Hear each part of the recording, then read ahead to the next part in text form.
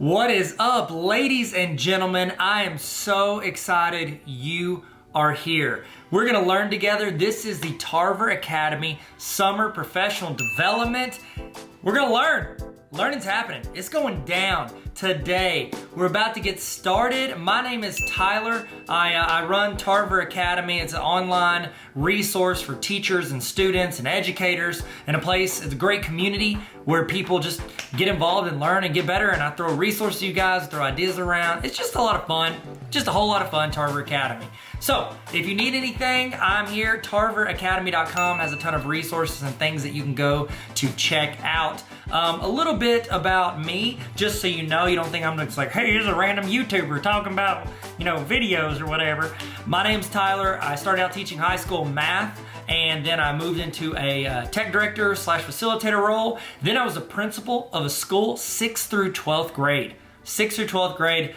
Fun ages. That's good stuff, okay? Good stuff. Never any drama, 6th through 12th grade. No drama. And our school had waivers from the state, so we did a lot of online, we did a lot of blended, we did a lot of in-person learning, all the above. So we get to learn a lot, make some mistakes, do some stuff right, and try to learn from everything we did. Then after that, I went to central office, and I was director of curriculum instruction, and now I'm the dean of NLC College. And I'm so excited to be here, learning and growing with you guys. I'm also giving a little bit of time for people to jump in, get started, and we're about to go through some of the housekeeping stuff. We're gonna do a little check-in right now at the beginning, and then at the end of this video, at the end of this training, we're going to have a chance for you to get a certificate showing that you actually showed up and you did the learning, okay? I think that this training and the other trainings that you are gonna get the chance to be a part of this summer are gonna help you grow as an educator. And if you grow as an educator, all it does is help the students and the community that you live in. And so let's try our best to learn something, take something away from this that we can put in our repertoire and get better with. Okay, so the first thing I need you guys to do is I need us to check in, okay? And this check-in, what it does is it timestamps when you are here so that you might not need this later, but if your administrator or whoever comes back and they're like, how do I know you didn't just click to the end? This shows that you were here at the beginning. So you can scan the QR code that is on the screen if you have your cell phone. And on my phone with me, get your phone out. I'll use my wallet, Atlanta Braves wallet. Film that, you just hold your phone over that QR code that you see on the screen. You'll see something pop up at the top. Click that and it'll take you to where you can fill out that you were here. It's very short, very quick. I'm gonna give you a little bit of time to do that right now. Go ahead, scan the QR code, go to the website, check in, and when you do that, you will get an email. If you do not get an email immediately, this happened, I told you, I was a tech director for a long time, okay? I'd say a long time. I was a tech director long enough to know that if you don't get that email that you're filling out right now, it's because you typed your email address in wrong. That's exactly what happens. 19 times out of 19 and a half times, that's what happens. So go ahead and go to that. Remember, at the end of this session, there's gonna be another QR code that you're gonna scan that is going to give you the certification saying that you actually did the training. Both of these are time-stamped. So if your administrator or whoever's in charge of PD for your district wants to see that and be like, how do I know you did this? You've got your check-in email that is time-stamped by me, not by you. It's into a PDF or it's into that email. And then you will also have the timestamp on your certificate showing that you did this. Okay, so hopefully everybody is getting that done. Okay, giving you a little bit of time. If you have any trouble, just keep trying because I think it's pretty important to get that logged in. Now, while we're doing that, if you're finishing that up or, if you can hear me, what I would love for you to do is I would love for you to hit the red subscribe button. This is my YouTube channel, Tarver Academy. That's what I call it. It's kind of where I got this started. I had this before I had the website, and then I put up the website to put all the resources and all the stuff I was doing. But if you would hit the red subscribe button right now, that would be huge. That would be just super cool of you. And that way, you can hopefully see some of the other trainings that I'm doing, see some videos I do throughout the year to help teachers, to help students, to have fun and learn together. So hit that red subscribe button. Did you do it? Did you? You get the like too, the little thumbs up. That's just YouTube etiquette. You hit the thumbs up. It's just really nice to do. So you want to hit the thumbs up button, you can. And I would love to start this. How about this? in the chat, okay? Because if you're watching this on my website, which is where you can watch it, that's fine. You're not gonna see the chat, but if you click and watch this on YouTube, you're gonna see a chat rolling on the side of the screen. Start it off. I want you guys in the chat to say who you are, like give your name, tell us what you teach and where you teach, okay? If you're an administrator, you can say that I'm a principal, or you can say your central office, whatever you do. I've got some people that have signed up for this that are aspiring educators. So this is great to say, I wanna be an educator, I wanna be an English teacher for high school, throw that in there. If you wanna be a kindergarten teacher, toss that in there, say you're in school. It's a great way to network, because I think there is an amazing community of educators here wanting to learn and grow together. And I think that it's great if we look out for each other. So throw in the chat, I want you to say your name, what you teach, and where you teach. Throw that in the chat. All right, man, we're doing good. We're doing good. It's our warm up. We're feeling good. We're stretching it out. It's always good to stretch before you stretch. I don't know, I heard a friend say that, so I say it from time to time. Okay, next thing. This is another little thing. I've got one right here. So I've written a couple books. I've done Superheroes Need Sleep Too. This is a children's book. It's like a nap time book, so you don't have to read that. But this one I think is super relevant for you. This is the Baller Teacher Playbook, and in it I have like practical advice. It's 18 chapters. So the idea is that you could do this like once a week with your team for a full semester, or every other week for a year, and try to improve your teaching every week. I'm not doing this to sell it to you. I'm doing this to say I'm giving some of these away all summer to people that are participating in this. So if you want a chance to win one of these, or I think I probably got some other educator books. If you're like, I don't really want your book, Tyler, I got a ton of educator books. I'll send them to you.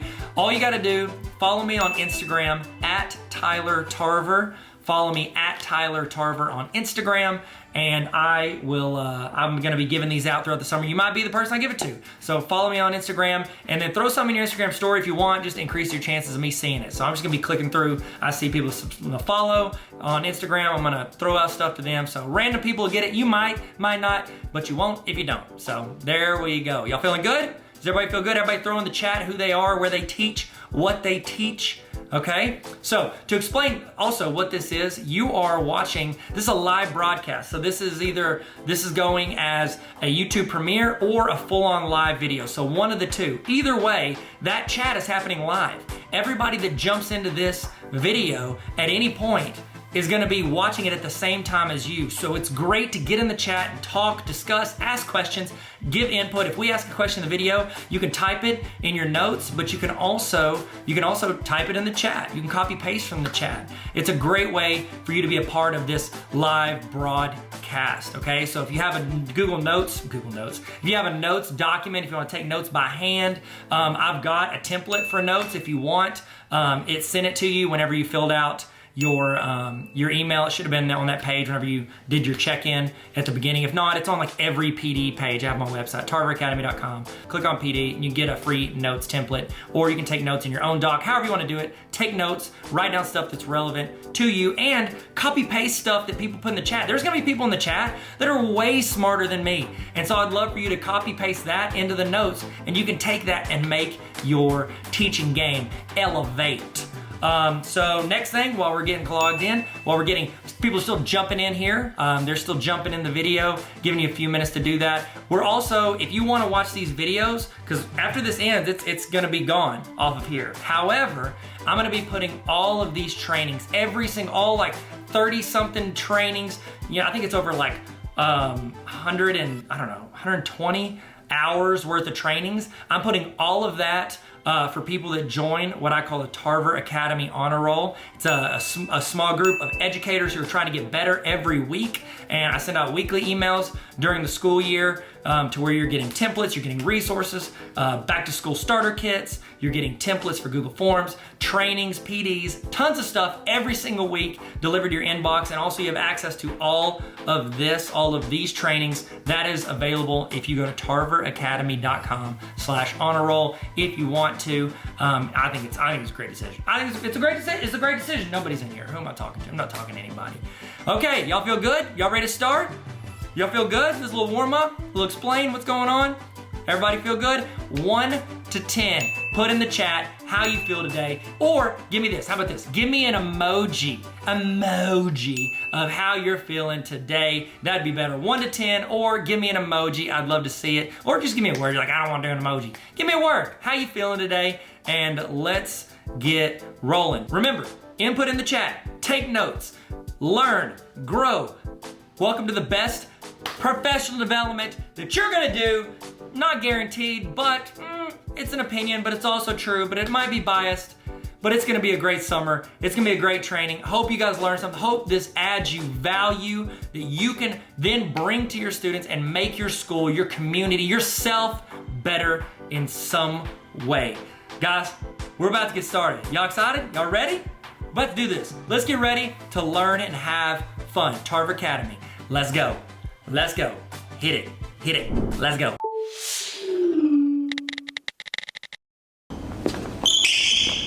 What up, everybody? Hey, it's me, Tyler. Welcome to the Baller Teacher Conference. Look at us.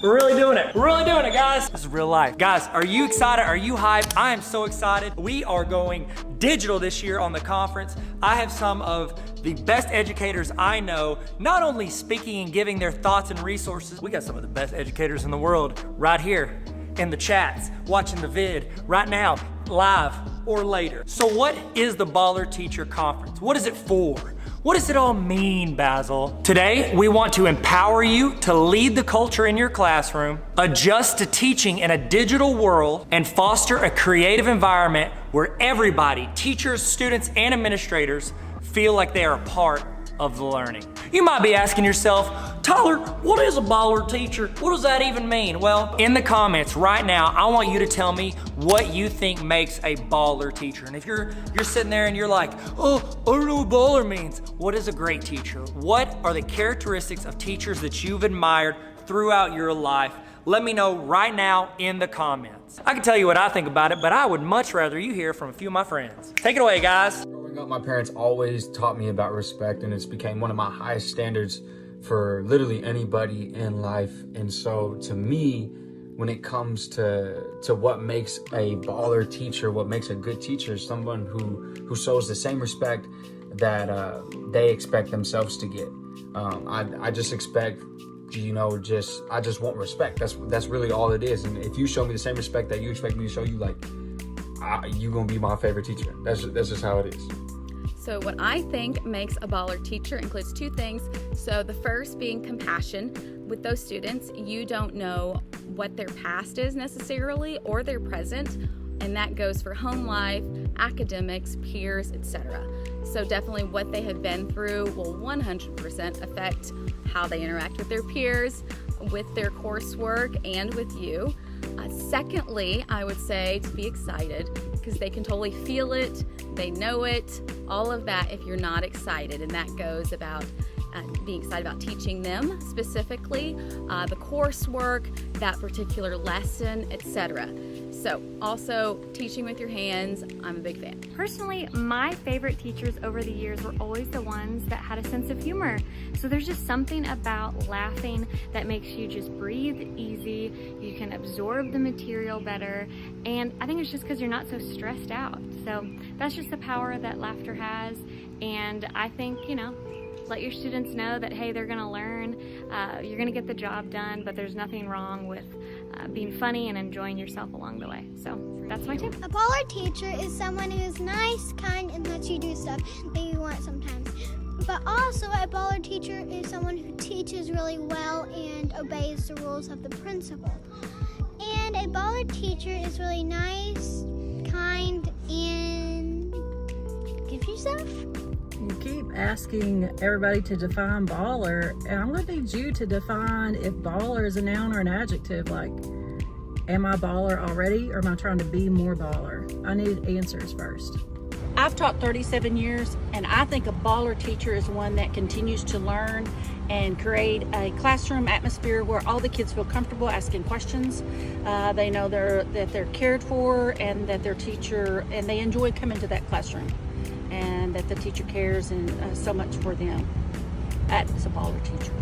Like a classroom teacher? Like Yeah. a teacher, college teacher? Yeah, or any type of person who teaches people. Someone who's not just feeding me information, by feeding me information with relatable experiences, what they're talking about.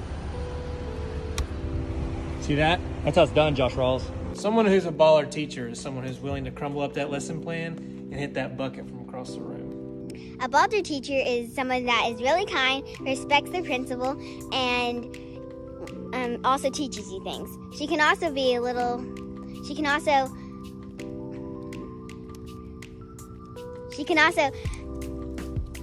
I think you're a really baller teacher if you're really personable. So like if you tell us about yourself, if you let us tell you about ourselves, then it shows that you care. And also if you make like a really clear layout of everything that's expected and all the deadlines way before, like way ahead of time, that's really great too, because you'll probably get more stuff turned in on time. I think first of all, if you chose to go into education at all anyway, you're here watching this, you're already baller because you chose to serve students with your career, and that's pretty baller. But I think staying true to yourself and keeping kids at the forefront of your motivation and your intentions is what makes a baller teacher. A baller teacher is smart and strict, but really appreciates when children are good. So basically, being baller, which I think we've established as an adjective, means you work harder than everybody else and you like your kids. You just have to work hard every day and be nice to your students. I think that's the main two things. Okay, so if you have not given your thoughts on what makes a baller teacher, put that in the chat right now. Now that leads me into 2 pieces of advice I have for you today. Okay, so if you're gonna go into this conference, I think you should go all in. Okay, so the first piece of advice is you're gonna get the chance to hear from some incredible educators today. Some of my friends, and I think they are fantastic and knowledgeable, and they're gonna hopefully give you some advice.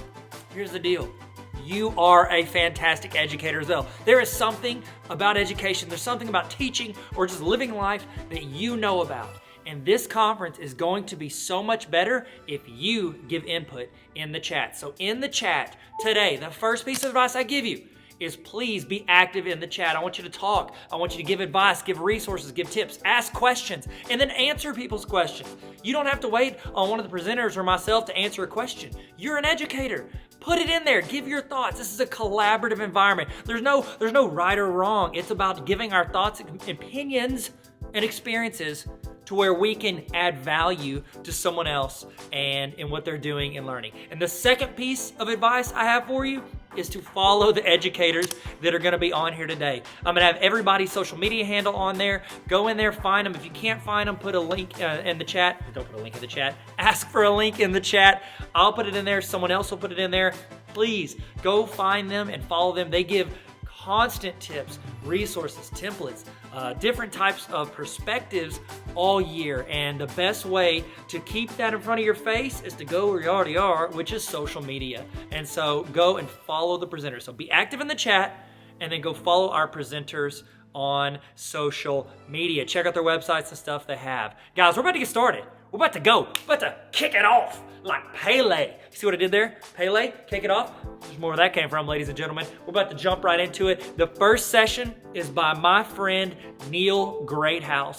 And Neil is one of the most amazing all-around leaders I've ever met in my life. He's an amazing leader, communicator. He's directed films. He's done a ton of stuff. He has a wide range of talents and skill sets and experiences. So I'm having him talk on one of my most favorite concepts that he has, and I think it's super important for us as educators that we not only tell our students, not only tell our teachers or tell parents things, we show them things. So without further ado, let's kick it off, and let's start with Neil Greathouse. Here we go, Neil. Neil, hit him with a remix. Hit him with that remix. Hey, good morning, good afternoon, or good night. Nope, so sorry. Look, my name's Neil. This is the way to start it off, right? My name is Neil Greathouse. That's really genuinely my name. We are standing here. We're on campus at the Ohio State University. You have to say the Ohio State University. You're not allowed to say the Ohio State University or the Ohio State. It's the.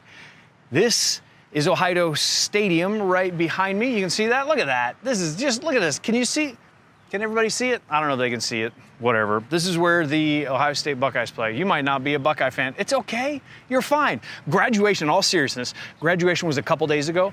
And there, so you can see them right there. I don't know if you can see. Can you see?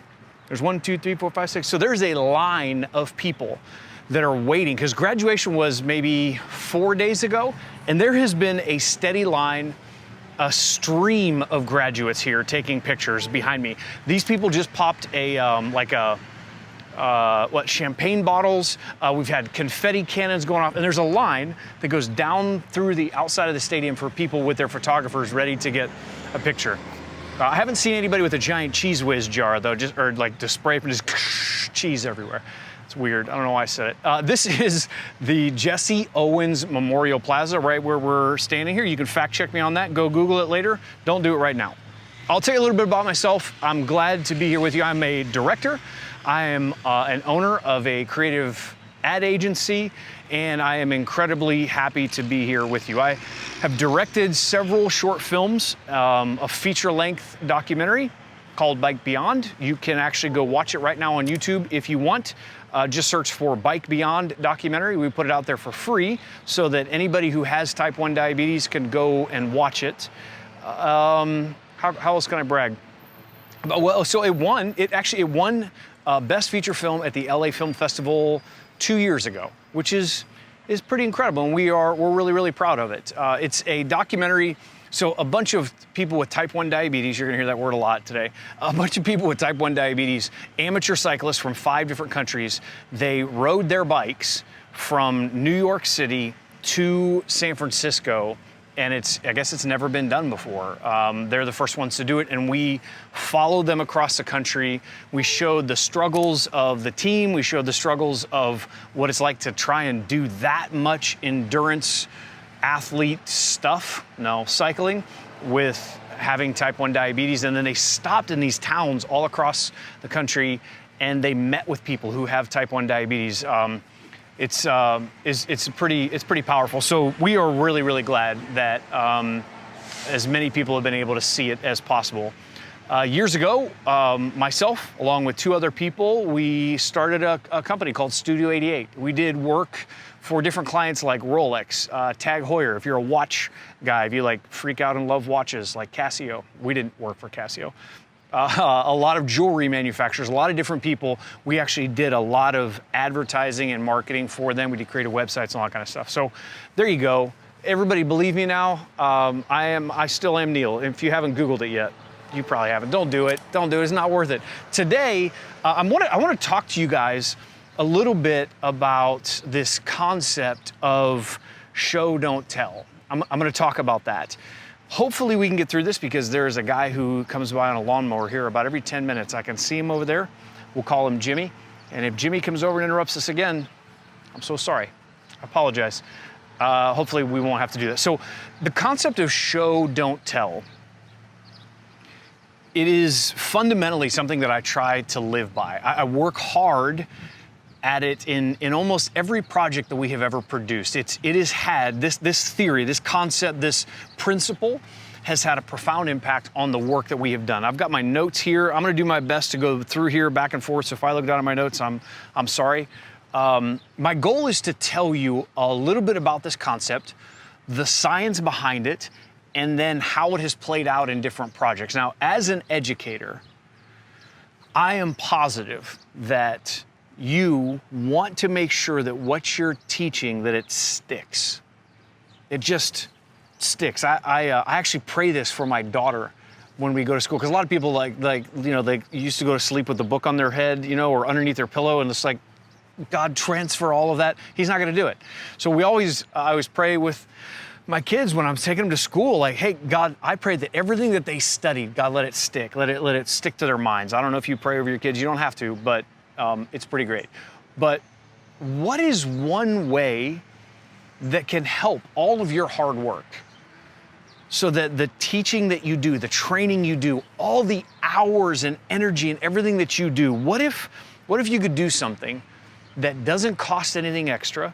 It isn't really all that difficult, and it could help your students. If you're going, how do I help my students retain the information that they're learning? If I could give you one thing it would be this: show, don't tell. I was gonna say write it down, but I really want Tyler to put it in my hand right here. Show, don't tell. I won't do that to him, it's too much. So let's approach this from a film industry perspective first. I have a lot of background in filmmaking, so I'm gonna approach it from that angle first, and we'll bring it back around to education. There is a concept that is called previs. It's called previs, Pre-VIS. It stands for pre-visualization. Some of you guys know this. If you look at any of the behind the scenes stuff or whatever behind movies, the way that a movie is conceptualized is now done in a process called previs. Entire movies are drawn out before they're ever made. So for years, here's the history. For years in Hollywood, what people did is they started with something as a process called storyboarding. You've probably seen it. It's just a bunch of blocks that represent the movie screen, and they draw the process out, little stick figures with some action, and so underneath it they would say, okay, this is a wide angle shot, this is a close-up shot, this is a tracking shot, a dolly shot, an aerial shot. We want this to be a handheld shot. They draw everything out in very simple drawings, line art. It almost looks like a comic book before they ever actually make the movie. Now, this has evolved a lot, but it eventually went from just storyboarding, which anybody can do on a piece of paper. It is turned into an animation. It's an art form that is called pre-visualization, previs. So this is so that the people that are on set, the director of photography, the director of photography, what they do is they're the ones that say, here's the camera angle we want to use, here's the gear we want to use, here's how we want to do it. They determine how the film looks. So when you're watching the Oscars, here's how it plays out. The director of photography wins the cinematography award, okay? But your camera operators, they need to know, what is the process? How are we gonna do it? How are we gonna operate it? Because everybody's gonna have their own idea of the way to shoot it. Somebody has to say, here it is, black and white. They can all see what is expected. But the reason that they started drawing these out years ago, it starts way before you actually make a movie. See, people think that you do that so that on set you can get your crew together, and this happens on a daily basis. They're called dailies. What you shoot, you go back and you look back over before you shoot the next day. You kind of sequence this thing together. You're watching dailies, which are the daily shots that you got, very rough cut, but they will look at these panels, and before any of that ever happens on set, something happens. Before you're able to physically make a movie, you have to, what? You gotta pitch the movie. You gotta have a studio that's willing to buy it, that is willing to put the money and to front everything that you need for this movie. So studio execs, what they do is they all sit in a room and they look at what your idea for a movie is. There are scripts in Hollywood, yeah. Who reads scripts? Have you ever read a screenplay? It's difficult to read because you're trying to visualize what is actually happening, so you're only getting the words. The screenplay usually does a little bit more of an explanation, but really you want to read the book. But most executives, most studio execs, they want to see what this is going to look like before they ever want to read what it is. They're not, how do I say this without being, if you're a Hollywood producer or a studio exec, I apologize ahead of time. I'm gonna offend you right now. Most of them don't want to do the dirty, hard work of reading through a script. They just don't want to. What they want to do is they want to see it. So you could sit in a room and just explain it to them, but then you're gonna get it back and forth because they're still only able to visualize what you are saying. You see where this is going. You see where this is going. Show, don't tell, am I right? So the producer, he's the real brains behind the entire movie that's being made. Okay, so at the Oscars, when a movie wins Best Picture, if you've ever wondered, why does the producer get up at the Oscars and accept the award for Best Picture? Why not the director, right? Because they have a Best Director category, and the director, typically Martin Scorsese or somebody like that, gets up there and they accept the award. But why the producer? It's because the producer is the one who's doing all the real work, all behind the scenes, hiring the actors, securing the financing. They're working with executive producers to get money for it. They're getting the permits to go shoot. this is how the movie industry works. And pre-visualization, somebody sits down and they make a very, I say low budget, but it's not really low budget. It could cost easily $1 million, $1.5 million for a feature-length film to be pre-visualized out. It's an actual 3D drawing, animated, rendered out, and all that kind of stuff. It's not good. It doesn't have like clean lines. It's not colored the right way, but it shows them with the dialogue below. Sometimes they'll even put the voice in. Somebody will do a voiceover, and they get a chance to sit down and look at it. I'm going to take this one step further if you guys are ready for it. There is a guy who, so there's two brothers, Phil and Chris Lord. They directed the Lego movie. They also, Mitchell's versus the Machines. Go watch that. It's on Netflix right now. It is one of the best animated films that I believe has been out there in a while. It's hilarious. It's done by Sony Pictures, but those two guys, they did a pitch for a movie, and here's how they did it. You ready? They didn't go through and get all this like pre-visualization done. What they did is they went to a stock video site, a website where you can buy stock video footage, and they went out and searched for something that looks like what they were going for. They got, I mean, random actors, random people, whatever, all stock video, and they stitched together what they wanted their movie to look like. So they didn't have to go out and animate it. They just used free video clips from like YouTube and all these other websites, and they stitched it together. Yeah, that's not the real actor. Yeah, that's not the real set. Yeah, why did that guy jump out of a plane and now he's on a hot air balloon or whatever? But they got it as close as they could, and they pitched a movie idea, and Sony Pictures said yes. This is how a lot of animated movies are actually made as well. Pixar. The reason why they make good movies is because they spend just as much time crafting the story and then pitching the idea as they do making the movie itself. They could spend 3 years getting that story together to show a studio exec before they ever actually make it. Saturday Night Live. If you watched it this past weekend, it was Keegan-Michael Key. The week previously, it was Elon Musk. There's a process that Saturday Night Live goes through every single week. What they do is they get a new guest in. So what they do is on Sunday morning, they sit down with that new guest. The new guest, after Saturday night is done, Sunday morning they sit down, they get that guest in the room. Lorne Michaels, he's the producer of the entire thing, sits in there with the entire cast, the entire crew, and they meet the guest for that week. In that time, what these different writers, so the actors on Saturday Night Live are also the writers, the people that you see, like, I mean, classic. What's your favorite? I don't know. Who's your favorite SNL actor of all time? Like in the comments, definitely tell us who is your favorite Saturday Night Live. So I mean, is it like Will Ferrell? Is it Adam Sandler? Is it Andy Samberg? Is it Kristen Wiig? Yes, it should be yes to all of those. But what they do is they sit in this room on the floor at tables around in this little tiny room up in Rockefeller Center, and they pitch their ideas. But it's all audible. It's all like, hey, I had this one idea, and it has to be like 2 to 3 sentences at best.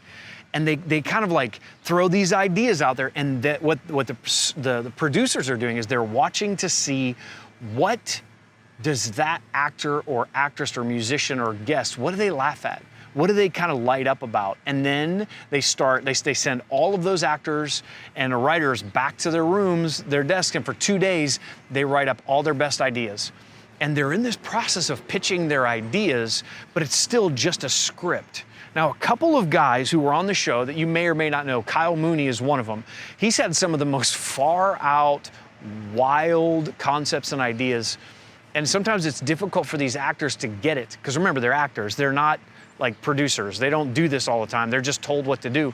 And Kyle Mooney has started pre-filming some of this stuff on his phone. And any chance he will get, in an elevator, in a hallway, any spare second he gets with the guest, he will pitch them this idea. Or he'll go to Lorne Michaels, who's been doing this for 20, what are they in, like 40, I don't know how many years SNL. If you know how many years Saturday Night Live has been around, like put that in the comments too. There's prizes. Tyler's gonna give you $1 million if you can get that one right. Sorry, Tyler. Baller Teacher. All the funds from the sale of that book are gonna go to your prize. It's not true, but they've been doing this for years. He will show them, Kyle Mooney will show them what he's talking about, and he'll get them to connect with it better. So let me tell you some of the science behind this, okay? So vision trumps all other senses. I'm not talking like cliche vision, like, man, I got a strong vision for the future. I'm not talking about that. I'm talking about right here. Vision trumps all other senses.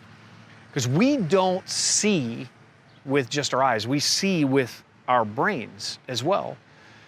So here's the science. A group of scientists, they got a bunch of wine aficionados together at a wine tasting. And it was a big test. These they're, I don't know, whatever. These very snobby people, that's not true, I shouldn't have said that. It sounds super pretentious, I get it. I wouldn't know wine from wine in a box or from a $1,000 bottle if it hit me in the face. A buddy of mine, we were in Napa about 2 years ago, and he and I were at a restaurant, and he ordered this wine, and he paid like $500 for like a bottle of it this much. I was like, bro, it can't be that good. He smelled it forever. Well, that's what these wine experts do. What these scientists did is they got all of these people in a room and they tested white wines, but they put in that white wine, they put an odorless, tasteless red dye into the white wine. And all of these experts, with only the visuals changed, the taste of the wine didn't change, the texture of the wine didn't change, the color is the only thing that changed. How would these enologists, that's what they're actually called. Jimmy's back, by the way. Jimmy is mowing close. Maybe he won't get all the way over here, I don't know.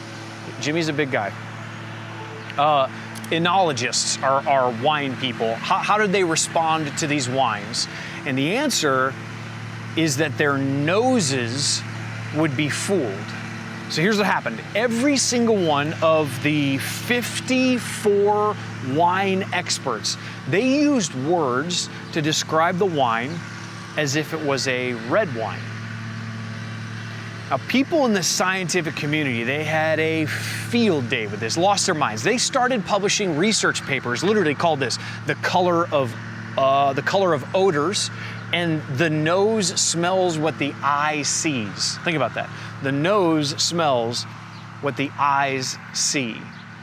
The takeaway is visual processing doesn't just assist in the perception of our world, it dominates the perception of our world. Big difference. Do you see how they were tricked by what they saw? They were tasting a white wine, but it looked like it was red, and so they ended up using words to describe a red wine that you would never, I don't drink wine, I wouldn't know what the difference is. I should ask Jimmy. And Jimmy doesn't care. Jimmy doesn't care about me. So this feature-length documentary that we made is called Bike Beyond. Now, in the pitch meeting, sitting down with all the producers and the people that are financing all this, we had to map out what we wanted to happen. Now, what's tricky about a documentary is you could either document an event as it is happening, or you go backwards and you retell the story and you go back and do some digging up. We were actually documenting what was happening. Hint, document, don't create. It's way better to document something as it's happening than have to go back and recreate it. But we were trying to explain to them what we wanted to happen, but a lot of it was up to chance. You put 21 cyclists who have never ridden together, they've never worked together, they've never met in person. It had only been done by Skype and Zoom meetings prior to this. We were pitching this idea to the board, and who is the board of Beyond Type 1? So I worked with Nick Jonas, maybe you've heard of him. He's one of the Jonas brothers, but whatever. Sarah Lucas, she's a CEO. Her daughter has type 1 diabetes. Her name is Mary.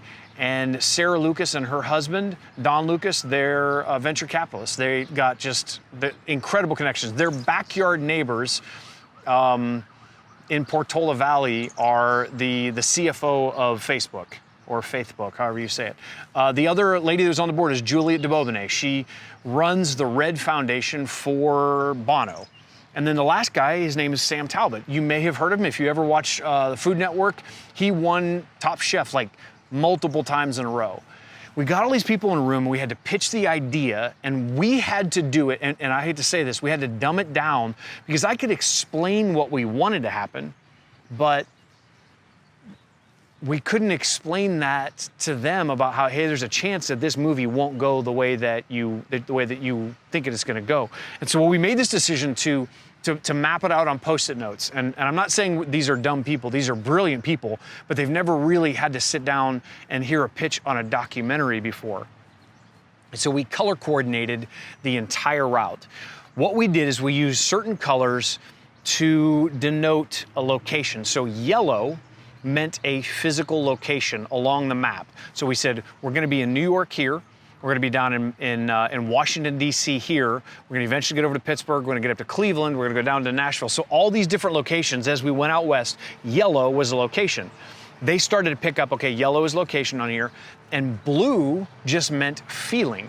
We knew that through the process of this documentary that emotions and tension and fatigue and body ache over a 3-month every single day cycling trip. I mean, they're averaging between 75 and 150 miles a day. They knew that that would absolutely wear them down. So we used blue to denote feelings of trending downward. We used green to denote trending upward. We used different colors to help visualize what this actual process was going to look like. Does that make sense? So as we mapped out through Post-it notes what this entire process would look like, we used visuals because our brain doesn't operate like a camera. Many of us, we think that the brain's visual system works like a camera. It's just collecting and processing the raw visual data provided by our outside world. That's what we think. But seeing seems effortless. Is it 100% trustworthy, what we see? Or maybe it's a little bit different. Is it that what we see is capable of providing a completely accurate representation of what's actually happening out there? Because most of us think that our vision, like what we see, is in, like, we think of it as in reliable terms, but it's not actually true. The way we experience what we see in our visual environment, it's as a fully analyzed opinion about what the brain thinks is out there. So how to explain this? There's the Ohio State Science Center is right over there. We could go over there and we could nerd out for a while, but it starts off like this. Our retina is out there trying to become like an amateur filmmaker, right? It's our retina with all the light, the imagery that it takes in is like this little tiny Martin Scorsese, and there's something called the association vortices. That's important, but you don't have to remember that. Don't write that down. Tyler, don't give any prizes away. If you remember association vortices, that's great. But that's what we're all doing is we're all trying to interpret the integration of the signals coming into our brain through the eyes. That's what that means. And there are most of the scientists will agree that there are 12 different tracks at the same time that are coming into our brain through our eyes. It's shadow, lighting, depth, distance, all of it. Think of it like this. You might see a car when you're looking to the right or the left as you're getting ready to cross the road, and you're on the street and your brain is trying to figure out if the car is actually going to hit you or not. Like, how fast is it going? Do they have another stop? Are they at a standstill? What are they doing? There's so much information. This is all going through what's called the dorsal stream. That is, it's all trying to figure this out before you get sideswiped by the car. I have to sneeze. I sneeze because allergies hit here recently. But so what does all this have to do with the show Don't Tell? Okay, so here's what it is. If you think that the brain has to devote a lot of its precious thinking power and resources to vision, then you're right on the money. Because visual processing takes up about half of everything that our brain does. I'm gonna say that again. You could write this down if you really wanted to. I mean, you don't have to. Visual processing takes up about half of everything that our brain does. This is true. This helps explain why professional wine tasters throw aside their taste buds so quickly when they see a red wine that's actually a white wine. See, vision affects all the other senses, not the other way around. What you taste doesn't change what you see. What you see changes the way you taste something.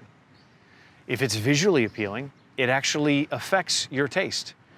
It's not the other way around. Now, we've all heard this phrase like, A picture is worth 1,000 words, right? If it really is, one way that we could actually measure the way our vision, what we see, the way it dominates the way that we learn, is through our memory. So researchers, they studied this using two different types of memory. The first one is called recognition memory, which it underlies the concept of familiarity. That's what it's talking about, like the ability to recognize something. We use this kind of memory when we're looking at old pictures or family photographs. Throwback Thursday, hashtag, anybody? Is that still a thing? I don't think it's a thing. It doesn't, no way that's a thing. There's absolutely no way. We look at photos this way. We can look at a picture after not seeing it for years and years, and in the picture, you see your aunt. Let's say you've got an aunt. Now, you don't really remember her name because it was a long time ago, or the photo, but you can recognize her as your aunt. You see what I'm saying? With this recognition memory, you might not remember certain details surrounding what you see, but as soon as you see it, you know you've seen it before. You know how that feels. You've seen it. You're like, oh my gosh, is that deja vu? No, it's something totally different. That's a black cat in the Matrix, but forget that. Don't worry about that. That's totally secondary. Now, the second kind of memory, it involves what's called working memory. This kind of memory hits the temporary storage portion of the brain. It's things we remember, but for only a little bit. It's like the recycling bin on your desktop. It's just waiting to be thrown out. Most of us, we can only hold about 4 different things in that short-term memory location. It's a really small space. And it isn't all that complex. It's extremely limiting. All these limitations, they make it all the more incredible that vision is probably the single best tool we have for learning anything. Now remember what we said at the beginning. We're talking about show, don't tell, because we want to ultimately be able to get what our students are learning. We want it to stick. So why is that important? Well, the memory is really important because when it comes to both recognition memory and working memory, pictures and text follow very different rules. All of that to say this, simply put, the more visual the input becomes, the more likely it is to be recognized and remembered or recalled. That's insane. Think about it. The more visual it is, it will dominate over text. This is what's called the pictorial superiority effect. Actually remember that, and I'm very proud of myself. So tests performed years ago showed that people could remember more than 2,500 pictures with at least 90% accuracy several days later. They got a bunch of people in the room and they said, hey, we're going to show you 2,500 pictures. And then 90 days later, even though the people saw each picture for only about 10 seconds, this is recognition memory, not working memory, because remember that recycle bin is empty. And accuracy rates a year later, after seeing 2,500 pictures for 10 seconds, accuracy still hovers around 63%. That's nuts. So in one paper, picture recognition information, it was still remembered up to 10 years later. These scientists, this scientific journal they published, that's what they said, that some of these photos were remembered 10 years later. And they did the same research with text, or like I'm talking like written words or oral presentations. The usual result was this, that pictures demolish both of them. Pictures demolish text or vocal oral presentations, what we say. Sounds pretty incredible. So text and oral presentations aren't just less efficient than pictures for remembering certain types of information, they are far less efficient.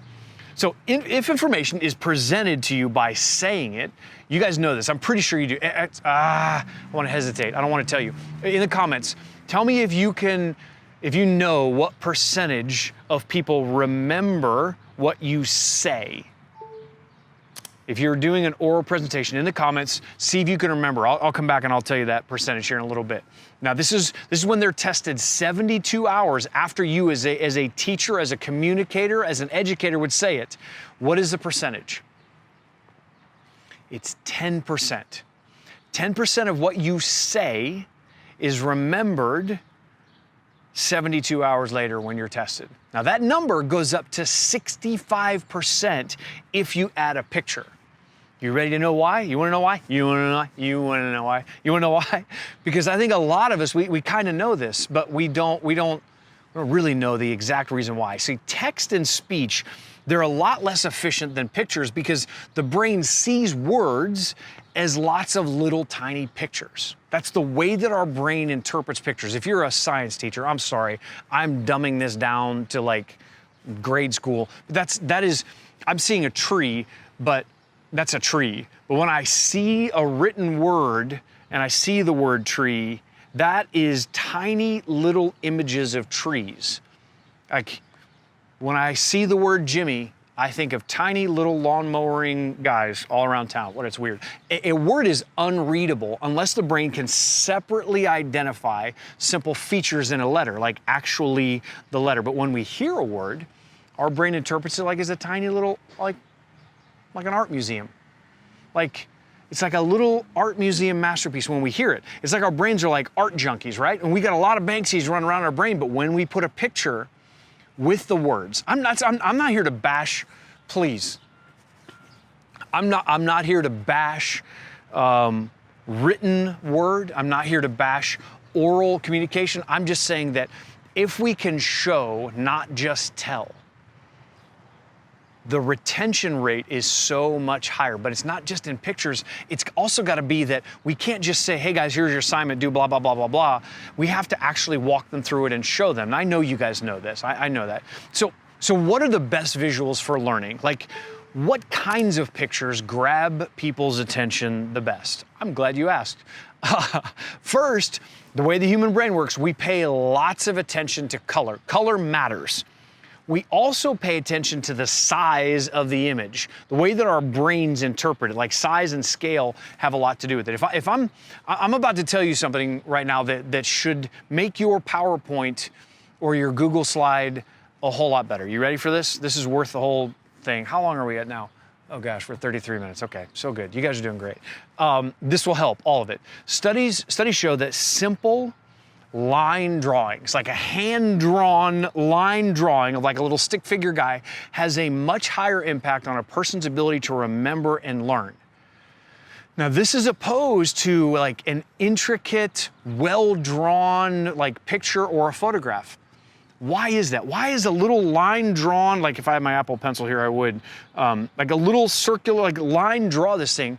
Why is that more powerful or easy to remember than a photograph or a well, like an oil painting or something like that?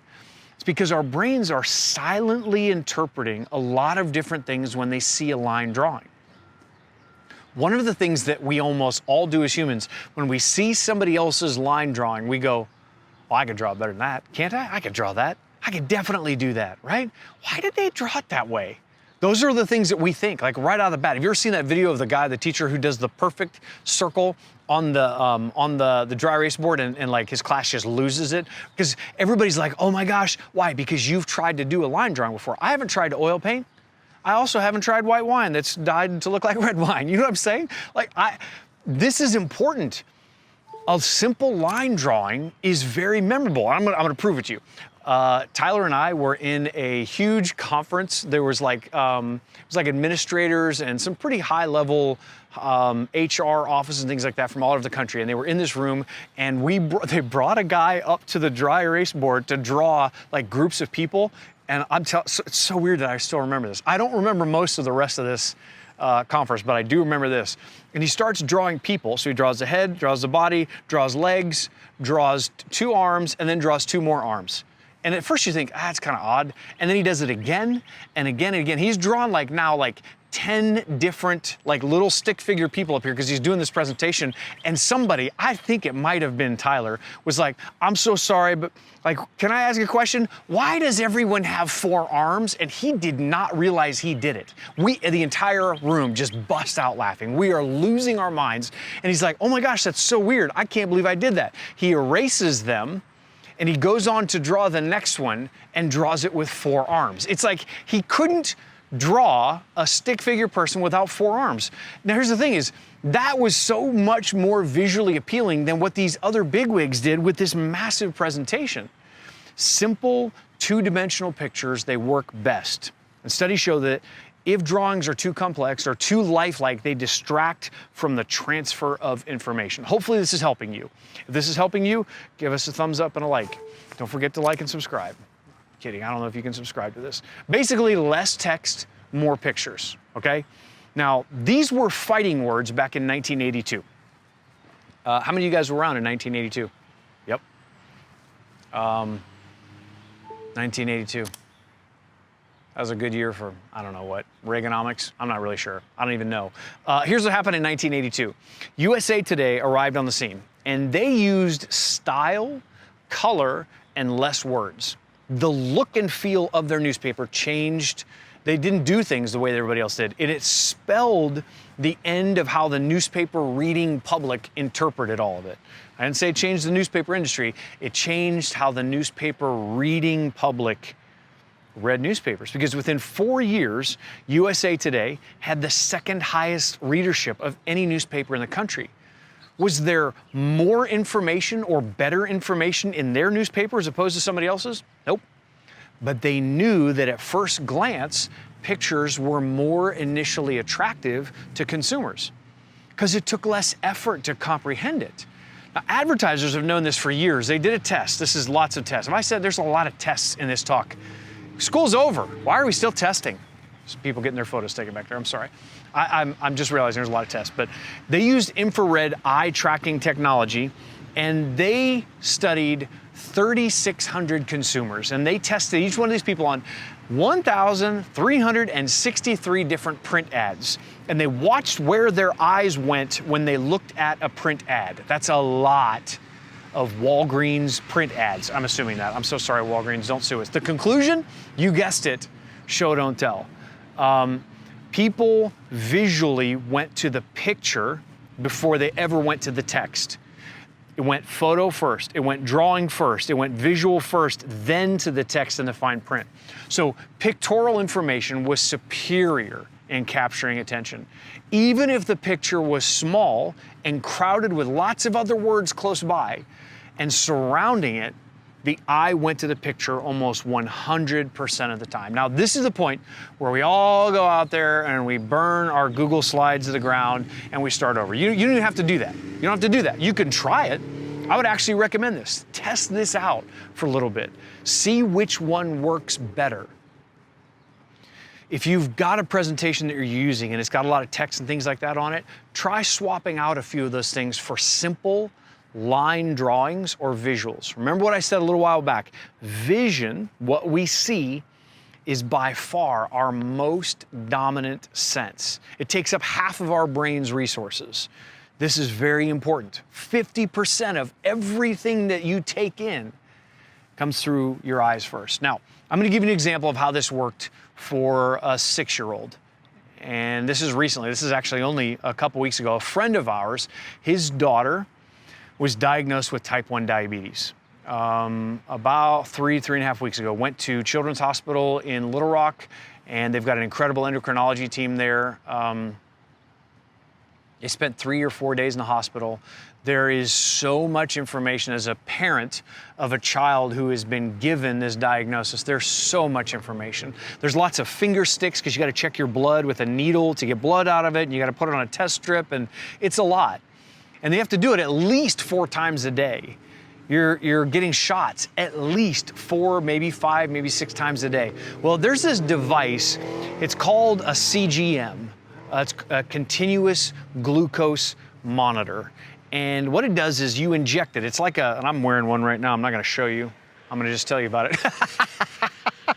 Sorry, mine is actually, that's terrible. Mine's actually down here on my stomach, and I can't get myself up there to show you. What it does is you inject it below the skin. There's like it almost looks like a mouse, and you click this mouse, and it injects this thing underneath the skin. It has a metal filament that is about this long, it's about that long, and it has 4 tiny little sensors that they don't read your blood sugar, they read your subcutaneous fluid that is just below the skin. So you inject it and it goes in diagonally, and then you put this like little, it's a, Dexcom calls it a transmitter, but that's a brand name, but there's a transmitter on it so you can see what your blood is in real time, and it sends that signal to your phone or another device, and you can just pull your phone out. It's a huge time saver, and see what your blood sugar is. Very accurate. It's incredible. And this little girl, her name is River. Her parents, Josh and Amanda, they went out on a limb and they bought these Dexcom. That's the company that makes the CGM. That's the name of the device, Dexcom. And they bought her some, and it's so expensive, you guys. I mean, it's really expensive. If you have to inject it under the skin. Like, it's let me see. So one of the transmitters is about $350, and every sensor is about $100.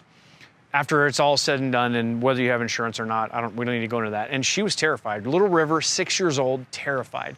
And I'm actually like shocked, but they tried to get her to put one on, and it doesn't really hurt all that much, but it's a huge alternative to these finger sticks where you're bleeding every day and the aggravation of all of it. Well, her parents, they tried to put one on her, and it's intimidating the first time because you don't know, is this thing gonna hurt me? She was just in the hospital for 3 or 4 days. She was afraid of it. Rightly so. I would think you need to be afraid of it. And everybody just kept telling her, listen, it's not gonna hurt. It's not all that bad. Doctors said it to her, nurses said it to her. They got home, and Josh and Amanda did their best to tell her, and it got to this point. And remember, words are not the most powerful thing of the two. Remember, you could say it all day long. You could say it's not gonna hurt. You could say, hey, whatever. You could show her the words that says, no, it's not gonna hurt. It's the imagery that goes along with those words. She's seeing this thing, it looks foreign, it looks scary. She knows there's a needle in it, maybe, don't really know. So they tried to get one on her unsuccessfully, and it just didn't work. She was terrified, it didn't work. So they had to put another one on her. So here's what we did. Her parents and my wife and I, we came up with this plan. You do this together. But we showed up and we brought 2 extras. The story's not about me, it's about River. But we brought 2 extras, little Dexcom sensors, and I put one on her dad, like literally rolled up his sleeve, stuck this thing on there, and clicked it in so it injected in there, and the adhesive sticks on his arm so that River could see. Show, don't tell. Then I had her dad put one on me. She watched, like she was literally like off to the side. She didn't want to see it, but she watched. And then she got one put on her. Her parents put one on her. Now somehow, the way she saw us put one on and not flinch, like Josh had one, he didn't flinch. We didn't fall on the floor. We didn't scream, we didn't cry, whatever. It helped her. Why? Because visually showing someone and not just telling them makes a difference. Now the company, Dexcom, they know the concept of show, don't tell. Dexcom, incredible company, they started giving away stickers that look exactly like one of those CGMs. It's just plastic. It's an adhesive, it's just a sticker. It's just like any other sticker that you'd find in like a kid's play, a coloring book or whatever. It looks just like a CGM. Because for kids, think about this, to have some of those as like samples, they'll send you some. Dexcom, the company, sent River some. Because for kids to put one on their friend or their teddy bear or their stuffed animal, what it does is it brings peace of mind. Why? Because explaining what it is over and over and over again to somebody gets exhausting. Trying to convince somebody that it's not bad or that it doesn't hurt, it gets exhausting. So they decided to start showing kids and stop telling them. I'll tell you about my diagnosis here for a second. I was about 20 years old. I was in the United States Air Force. I was in flight training, and I got really, really sick. My pancreas shut down 3 months into something called hypoxia and high pressure and altitude sickness training.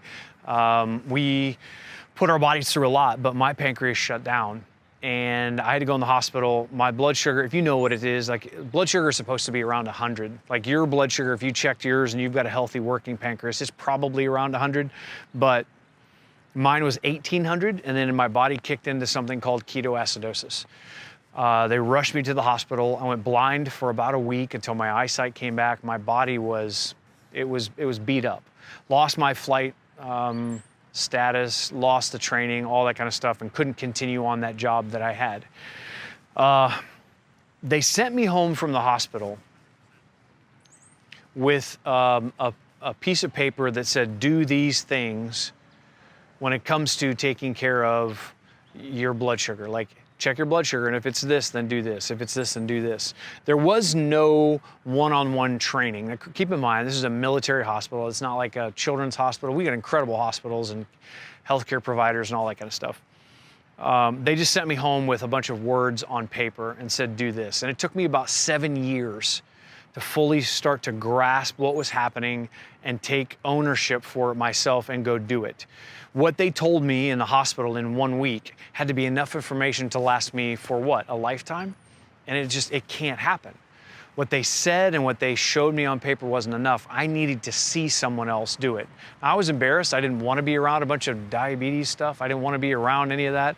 I didn't want people to look at me any different, but I needed to learn. And so I went out and found a bunch of other people who have type 1 diabetes and started learning from them. In that time period, I had moved to Central Arkansas. And when I moved, I had a whole new group of friends who didn't know anything about type 1 diabetes. And to be honest with you, I was just so tired of talking about it. I didn't want to talk about it anymore, so I made a video that showed what an insulin pump looks like, showed what it looks like to test your blood sugar. And I made 6 of these videos, and it blew up. What does blow up mean? I don't know. It caught on. And then I started challenging myself to make 60-second videos every day for a year showing people what type 1 diabetes looks like. And I would get parents of people that were in other countries, parents of kids who have type 1 diabetes that would say, oh my gosh, I cannot tell you how good it is for my kid to see you do this, because it helps them to see somebody else go through this. So I basically started an entire Instagram account that has grown like crazy, and a YouTube channel. And that's really why I got into a lot of filmmaking, is because I saw the power of showing someone something and not just talking about it. You can talk about it. You can print it out, put some visuals along with it. If you're going to do one thing, hopefully you get something out of this. Hopefully you learn something. Or maybe at least you're willing to try some of these things out on your own. Test it. See if it helps. Get your students to be a part of the process of making a video that teaches somebody else how to do it. If it works, if it's crazy, I don't know. But I think it will work. The science tells us that it will work.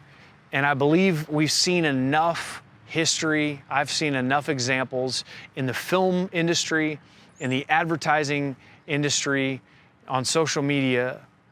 Show, don't tell works in every one of those scenarios. It also works when we are parenting our kids. It also works when we're trying to set the tone in a classroom for the right kind of behavior that we're going to model. It's if you show them what that behavior should look like, that's what they will eventually do. My dad told me this years and years ago. He said, son, people don't do what you say, they do what you do, which is essentially just show, don't tell. Hopefully this has helped you. It is an honor and a privilege to be here with you guys today and forever on the internet, because I'm sure this isn't going to go anywhere. But my mom was an elementary school teacher for about 25 years. She taught everything from kindergarten up through 5th grade. She taught every single one of them. I watched her take her own resources, her own money, and pour it back into a classroom full of kids when she didn't have the budget. She tried to do things that seemed crazy. She risked things. She cared about these kids. And my mom was a teacher. She worked in the education and the educator world for years. And I've got a ton of respect for you guys for what you do. And I just want you to know that what you're doing matters. It makes a huge difference. So much, in fact, that my daughter, our oldest daughter, is going to college right now to become an English teacher. The irony of it is, though, is my dad, while he heard that my daughter wanted to be an English teacher, he said, that's the craziest idea, everyone will hate you. It's like, Dad, why would you say that? He's like, nobody likes an English teacher. If you teach well, they will love it. And my daughter has gravitated toward it. She cannot wait to be a high school English teacher, which is crazy. And she's gonna be able to do it, and she's gonna be great. Thank you guys for all of your hard work, all the energy and effort you put into keeping yourselves sharp and trained and learning and all of it. It's an honor to be here with you. Again, my name is Neil Greathouse. This has been Show Don't Tell, and I'm gonna go hang out with Jimmy. We're gonna go eat some Slim Jims. Hang on. Snap into it, Jimmy. Here we go, Jimmy. Hey, Jimmy! Hey. All right, awesome. Thank you guys so much. So in the chat, let me know, what is the thing you got out of that last session that you think you can start implementing, or maybe a mindset that you could keep in mind? Throw that in the chat right now. Here in a second, the next video coming up, Wow, really rolled into all three of those intros. The next thing coming up is actually a video I created. I am the dean of a college. I've worked in public ed. I've been a teacher, administrator, all of that stuff. But currently I'm the dean of a college.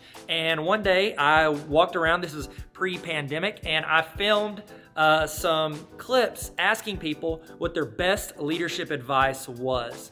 And I would let them know in the chat as this video goes, what is your best leadership advice? And I've got some from several different people, some of the older generation, but then also got some from some youngins, some younglings, if you will, some young Padawan learners, some millennials, Gen Z.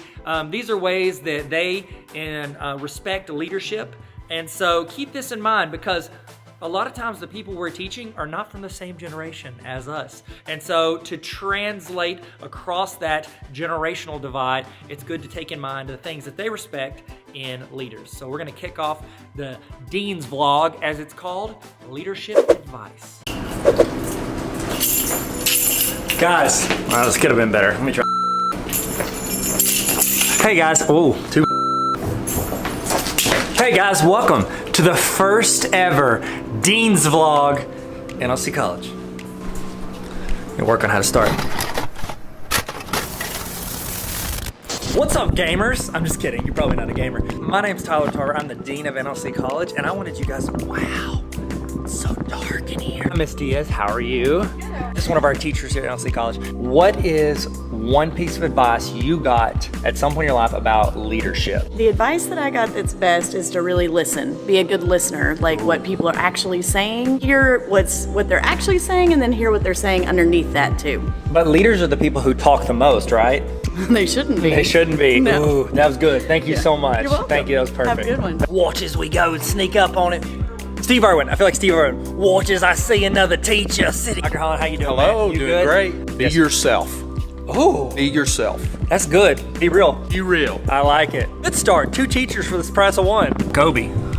So if you had one piece of advice on leadership, what would it be? Pastor Rick says be the best communicator in the room. That doesn't mean talk the most, but listen, get to know everybody. I know a lot of times when I'm in a room with a lot of people, everybody has a lot of good ideas. How do you assimilate that into next steps, actions? So that's good advice, man. And you did that? You wrote that? Yep, you came up with that? I wrote that from Pastor Rick's mouth. My man. Thanks, bro. Melania, how you doing? Good. You good? I texted you. Melania, everybody. Hello. It's Melania.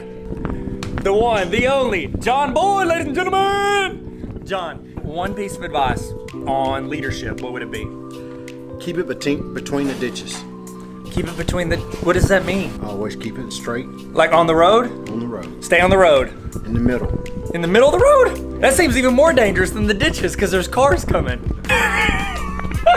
Hey, Josh Rawls, everybody. Look, develop your team. Oh, that's good. Develop your team. That's John Maxwell. You wrote that. John Maxwell stole it from you, and then you're saying it again. So, Josh Rawls. In the land of the blind, the one-eyed man is king, baby. That's good. He wrote that too.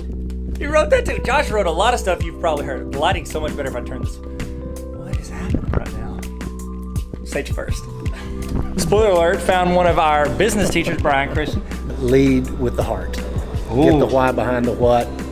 Simon Sinek. That's how you do it. Yeah. My man. Yep. My man. Definitely. That was good. Thanks, Brian. Don't do it alone. Oh! Oh gosh! I almost fell. Both of my feet touched the ground. It bounced up. Safety first in all your daily activities. That's a good leadership advice. Safety first. Did we say that one?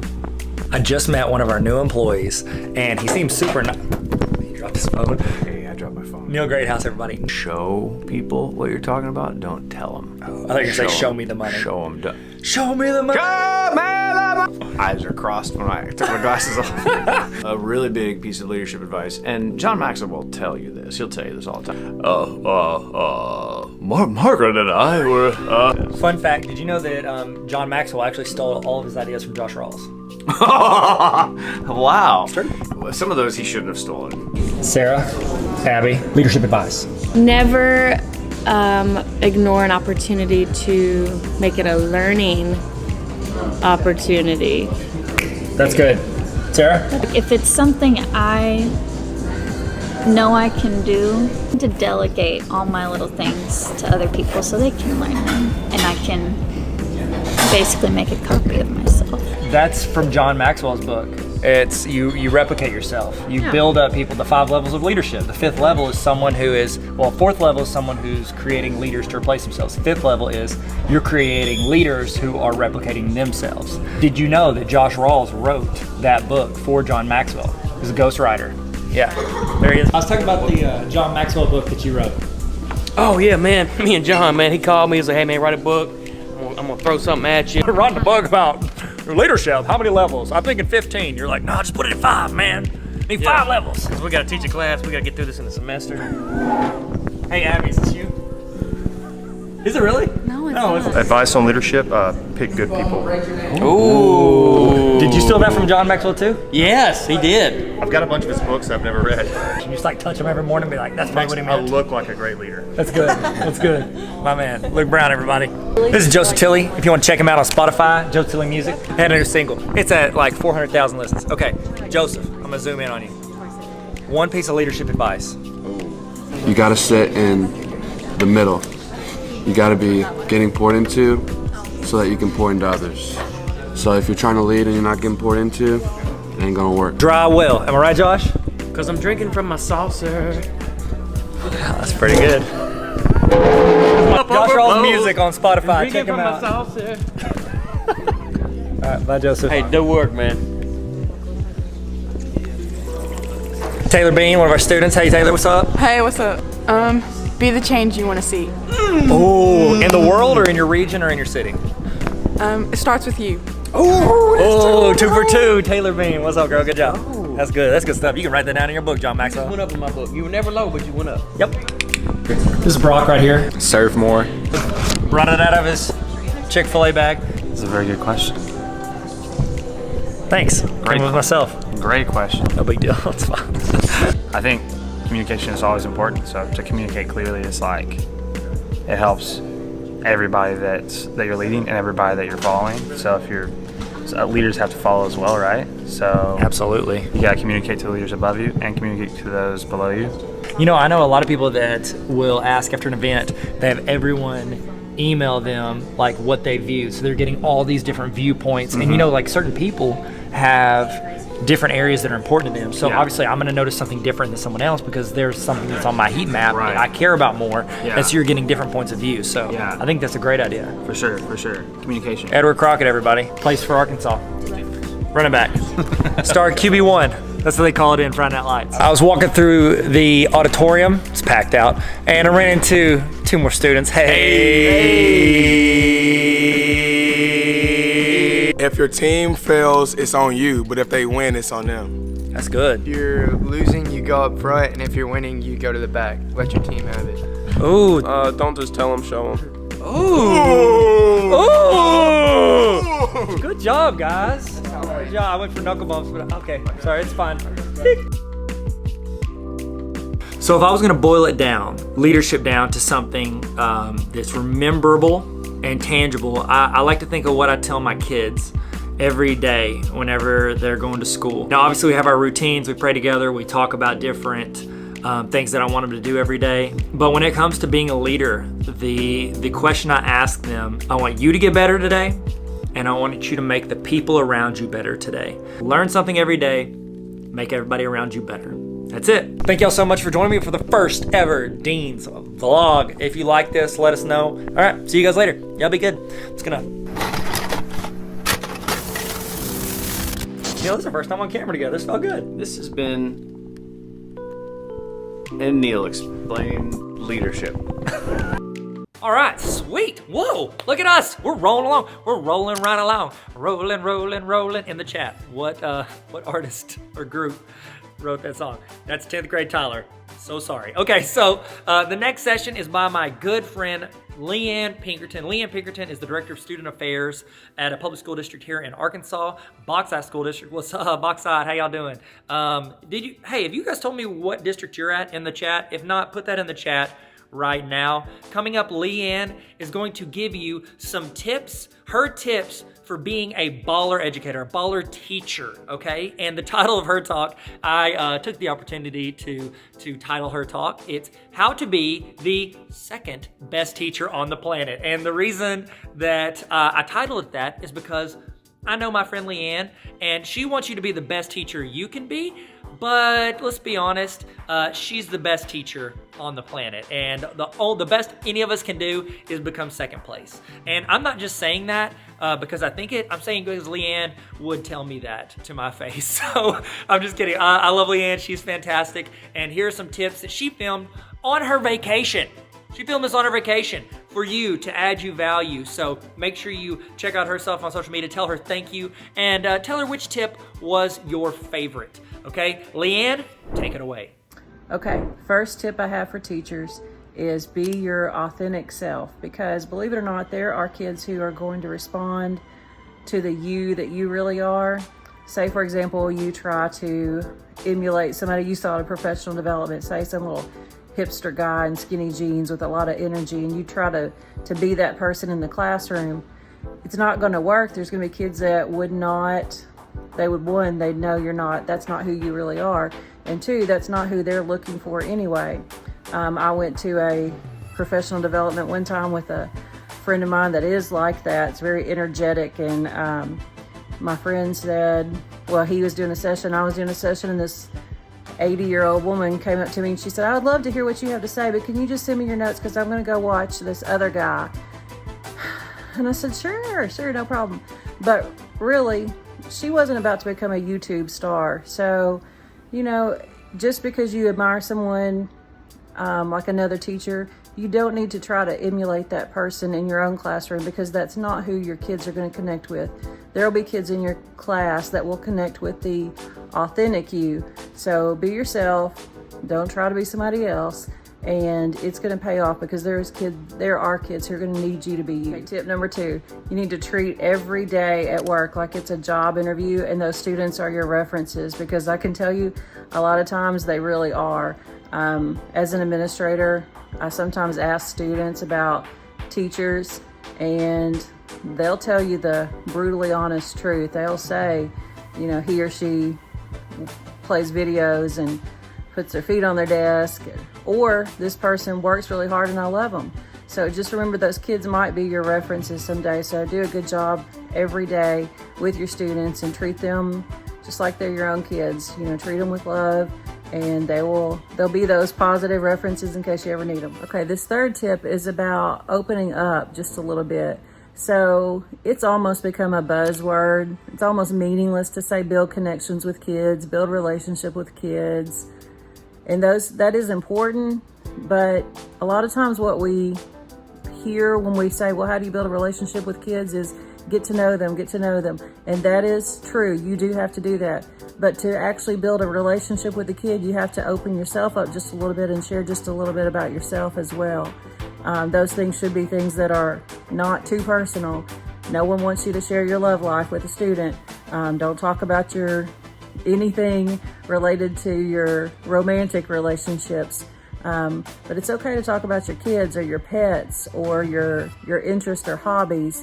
But you kind of have to do that. Building a relationship is not just finding out about somebody else. You have to open up and let them know you just a little bit too. Number 4 is pretty short. You should do what you have a passion for. I personally love like The Voice, so I like judging people. So I do talent shows, like whether they want me to or not, I'm going to put on a talent show, and I enjoy watching the acts before they perform for the rest of the school. So if you have some kind of passion like that, see how you can bring it into your job. One of the best ways to build connections with kids is to find a small group you can sponsor. I had to do the dance team even though I was not a choreographer, and I just love those little dancers. And then I ended up doing the student council, and I love those little kids even though I was not political and had no desire to teach leadership skills, but I fell in love with that little group of students too. And then there were times when I wasn't doing a group of students as a coach or a sponsor. And in those years, I just had kids come into my room. And so we had a little lunchtime club that ate in my room. We called ourselves the Beta Club with 2 T's, B-E-T-T-A. And we had a fish in there that we named and fed during lunch. So just have a small group of students that you connect with.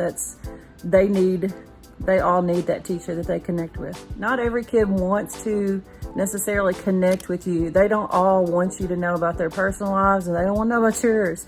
But even those kids that really don't care about connecting with you, they still want you to respect them and be polite to them and be friendly to them. So if you can't make a connection, at least show respect. Tip number 7, don't give work that you are not going to grade. There's nothing more aggravating than putting hours into an assignment and then you never hear how you did. So just make sure that you assign meaningful work and that you grade it with some interest, write meaningful comments on papers.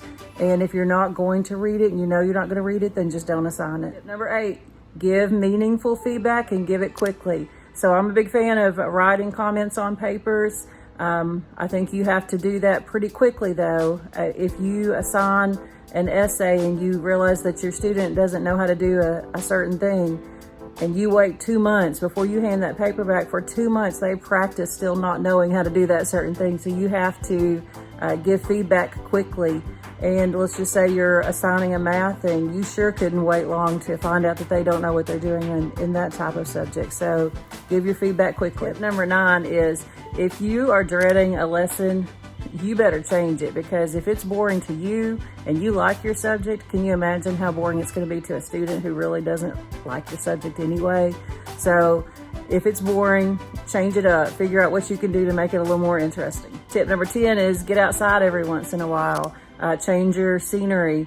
So your office probably isn't going to like it if you go out roaming the halls every day, but every once in a while, maybe once or twice a year, take your class outside. I did a poetry unit sometimes where we would go outside and we would write. After we've read, say, Emerson's Nature, we would go outside and write our own nature-based poem. And then at the end of the year, I did a walk through campus and made my seniors write about different spots on campus. So we would go to the cafeteria and they'd write about their memories there, and then we would go out to the football field and they'd write about their memories there. So just moving around every once in a while makes the kids' day. Number 11 is your class should feel like a family or a community. If it doesn't, there could be a problem. You need to make sure that it seems like a safe space. And if you know that you're doing everything you can to be respectful of all kids and make sure your class is inclusive for all students, then you might look around and see if there's a student causing issues where your class isn't safe. So class should feel like a community. Some classes I've had have wanted to get t-shirts, or they just really connected with each other and they stood up for each other. That's not always the case that they get that close, but if they don't have some sense of community, you better look and see where the problem is. Number 12 is, if you really want to know how you're doing, you're not going to find out from your administrator on a test walkthrough, even though they have to do those things, and those are good things. They really are. But if you really want to know how you're doing, get your students to evaluate you, because they will tell you the brutally honest truth. Tip number 13, this is the biggest one I could say to any future teachers. Don't be too friendly too soon. Back in my day, that's a long time ago, they said don't smile until Christmas. Maybe that's good advice, maybe it's not. But I think if you're too loose and too friendly right away, it's going to be a disaster by the end of the year. I think you have to be firm, maybe even a little scary. I know some of y'all who know me are saying, that's her. But, you just have to be a little scarier than you will be by the end of the year, or else your class is going to be a hot mess by May. Tip number 14, this is so tempting. It's really tempting sometimes to just say, I'm just going to show a movie today, or I'm going to let them do independent reading the entire period, or we're going to pack up 2 minutes before the bell every day. Those things, they pay off in the short term. They give you a little break. But in the long term, they're really not beneficial for your class. You kind of lose respect with the students if your class isn't rigorous. So I would advise you, don't have too many of those breaks built into your school day, because in the end, it's not good for your reputation with kids. 15, don't be afraid to be rigorous. Your students will love you and love your class, even if your class is hard. As a matter of fact, they kind of like it when your class is hard, and if they're good at it, it kind of gives them bragging rights, like, oh, I have Miss Pinkerton. Oh, she's the worst.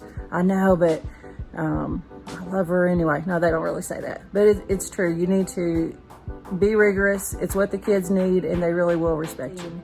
Don't think that all the students come from the type of home that you came from, or the type of home that your children come from.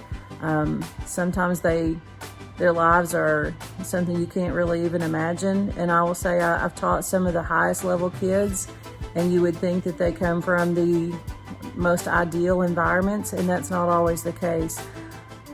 All of us are dealing with something, and when you have a writing class or a comp class and you get to know those students personally because of what they share in essays, you realize that even those highest level kids from the best families are still dealing with some things. So never assume that their lives are, what your life was when you were a teen, or like what your kids' lives are, because sometimes their home lives are rough, and you might be the safe spot in their day. Remember that you are a role model. I don't know what else to say about that other than watch your behavior, watch the way you treat people.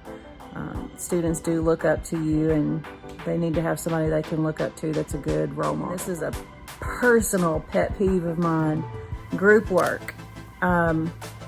Still in graduate school, still doing group work to this day, and I still hate it to this day.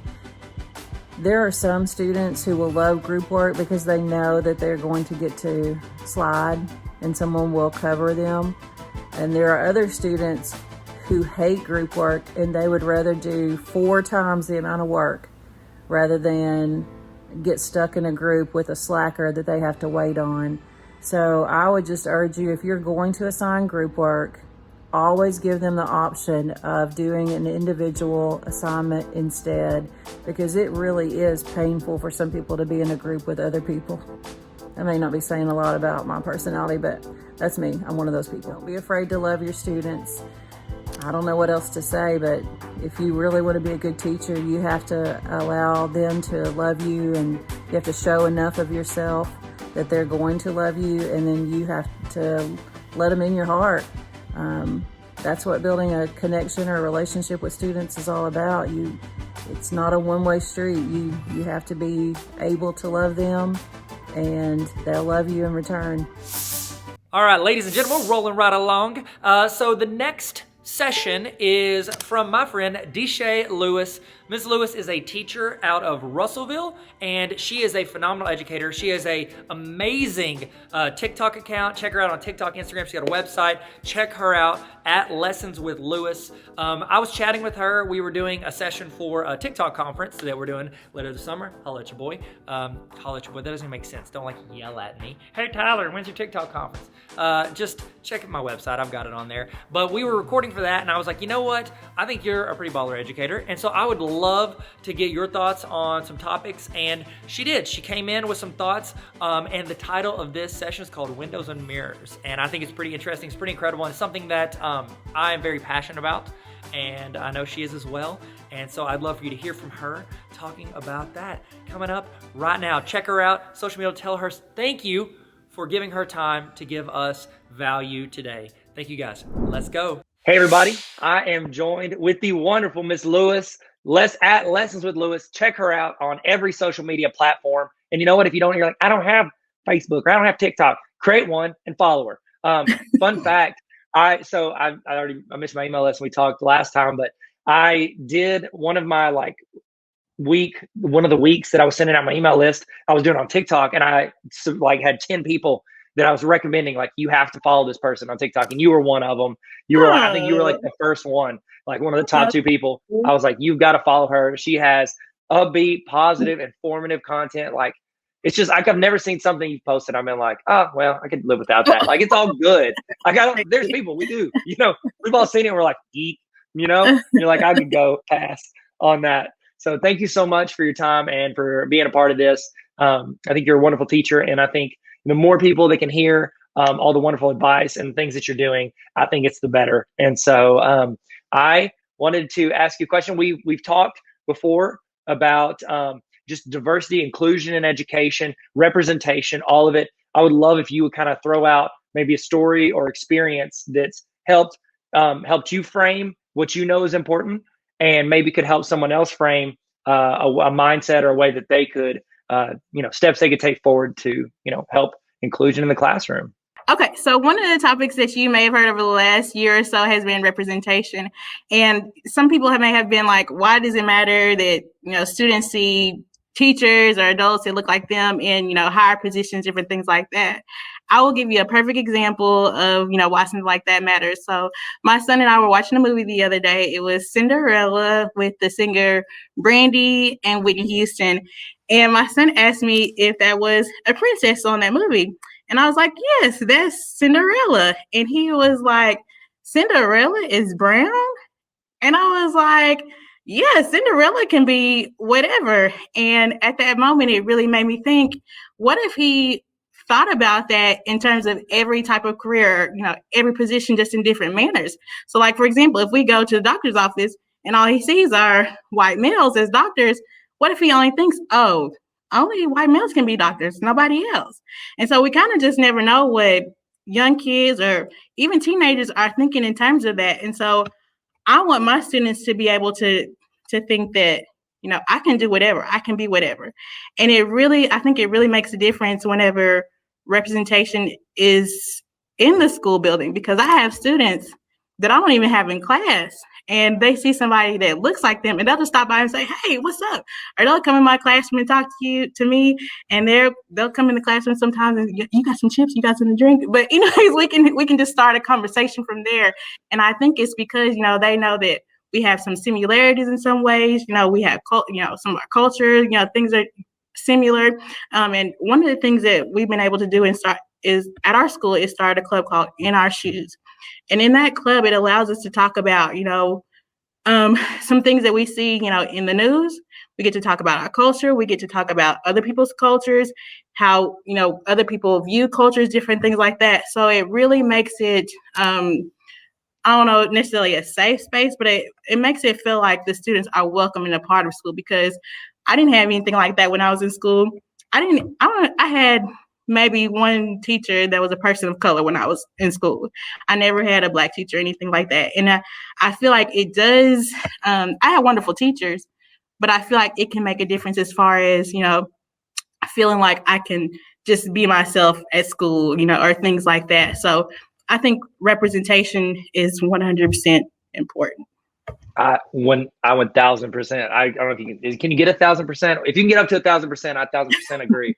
And whenever I like thinking through this and how I would be better at doing this in the classroom, like one of the things, because I'm like, well, I can't change the way I look, Right. but how can Exactly. I represent that to other people? And one of the advice I've seen, because I've done, in school, I have to do a lot of like research studies, and I have to read all these research, and it talks about how even through watching like YouTube videos, like if you're like, hey, here's an instructional video through YouTube, like students feel empathy, or like not empathy, but like they have understanding of other cultures, and it helps kind of just bridge that. Like if they don't look like them, or if they do look like them, it's a better, you're creating a more rounded curriculum just by including other people. And so, what I would do is I would just be like, hey, I'm going to go find this lesson today on YouTube. And you know what? I'm going to find somebody that doesn't look like this generic dude right here. Like I'm going to go find somebody that looks different than either my students, or looks like some of my students who don't get to see their representation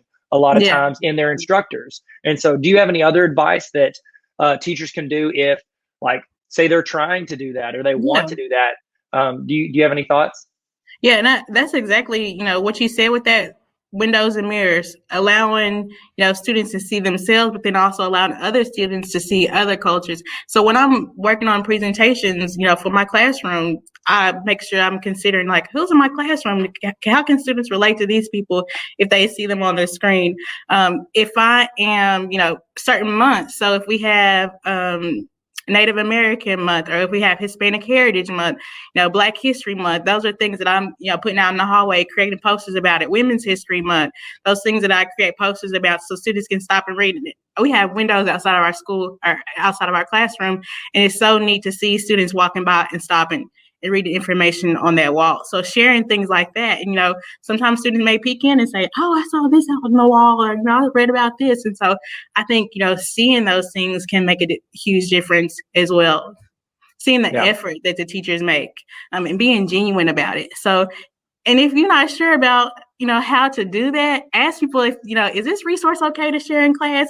Is this appropriate for me to share in class? Because you don't want it to be a situation where you think you're doing something right, and then a parent will come back and say, that's not gonna work for me. So you want to make sure, talk to somebody about it. If you don't feel, if you want to start doing something to be more diverse, but you aren't sure how to do it, I feel like, maybe have a one-on-one conversation with somebody that you feel like is willing to talk about it, with you. That is fantastic advice. And I agree. It's like, I think too, because it's like, you hear it all the time. It's like, especially, with, if somebody's trying to do something, it's like, and somebody views it a certain way, we're judging others based on their actions, and we judge ourselves based on our intentions. And it's like, that's right. If you go out and it's like, you might be trying your best to do something good, but then it comes off a certain way, and it's just because you didn't do the prep work leading into it. Exactly. And that's so it. I completely agree. And I think run stuff by people that you trust, and that people that, can have a voice in that, and just make sure you're not going to go out and say something that you don't understand, even if you're not intending to. So I think it's fantastic.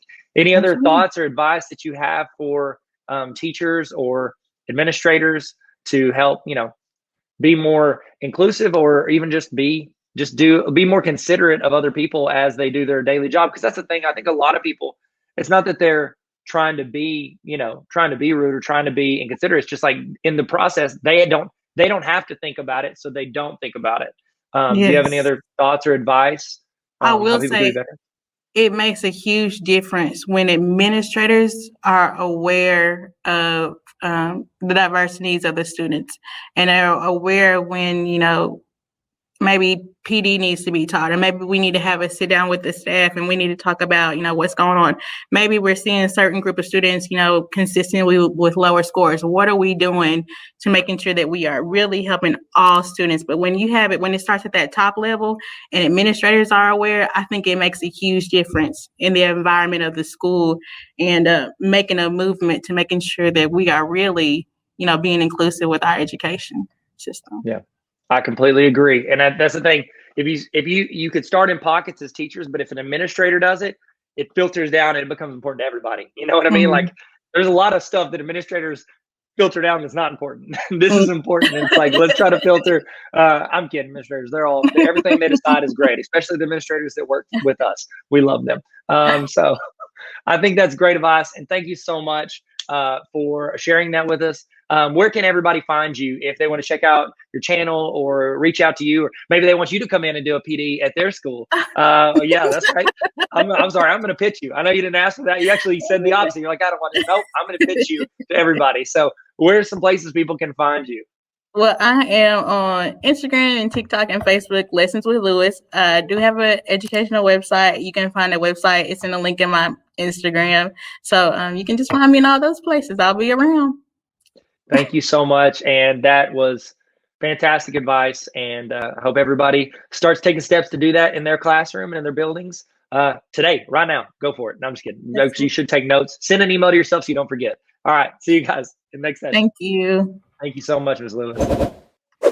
Okay. So speaking of TikTok educators, I've got another educator friend of mine that I met through TikTok, and I've been on his podcast. He has some amazing content. He is not only excellent at flipping a pen and catching it, which if you've ever seen his social media, you'll know that. It's Brian Seppi, and he is an educator up north, so his accent is exactly the same as mine, because I have this New York accent, as you can tell. And so he wants to give you what he has seen as the personal growth formula, and I can attest to it. He mentions a couple books in here that I have read as well, and they have changed the ability for me to produce what I need to produce to help people, teachers, students, everybody.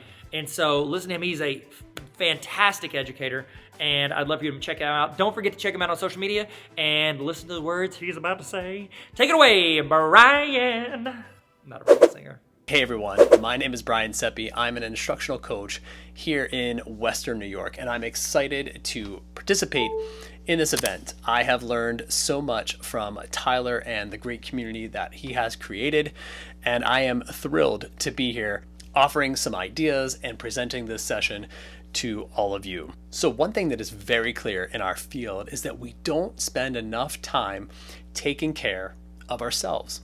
There never seems to be enough time to take care of ourselves. But it's only when we do and we work on ourselves, our professional and personal growth and development, that we can really show up for others and have a great influence and a significant impact in others' lives. Today, I want to offer 4 ideas that could potentially have an impact on your personal growth and development. Over the years, I have struggled to find the right formula for taking care of myself, but I've boiled it down to 4 big buckets. So let's start with the first one. The first one is really getting clear and starting with your why. When you start with why, as Simon Sinek puts it, everything else falls into place. It's very clear what your purpose is. It's very clear what it is you ought to do in a day, in a week, in a year, in a lifetime. Finding a way to craft your why or develop your why feels like an exercise that is a little bit too abstract.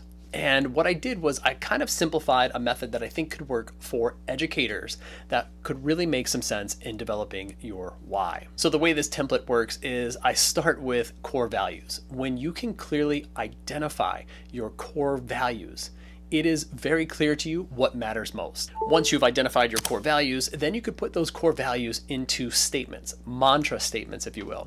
When you have a mantra around a core value, it gives you a little bit of an actionable step or a framework or a reminder that can trigger your next steps or your actions themselves. An example of this is one of my core values is connection. Connection is very important to me. I really want to make time and space and lean into connection becoming a core value of mine all the time. So it's important that I have a mantra that sort of wraps around that core value of connection. One thing I like to say to myself is we're all here for the connection. And when I say that to myself, it's a sort of trigger that reminds me that this interaction between me, another colleague, or me and another student is worth the time and space, and it's worth the interaction because we're all here for the connection. We all deserve to be seen, heard, and valued. So when I put those words around that core belief, it's very clear to me what I need to do. Now that you have your core values and you have your mantras listed, now you move into using that information to kind of craft your why. Your why should reflect a lot of what you already believe or the core values that you have within you. Now, I will say this exercise is sort of like developing a mission statement. What are you here to do? What's the impact you hope to have? You can try to get this down to like a paragraph, perhaps 2, but it should be something that you can clearly articulate to others and that others can see both in your actions and in your beliefs and understand how you operate when it comes to your work, your life. Now, I will say this activity of putting language around your why can feel a little bit daunting at first. And I will say I've gone through several iterations of my own why, but it's something now that is boiled down to about 3 sentences that I can clearly articulate to others. And I think most people would say, yep, that makes sense. So the first big bucket is starting with your why. Core values, working through mantras, getting clear on your mission statement or your why. What's the impact and influence you want to have in the world and the people you serve? Now that you have your why, it's important to acknowledge that progress is greater than perfection. Let's be clear, perfection is an illusion. It doesn't exist. However, acknowledging that progress takes time, practice, and reflection is something that I think we can all pour time and effort into. So there are a few ways that you can get started with your progress or your practice to really have an impact on the way that you show up, lead, and serve others. The first one is getting clear on your current habits. Yep, I said it, get clear on your current habits. There are plenty of habit trackers out there. You can look to James Clear with Atomic Habits. He has a habit tracker that I think could be really beneficial. Getting clear on what it is you already do without thinking. And when you track those habits, you have a sort of inventory and a starting place for making new adjustments and new progress. Because only when you know your current habits can you make adjustments to yourself, your life design, or your environmental design as a way to kind of cultivate new habits. An example of this for me is that I really wanted to make sure that I had a morning routine that worked well and kind of set me up for the day. So I had to first get clear on how does my day start. Once I knew how it started, I could make adjustments to my morning routine. And ever since then, it has really had an impact for the way that I show up throughout the day. My old routine was something similar and familiar, I'm sure that we all know, which was walk downstairs, get coffee, check social media, and basically respond to email. That means that I was basically on the defense to start the day. I wanted to put myself on offense. So once I had those sort of habits already listed out and I knew what they were, I could make adjustments to my environment to incorporate that. So now I've moved from that to really getting clear on the first thing I do is to start with gratitude. When my feet hit the floor, the first thing I do is smile, right? That's a simple one that puts me on the offense. It puts me in control. Then I walk downstairs, I get clear on writing first, then I move into reading, then I make my coffee, then I can check social media. But all of those things started with me getting clear on my habits and then making subtle adjustments to my routines. The next one is commit to the practice, right? Committing to the practice of progress means that you are taking stock of this isn't going to be easy. It's not going to be perfect the first time that I go through it. And there will be moments when it drops off and moments when it hits a peak. But it's important to remember that it is the practice of writing or the practice of reading. Those things will make a big difference in how you show up for others. Commit to the practice. If you're looking to, say, get better at writing, well, then you have to write. If you want to get better at public speaking, you have to sit in front of a camera like this and do some work. But that progress that you make doing those types of activities not only will work on yourself, but it will help you better articulate what it is you want for your students. If students are trying to get better at a particular skill, it's important that they understand and have somebody that can empathize with the practice. So sticking with progress over perfection, we'll move into time to reflect. Yes, once you have your habits down, you've committed to your practice, you're tweaking your routines and your environment, you have to spend some time reflecting. There's an activity that I like to use that is basically does two things. It helps you get clear on what it is you ought to be grateful for in a day and all the good things that are happening in your life. But it also sets you up to acknowledge the strengths that you have, the influence that you have. And here's how it goes.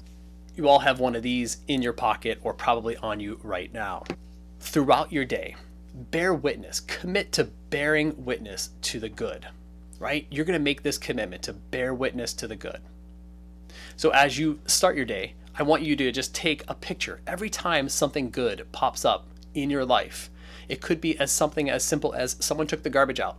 Take a picture of that. It could be something as nuanced as students greeting you at the door with a smile and a story. Take a picture of that. If you can. If you can't take a picture, you could write it down on a Post-it note, whatever. But try to take as many pictures as you can. I would try and push you for 50 to 100 pictures in a day. Here's why. There are probably things happening that you are just not paying attention to or being aware of. When you commit to witnessing the good, you'll find it everywhere. And at the end of the day, when you have captured all of your images, sit back and just sort of scroll through, right? And just acknowledge that these are the things that you are having an influence over or an impact on. And those are the things that we can lean into to develop other areas of ourselves or other areas for the people we serve. So we have start with why. And then the second big bucket we have is really making sure that we lean into progress over perfection.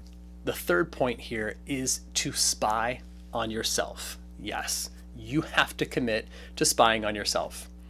In order to show up for others the way that you want to show up for others, you have to commit to the practice of spying on yourself. What are the things you do well? What are the things that need attention?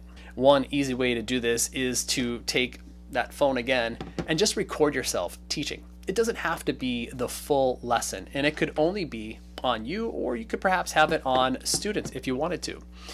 But one way to kind of capture it is to record it as much as you can, maybe 5 to 10 minutes of your teaching, and just ask yourself the question, is this the way that I thought it would go? How do I sound? And it's going to take a little adjustment, because the first time you watch yourself back, you're going to say, I can't believe I wore that black shirt again, and I should probably think about the 7 other black shirts that I have, right? Or you'll have to get used to how you sound, right? We all have a way that we think we sound, and then you listen back and you're like, oh, I sound that way. Once you're over those things, how you look and how you sound, you can better commit to the practice of understanding the way that you're showing up for the people you serve. So there you go. Once a week, take a little capture of yourself teaching or yourself in a conversation and just watch it back. Spend some time spying on yourself. And maybe you don't do this all year long or every week, but maybe you commit to it 3 times a year, or even just 2, or even just try it for the first time. If you're not comfortable capturing yourself in a video format, you can just record the audio portion only. This works particularly well if you are a coach or a leader. Ask for permission. Do you mind if I record this conversation so that I can better work on my own communication skills and the way that I show up? And there are 2 really important questions when you spy on yourself that you just want to get clear on and reflect on. You don't have to do any major activity with this. You could write it out. One thing you want to ask yourself is, based on watching all of this or listening to myself in a conversation or in a lesson, is this the way that I want to show up? If you answer yes to that, super. Keep doing what you're doing. If there are things that you think you could make adjustments to better show up for the people you serve, then perhaps you've got to make some new goals. The other question that I think is really important to kind of ask ourselves is, and this will lead to a goal, is how do I want to be experienced by others? How do I want them to see me? Or how do I want them to experience me? And again, this will lead to some goal setting, because you'll have to sit down and get clear on what are the things I'm going to change, what are the things I'm going to adjust for, or what are the things I'm going to lean into with intentionality so that they become a reality and a habit that I don't have to think about. And while we're at it, when it comes to goal setting, make sure that you give yourself time and permission to commit to something that makes a lot of sense for where you are at this particular stage in development and growth for yourself. One easy way to do this is to put some time parameters around your goal setting. So it could sound something like, I will, name that goal, and then use the word by, give yourself a date, and then add the next prompt, which is so that. And that'll really make sure that you're getting clear on why are you implementing this goal in the first place. It could sound something like this. I will begin a morning and evening reflection routine in my notebook by next Monday, so that I can get clear on how I show up and focus the day, and how I close the day down by focusing all that went well. When you have a goal like that, you're more likely to commit to it, because it does have a time element to it. Starting Monday, it does have a clear goal, something you can achieve, and there's a purpose behind it with the so that. All right, the 4th and final big bucket for personal growth and development that I think has had a significant impact on me, and perhaps can have an impact on you, is when we go into our buildings, on our campus, or leading others, we forget what it's like to be in a beginner's mindset with something. So if you're leading like a PD and you're out there presenting something that you know well, you forget what it's like to be in that beginner's mindset. What does it mean to take that information in and kind of work with it to have some output or impact on what it is I'm already doing? Or even when we're introducing something new to students, we forget exactly what it's like to have that moment where we know that we've never done this before and we're not sure how to adjust to really hit the mark for the goal. And by putting yourself back into a beginner's mindset, it can really help you to kind of get clear on that feeling, right? To have that feeling of like, oh, this is what it feels like to be a beginner. and you're more likely to be able to deploy empathy for those you serve when they're in that moment.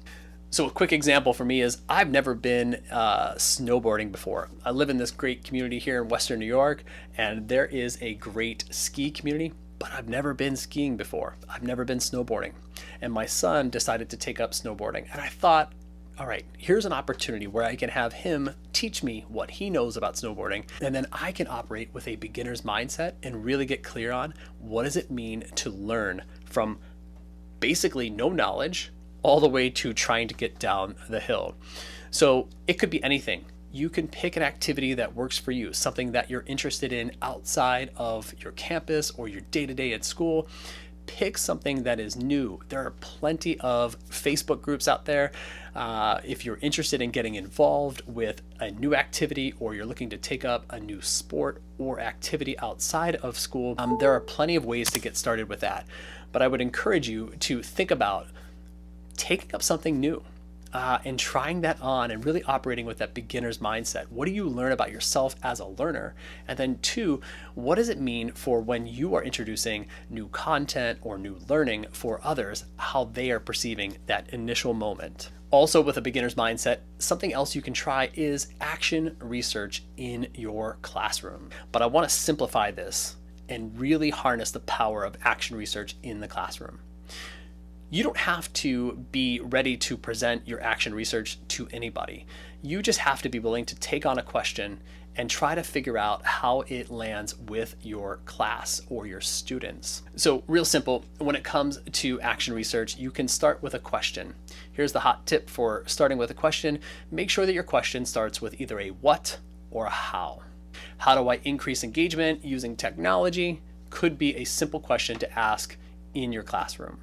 How do I increase the level of talk in my classroom? That could be another simple question that you ask. Commit to the question, develop a plan. Now that you have your question, you have a little bit of a plan. How is this going to go? How are you going to start addressing this particular question? What's the tech you're going to put in? What are the talk structures you're going to put into your classroom? Once you have that plan ready to go, now you're just going to watch it. You're going to be a careful observer. You're going to watch the experiment unfold in front of your eyes. So just watch it with a curious mindset and know that you've got to just sort of experiment and just see where things land, how they line up. So you started with your question, you have your plan, now you're watching the experiment unfold.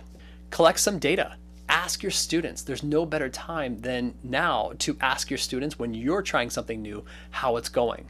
So if we go back to our examples of technology and talk, we can ask them some scaling questions. On a scale of 1 to 10, 10 being this was the best activity ever, and 1 being like I could have done without it, where do you find this activity falls?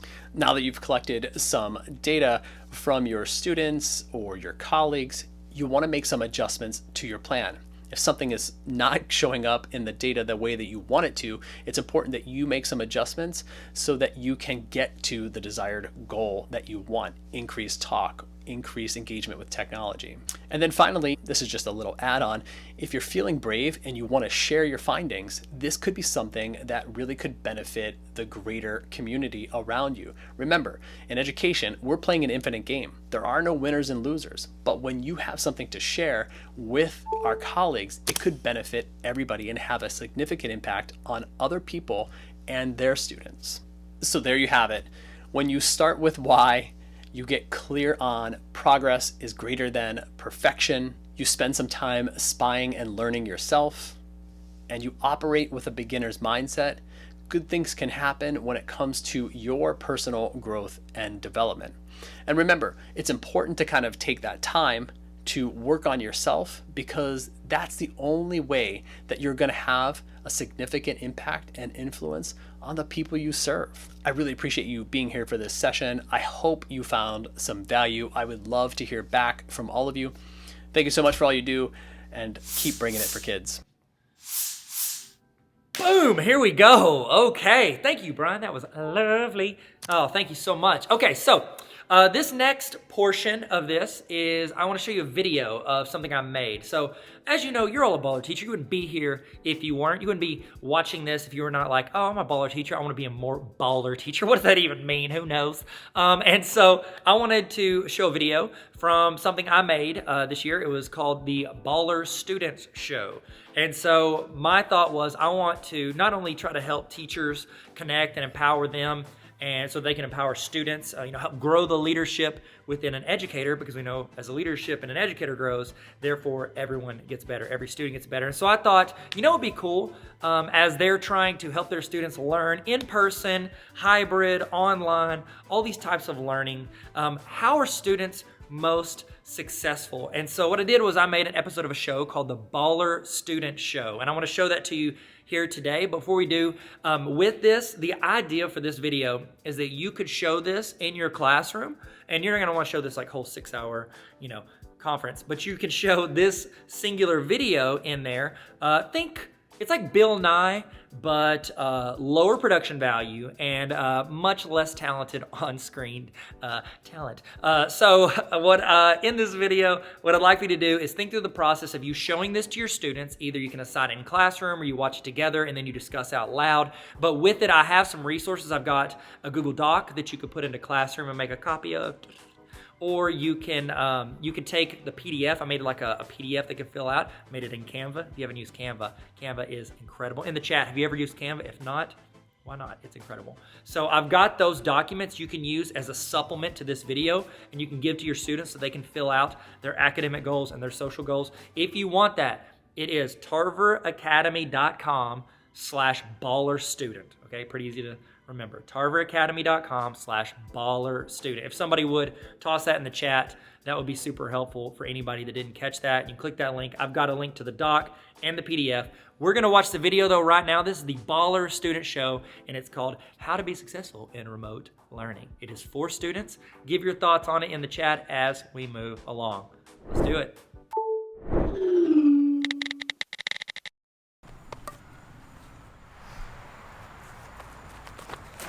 That's super annoying. When you are about to watch something, you think it's about to be like House of Highlights type situation. Oh my God! Bam! They go to something else. From now on, for the rest of this video, we'll finish everything that we start. That's the last time for sure. Got it. I wish I had spent the past 6 months like training just to like spin bats. If you do want to see me hit that computer with this baseball bat, which hasn't happened yet, by the way. If you do want to see that, you can scrub to this point in the video. But if you stick around, then you might just learn something that'll help you be more successful in remote learning. The question is, why is remote learning so difficult? Remote learning, virtual learning, online learning. Why is it so much more difficult than in person? If I'm sitting here and the class is sitting there, why is it so much harder for students to be successful in that type of environment? Remote learning is where the student and the educator or information source are not physically present in a traditional classroom environment. Information is relayed through technologies such as discussion boards, video conferencing, and online assessment. So here's the deal. We're doing everything in a different location. But that doesn't answer the question of why, as human beings, is it easier for us to learn when we're right in front of somebody. Some might say it's, oh, well, they have to learn like the technology and learn the curriculum. Yeah, that's a part of it. But I think maybe there's something else. Maybe it's something that is a little bit more difficult than just the fact that we have to learn how to use Google or some other LMS along with learning, slope-intercept form or the American Revolution. So yeah, you can bounce to that amount of time in this video, or you could stick it out and you can understand what are the two elements that relate to me as a human being and allow me to be successful in a remote learning situation. Where's my lid? Did you guys see the lid? Where did it go, George? Well, which way did it go, George? Which way did it go? Do you even think that remote learning is difficult? I mean, do you like remote learning? Let me know in the chat, somewhere in the comments, whatever internet thing you're on right now. On a scale of like boogers you find under the car seat to Ariana Grande, how much do you enjoy remote learning. Maybe the reason some of us lean more towards the car seat than Ariana, am I saying her name right? Ariana Grande. The reason some of us lean more towards the car seat side than the Miss Grande side is because it's something hardwired into us, like a computer. See what I did there? By the end of this video, maybe we can figure out what will help you stay connected to your classes so that you don't go full like Tom Cruise Ghost Protocol and disappear until your teacher emails you like 3 weeks in and is like, yo bro, you haven't been in class in a while, what are you doing? So before I go Ken Griffey Jr. on that computer I had since college. Swung on and belted. Look, Ken Griffey Jr., this is a rookie card. It's whatever. No flex, madcap. What? No, that's not right. No flex. It's Tarver Academy logo. It's whatever. Maybe the reason that you don't feel motivated in class is because it's something hardwired into you as a human being. If we can figure out the key things that keep us motivated, that make us successful, then we can set the right goals, the right indicators to reach our maximum potential in our online classes. So before we go all Reese's Pieces on this computer, I need to go warm up. If you guys would, please watch the trailer for this new game show coming out. I'm gonna go drive to the ballpark. Hello and welcome to a brand new episode of Classic Bougie Ratchet. All right, so let's just jump right in like somebody off the top of a high dive. Remember, right guys? Woo, that was wild. As you guys know, this is where we give a situation and you tell if it's a classic, bougie, or ratchet. Here we go. So the first one, your teacher sets up for a 7-hour Zoom class. Classic, bougie, or ratchet? Bougie. That's classic. That's right, classic. It's like pulling a car with a horse, am I right, guys? Next one, giving a website and saying www dot. Here we go. Drum roll, please. That's ratchet. Ratchet. That's right, 10 seconds I'll never get back. Next one, classic, bougie, or ratchet, using the school's headphones. Ratchet. Ratchet. Ratchet? That's right, it's ratchet. I don't know where that girl ears been, that's gross. Next on classic, bougie, ratchet, the kid in class who knows the answer to everything. Hello teacher, I know the answer, call on me. Bougie?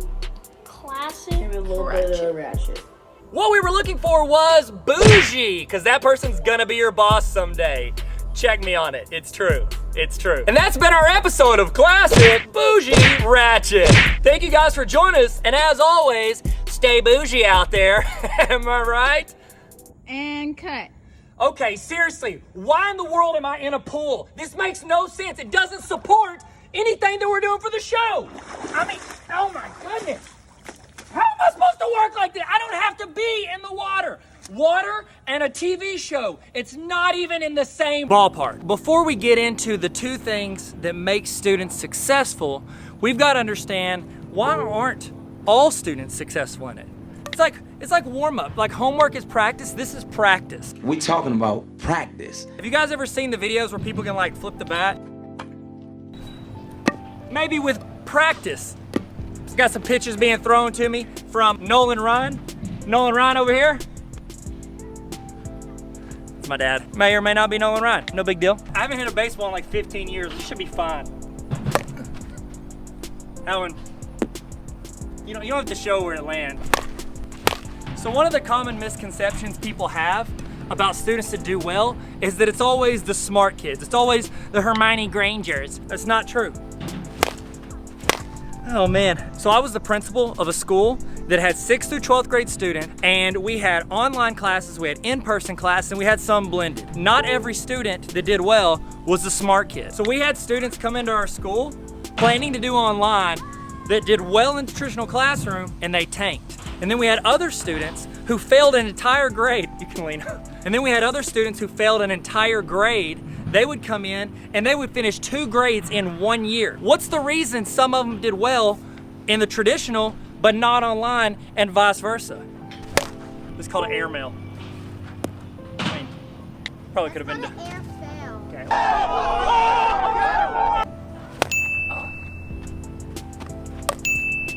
Double hit. get 2 points for that one. So I started doing my doctorate degree online, and I didn't feel connected. I did okay, but I was ready to quit. Every Sunday night when I was having to do the homework that was due Sunday night, because that's whenever apparently I do homework, is right before it's due. Every time I was about to do that homework, I dreaded it. And I don't say like, oh, I'm doing my doctorate, so I can say I'm doing my doctorate, like I'm not trying to humble brag. I'm telling you that I was at the point in my educational career where school should have been fine. I should have been cranking through it, but why was I struggling? Why was I not wanting to go to class and get this degree done, this last degree I've got? Why was I not wanting to get it finished? Why couldn't I just finish it, get done, and move on? Round the bases, if you will. Wow. So according to a 1975 study, there are 2 reasons students feel connected and will finish school.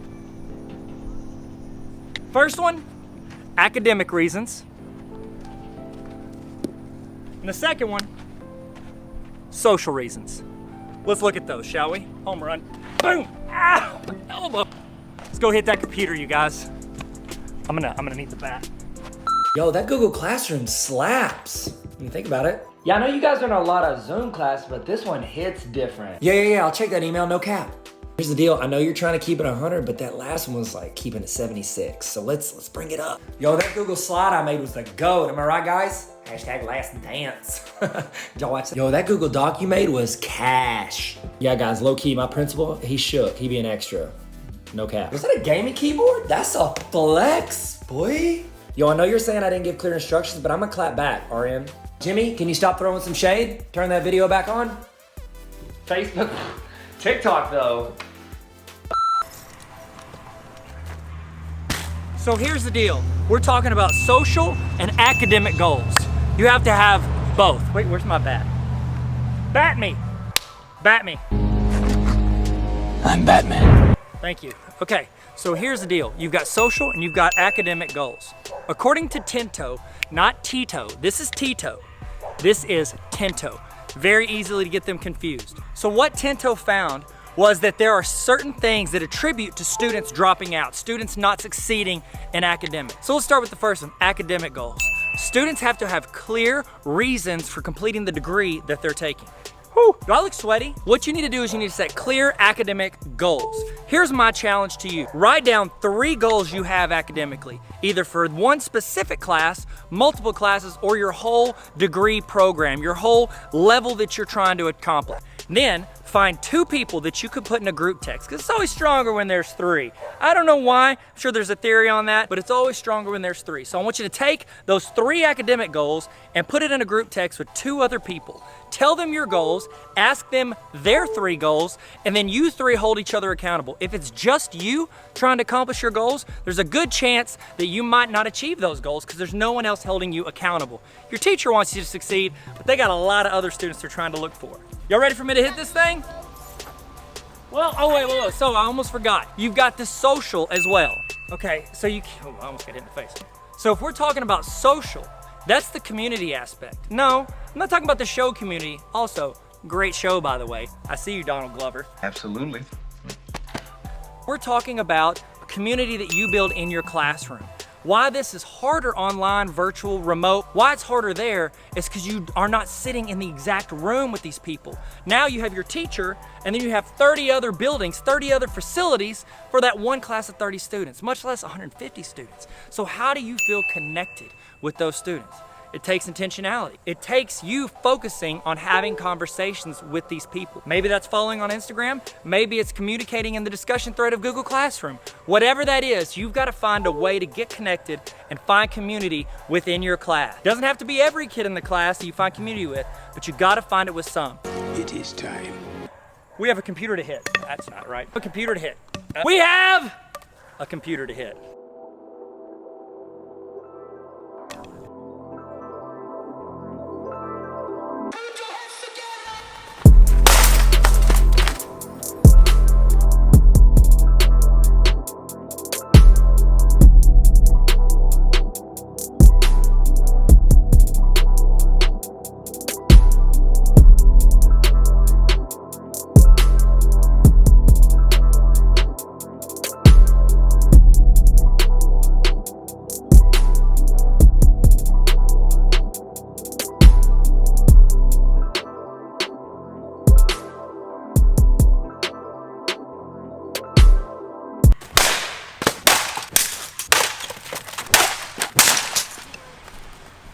Wow, that was different than I'd anticipated.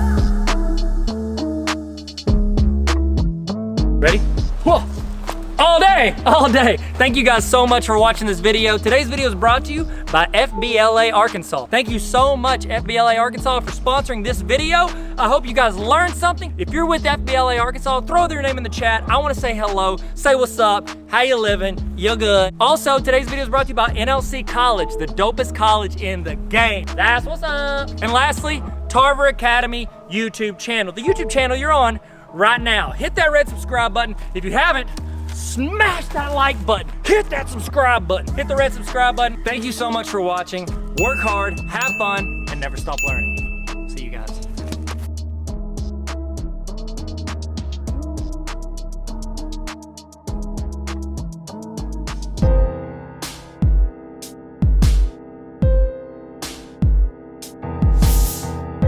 What up? Welcome back. Hey, Tyler here. How are you doing? How are you feeling? In the chat, let's do emoji check. And how are you feeling right now? Have you learned? Oh, no.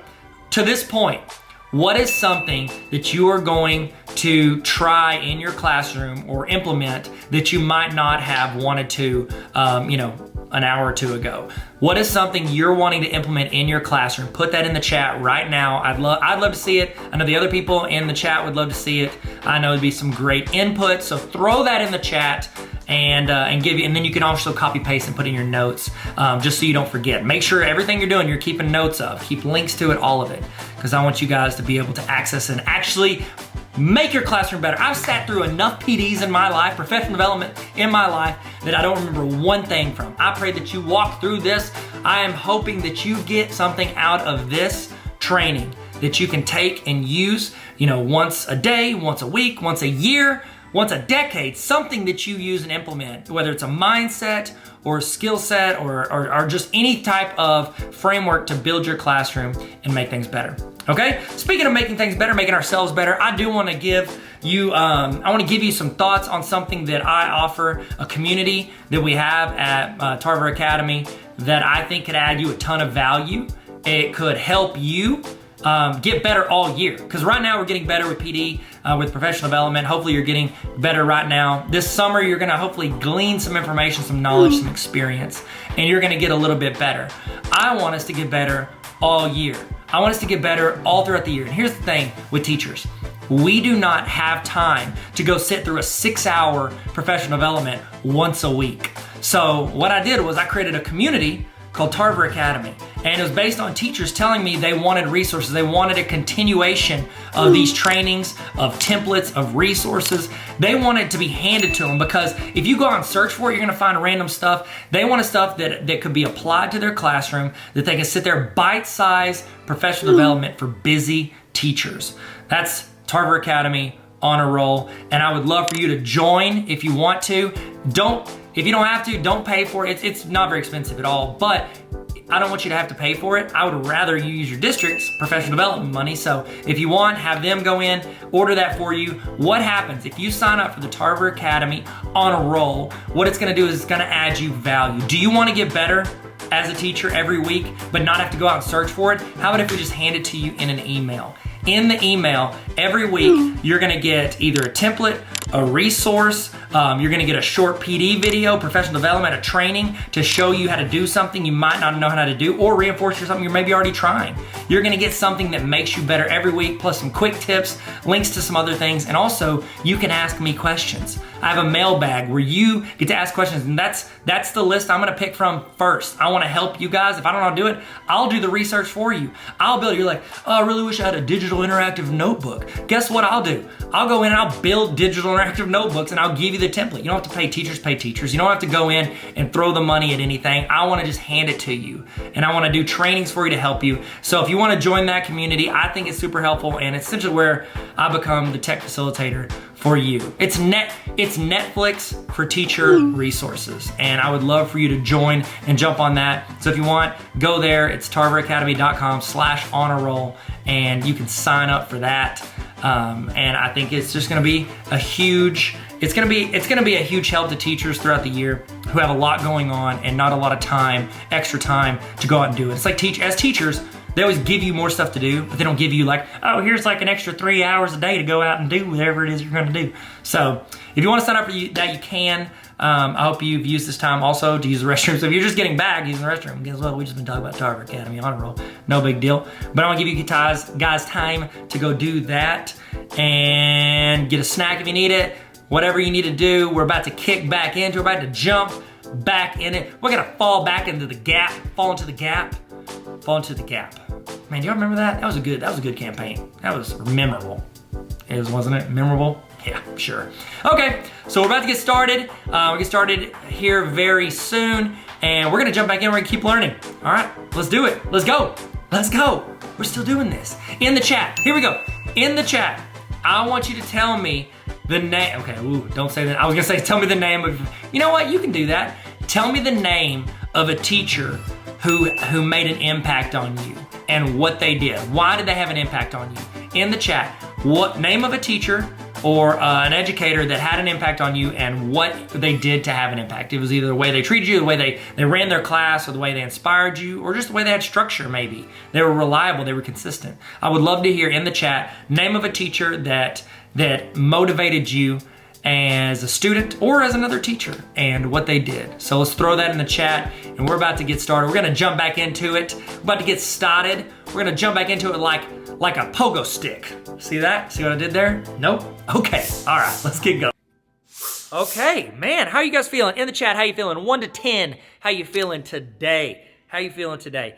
This next session is by my friend Aaron Whitfield. Aaron is an educator, he's a teacher, he's a mentor. He is just an amazing all-around human being who I think has so much he brings to the table whenever it comes to us as educators. And he has a perspective that I think we all need to see. Like the way he looks at life and the way he encourages people, it honestly encourages me. As like I'm sitting here and every time I listen to Aaron talk, whether I listen to him or his podcast or we're having a conversation, it's like I never get done hearing Aaron and I'm not encouraged. I'm not like, my soul is like at peace, like I'm calm because of Aaron, and he's just like this calming presence and he's so knowledgeable and encouraging. And I hope that he encourages you today. And he is gonna chat, it's called homeschool, okay? It's homeschool. Hold on, 1 second.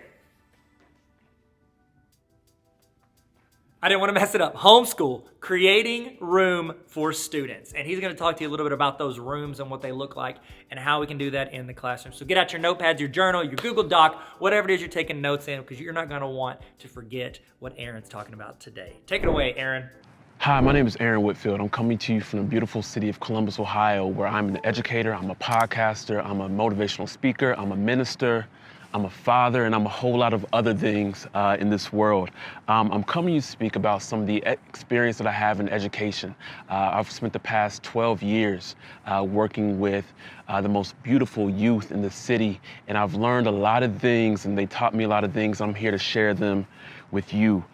Today, I will be speaking on the importance of building an atmosphere that is conducive for positive, life-changing growth for both students and staff. So I have a title. Here's my title. The title is Homeschool. I'm gonna put home in quotations, homeschool, creating room for students. All right, let me take you back 8 years. Let me hop in my time machine. Let's go back 8 years. All right, for the past 8 years, I've worked in the Columbus Metropolitan Library System as a youth development specialist working in the Homework Help Center, which is an academic center geared towards kids.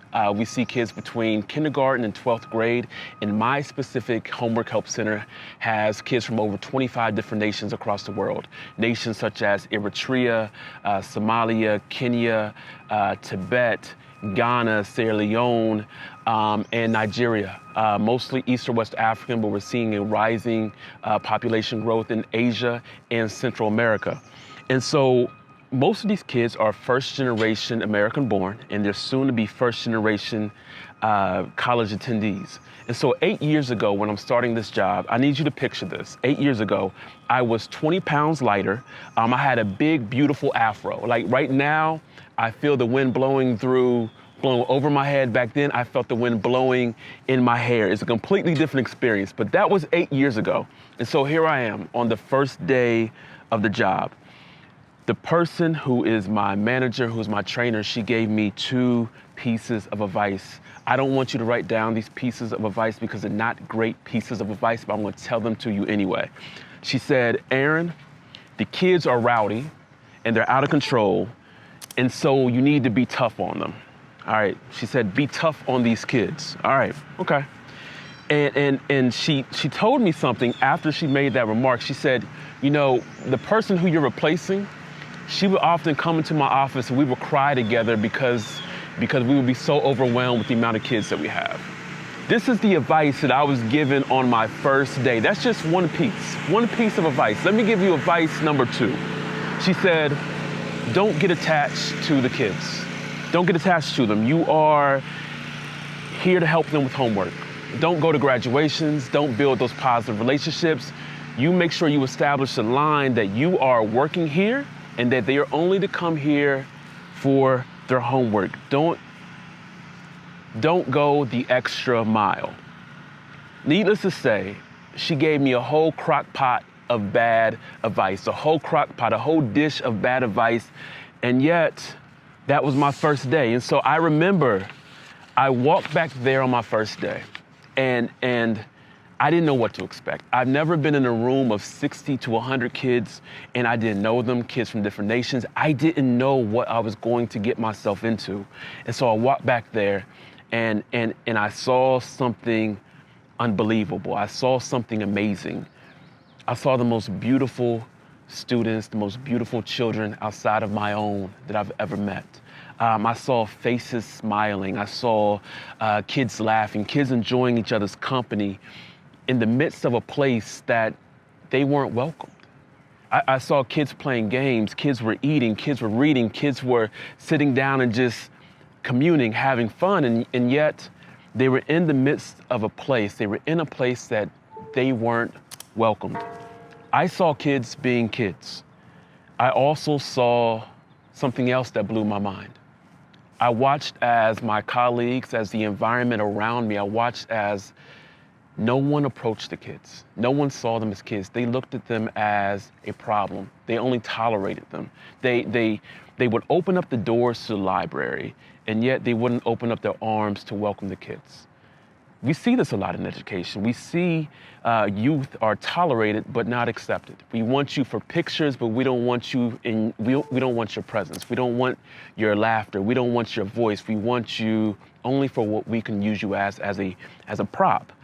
And I made a choice on that day, on that very first day. I made a choice that I, Aaron Whitfield, I would provide a home for these kids, not a space, not an empty, sterile space, not a place that you just show up, but a place that you come to because it's an expectation of greatness. A place that you can sit back, you can kick back, you can relax, you can have fun, you can enjoy the environment because the environment is feeding into you. I wanted to create a home for them. I wanted to create a room for them. I wanted them to have an experience and education that I did not have. Let me have just a quick moment of reflection with you. This is a moment of reflection of acknowledgement and ownership. Have you ever heard this phrase or seen this type of behavior? Here it is. This is my classroom. Have you ever heard that phrase? This is my house. This is my school. When we hear phrases like that, it's a flex of power that is meant to strip the authority and the ownership away from individuals and cast it upon one person. That person, whoever says statements like that, they hold the power of whatever environment that they have. I've seen this mentality operate in classrooms, schools, businesses, and group dynamics. My question to you is, how does this type of power-hungry environment make you feel? Make you feel as an educator, make you feel as a person? How did it make you feel when you were a teenager, when you were in elementary school, when you were in middle school? How did that make you feel as a child when you came in contact with this person? Essentially, this person is saying, this is my house, this is not your home. This environment, that sort of mentality, it is swept throughout, it was just felt throughout the library. And I remember seeing kids walk down from the local middle school on that for the following weeks. And I would hear people say, the pack of kids are coming. You know, the pack of children's coming. Essentially like, beware the pack of kids. And, quite frankly, if you're traveling in a pack, maybe this is just me, it's my dry sense of humor. If you're traveling in a pack, either you are an animal, you're a wolf, or you are a group of 20 cigarettes, okay? Either way is not good, okay? So kids aren't in packs, but that was really the mentality. They saw them as traveling packs. They didn't see them as kids that are coming to a place to feel safe, kids that are coming to a place to learn, kids that are coming to a spot in the community in which they could feel welcome. They saw them as a problem that should only be tolerated, as a group of kids that should only be tolerated. And I say it again, I saw it as an opportunity. I realized that these kids needed room to grow. They needed a room to grow. They had a house of a library. The library provided them with a house. They provided them with walls, maybe a roof, maybe some furniture, some chairs to sit on and a couple of tables, but it wasn't a home. It didn't have any rooms to grow. It was just an empty space. And as the academic leader of this program, I said, I'm going to get to work and I'm going to build a house that feels like home. You may know this famous quote in American film, there's no place like home. There's no place like home. I don't have on ruby red slippers. I do not. I know you can't see them, but I do not have on ruby red slippers, and thank God that I don't. But Dorothy said that in The Wizard of Oz, there's no place like home. And I remember that because home should be a place that you feel. It should be a place of growth. It should be a place of acceptance. It should be a place of love. It should be a place of responsibility, of accountability, of safety. And as educators, we have the responsibility to create a welcoming home for our students each and every day. Imagine this. As educators, as teachers, you spend 9 hours a day. I know I may be shortchanging some folks, but I'll leave it at 9, just for my own sake. 9 hours a day, 5 days a week, 180 days out of the year. You don't have a classroom. You have a home. You spend more time with these kids than possibly you do with your own children, your own family. You don't have just a classroom. You have a home. Let me say this now, and I'm saying this in the most nice, most beautiful, most ensuring way possible. Having a classroom is not enough. Having a classroom is not enough. Your classroom has to be a home. All right, I gave you a lot of information. Just then. So we're gonna take a breathing break because I feel like some of you are tightened up. So we're gonna breathe in, we're gonna breathe out, we're gonna relax because I know that some, and I've heard this from other educators, from other colleagues, they say, Aaron, you keep on saying that daggone H word. You're saying the H word and it's disrespectful. We don't want to hear it. And I'm like, what H word are you talking about? Home. Home. Home is the H word that it seems educators at times, they hate because it's like, if we have home, if we create home, that's almost too personal. There has to be a line drawn. We have a classroom. There's a clear line drawn between who's a student and who's a teacher, who has the information, who needs the information. But Aaron, when you talk about home, you're making this too personal. You're making it another bad word. You're making it too intimate. We can't use words like intimate in the classroom. You're making it too much.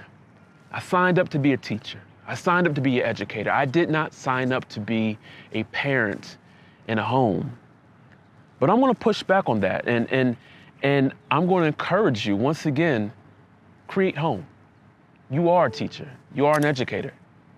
If you have kids in your presence, you are a parent. You are a mentor. You are an uncle. You are, oh my gosh, you're a friend. You're a friend too. You are all of these things. You're a coach. You're a disciplinarian. You are so many things to these kids. And I wouldn't want you to shortchange yourself just by wearing one hat. It's a beautiful hat to wear, but you have so many other hats that you can wear in your closet. Take off that teacher hat, put on the friend hat, put on the mentor hat. Wear a different hat. You have so many hats to wear. If you're getting tired of my H word, of home, I'm gonna let you know, this is a side note, I'm gonna drop an F-bomb later. I'm gonna drop the F word later. It's gonna blow your mind. It's gonna make you uncomfortable, but we'll get over it. We'll breathe in and breathe out because both of these words, the H word and the F word, they're not all that bad. And now that I'm thinking about home within school, you know, we have home in school. We use words like homeroom. We have a homeroom, a place where kids gather each morning to start the day. There's an expectation at homeroom that we take attendance. Attendance is necessary because we want to see who's here. It's a system of accountability. I expect you to be in class because I'm taking attendance and because you have a seat there. We use home when it comes to homecoming. We have homecoming dances. We talk about coming home. Where's the home? The home is the school. We want people to come back to school for homecoming weekend because it's nostalgic. It's a place of growth. We also have, I don't know if you have breakfast in your schools, I'm gonna assume you do. We have home fries. I don't know if you have home fries. I had home fries at my school breakfast. They weren't the best, they're a little dry. They're almost like hash browns, but we call them home fries. So we have 3 different elements of home and school. We also have this 4th one, which is homework. And we allow kids to do sometimes homework in homeroom in our home school. Home is in the school, but sometimes we want to remove it conveniently. I'm challenging you to bring the home back into your classroom and bring the home back into your school. Before we get started building, I am going to give you 3 keys to home ownership, all right? 3 keys to home ownership. Key number 1, write this one down. I think this is genius. I spent all night thinking about this one. I'm lying to you, but I did think about this, all right? Key number 1. Know your home's value. Know your home's value. Now, I know you may say, Aaron, I know my home's value. I had it appraised. I know my home was worth, I don't know, $450,000. I have a home in the Ozarks. I know about the Ozarks. I may be in Ohio, but I know about the Ozarks. I know about it. And so you may have this beautiful $450,000 home, but I'm challenging you to know your classroom's home value.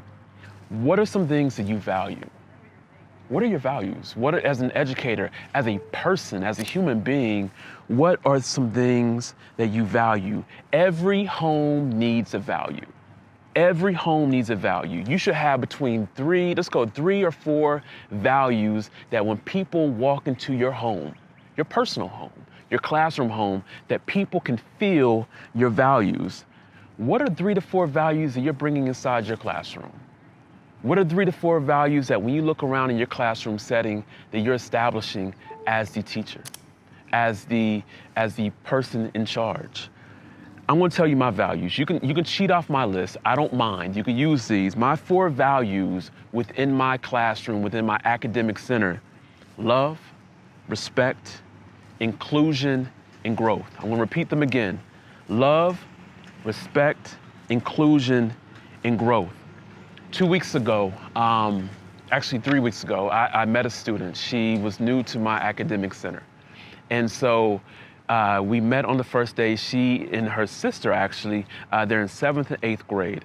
And I was helping them with homework. I was helping them with math. I'm an English major, so when I help with math, it really requires a lot of energy and a lot of help.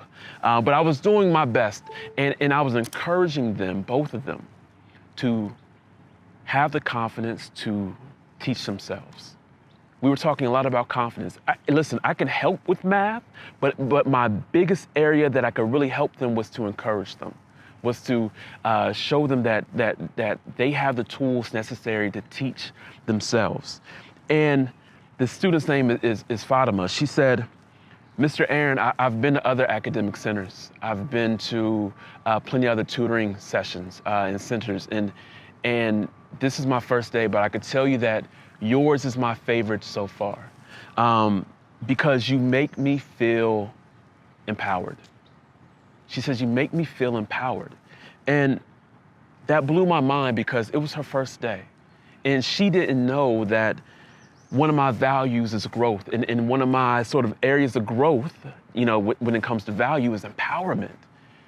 Just in the 2 hours she was there, she felt empowered. She felt the things that I valued. It was important that she felt empowered? Is it important that she felt the values in my academic center? Know your home's value. When your students walk into your classroom, what do you want them to feel as soon as they open the door, as soon as they see your presence, as soon as they see, your smile? What do you want them to feel and to experience? I challenge you to come up with 3 to 4 values. Key number 2, all right, I know this as a homeowner. I've done this, I made mistakes with this key, but I'm gonna give you this key to help you. When renovating, measure twice, cut once. All right, don't measure once, cut once. You have to measure twice, cut once. And you may be saying, Aaron, what are you talking about? You know, we're talking about a classroom. What are you talking about? Measure twice, cut once. Let me give you this one. This takes time.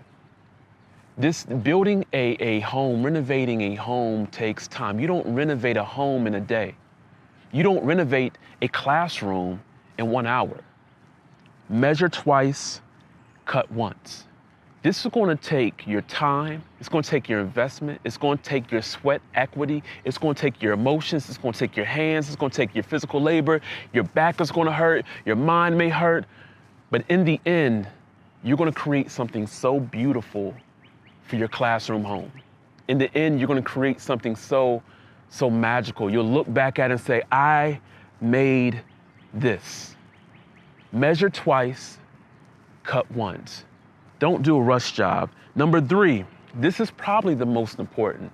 Key number 3, make sure that you have tools at your disposal. As an educator, as a person, as a human being, what's in your tool belt? What's in your tool belt? Some of you may say, Aaron, I don't have a tool belt. Now, I'm not talking about your hammer. I'm not talking about your measuring tape. Those are probably the only 2 things I have in my actual tool belt, by the way. I'm not a handyman. You can tell by my smooth hands. If you can see them, they're smooth. But I'm talking about what tools do you have as a human being?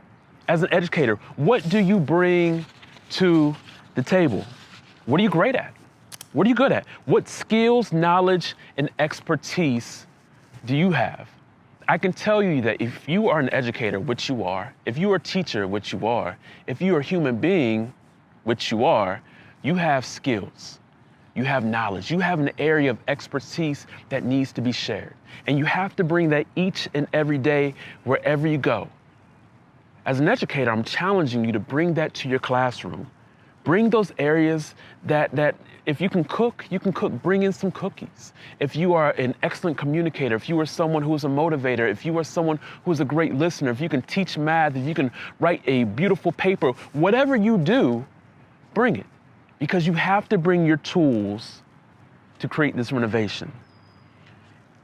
Another element, it's not just about your tools. Let me bring this back. It's not just about the tools you bring. As someone who is renovating a house, you have to be able to look around and see what tools other people have too. You're not the only person with tools in your classroom. You're not the only person. You have all these students. You have faculty members. You have staff and support. They have tools too. Maybe you don't have your proverbial hammer. Maybe you don't have a big enough hammer. Maybe this is not your area of strength. Why not bring somebody else in? Why not tap into that student's potential and allow them to help you? You have to have the vision to recognize other people's tools. When it comes to resources, as educators, I know sometimes resources may lack. I'm saying something that you probably already know more so than I. I know you probably have a personal budget that goes into your classroom. I won't tell anybody I have one too. But I can tell you that your biggest resource is not your money. Your biggest resource is your investment, your personal investment to your students, your personal investment to your classroom. That is your biggest tool, the biggest resource that you could ever have. All right, now that we got that out, now that we can breathe a bit, let's go back to renovating the classroom. Let's get started. We have our tools. Let's start building our classroom, our home. Let's start that now. We need to build room number 1. What's room number 1? The kitchen. We have to renovate the kitchen. We have to change the way this kitchen looks within your classroom. I'm not talking about bringing a sink to your classroom. I'm not talking about bringing a hot plate. I'm not talking about bringing a skillet. I'm talking about you need to have a kitchen type of environment within your classroom. The kitchen is a place of fellowship. It's a place of communication. It's a place of conflict resolution, a place of communion, of bonding, of restoration, of creation. What do you do in your kitchen? You cook things up. You create meals. You serve people. It's the same element in a classroom. I once did a seminar on bringing people back to the table. One of the most important elements of the kitchen is the actual kitchen table. It's a place where people meet, where people gather, where you settle differences, where you bond, where you laugh, where you just enjoy each other's presence. Wouldn't that be beautiful to have that within your classroom? Wouldn't that be wonderful to have an area, to have an environment in your classroom that settles disputes, that people can grow and build positive relationships? Wouldn't that be beautiful to have that type of kitchen environment in your classroom? There's such an importance. The table is so important. You have to bring it back to the table. I am someone who, when it comes to my classroom environment, I definitely bring something to the table.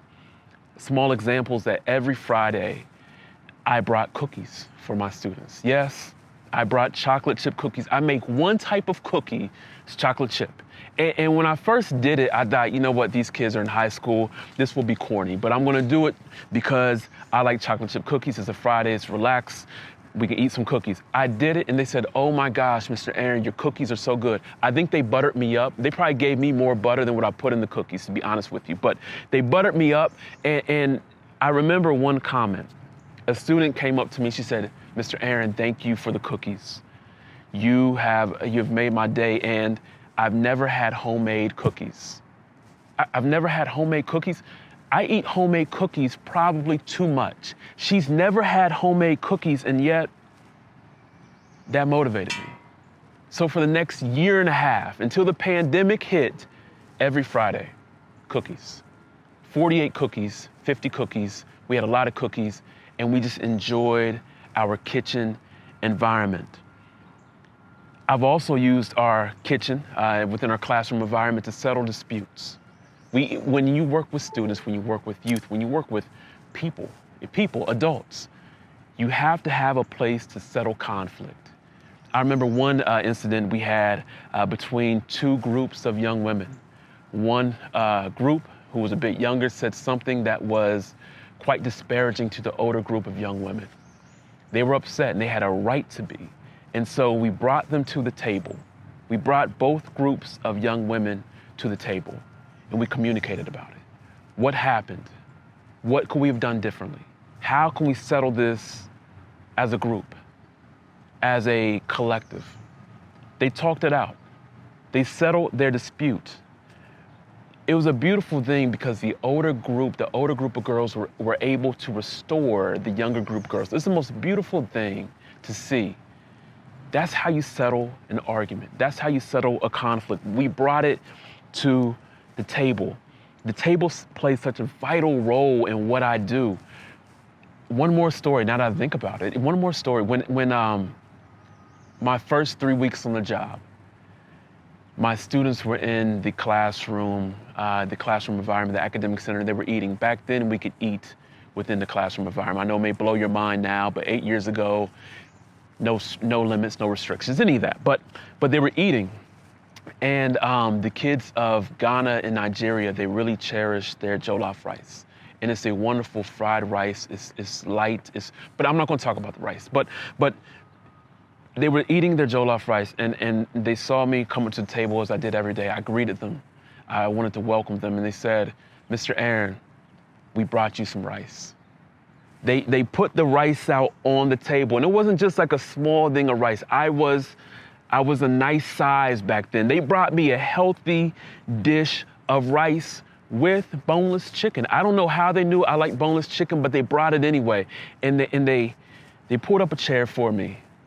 And we sat there and we ate at the table. We ate together. We communicated. Staff, student, we were at the same table.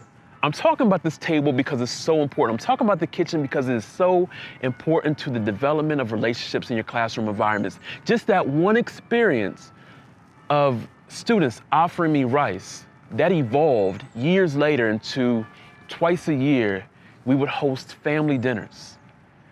We would have kids from, like I said, 25 different nations around the world. Their families would bring food in, and we would sit in our conference room and we would have family dinners. I can't stress to you enough how important the table is, how important the kitchen is to your classroom environment. Create that environment in your classroom. Build that kitchen environment that you know will prosper, you know will grow, that you know will edify your students and yourself. All right, room number two, the living room. The living room, all right, the living room. The living room is a place of relaxation. It's a place of entertainment, fun, growth, physical growth, mental growth, emotional growth, spiritual growth, and social growth. Question, I have to ask this. We're talking about a living room. We're talking about a living room. I'm gonna throw this question at you. When was the last time your classroom felt alive? When was the last time your classroom had so much positive energy that it felt alive? I don't know you. I would like to know you, but I'm gonna guess that the last time your classroom felt alive was the last time that you felt alive in your classroom. I guarantee that the reason why your classroom felt alive is because you brought the live to your classroom. It's a living room. Your classroom needs to have life. Your classroom needs to have some energy. Your classroom needs to have some laughter. It needs to have some fun. It needs to have people moving around. I'm not talking about standing on top of desks. I'm not talking about any of that. But it needs to have a movement. It needs to have some life. Bring some life to your classroom. Bring the living room to your classroom. You have all these wonderful, courageous, intelligent students. They're bringing life. But are you? Are you bringing life along with them? I guarantee if you bring life, and they always bring life, they have all that youthful energy, they have no choice but to bring life. I guarantee that if you too do this, your classroom is going to be a wonderful, life-changing experience. All right, room number 3. If I could do a drum roll, I would, but I can't. My hands aren't that rhythmic. But I would trust that you could do the drum roll for me. Room number 3 that you need to build within your classroom is the dreaded family room.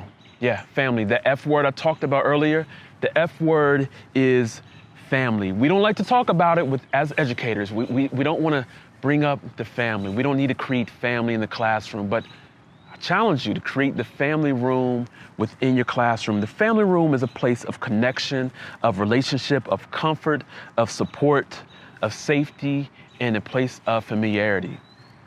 About a month ago, I had a student, actually had a couple students, they were driving to get some copies and to come see me at the library. As they were driving down the street, their car was rear-ended. It was a hit and run, and their car was totally damaged. It was in fact, the car is not able to be repaired. And this happened right down the street. I see them walking to the library. I see them walking into my academic center, and I could tell something was wrong. I could tell by their eyes, by the expression in their face. And they came up to me and said, "Mr. Aaron, thank God you're here. We were involved in a car accident. It was a hit and run, and we don't know what to do." Listen, y'all, this may not be big and important to you, but let me break it down why it's huge to me. Before they called their parents, before they called the police, before they called their sister, their brother, they came to me. They came to the family room. I look at these two young women who are soon to be graduating in a couple weeks. I look at them as if they're my daughters. And I was amazed they came in and that they sought me. Why would they seek me? Why would they come to the library for help? Because it was their family room. Because they know that I'm a part of their family, that they're a part of my family. They came and I helped them through each step of the process. I called the police. I went out to go check on them. I called the ambulance. I called their parents. I made sure that they were safe. I made sure that they were comforted. I made sure that I could do what I could do as an educator, as a human being, as a father, all these different hats that I wear, as a mentor. I made sure that I invested in these two wonderful people. The family room is probably the most intimate of all the rooms that you create within a classroom environment, because not everyone comes to the family room. A lot of people come to the living room. A lot of people can come into the kitchen, but the family room is not for everyone. You will decide who comes into your family rooms. You will see. You may not even decide, you will see, because the students will press themselves so much into your life. The students will stay after class. The students will want that extra amount of communication. You will connect with those students on that different level. They'll come to your family room. I enjoy the family room environment that I've built within my academic center, within my classroom. I enjoy seeing who's going to come through the door next. It's a beautiful thing when I see someone else from years past, someone who may have graduated from college and was coming back to check in on bolder Mr. Aaron without his free-flowing hair of 8 years ago. I have 3 students who 8 years ago I met them. They were 2 weeks removed from a Kenyan refugee camp. And when we met, we didn't speak the same language. They spoke Swahili and Somali. I'm clearly English at best. But I knew when I met them that they would change my life. I knew they just had something about them. And we would communicate more so through body language, and that grew. Years later, these 3 young women graduated from college. Remember, they were 2 weeks removed when I met them from a Kenyan refugee camp. They graduated as valedictorians of the high school class. They came to my academic center for 6 years, 6 straight years, 5 days a week, 3 hours a day. They were there. Over that course of time, we grew, they grew, we all grew. And when I watched them walk across that stage, I didn't cry on the outside, but I cried on the inside because I was so proud of what they did, what they accomplished. I thought that was really the end of our relationship. I thought once they graduated, they were going off to college.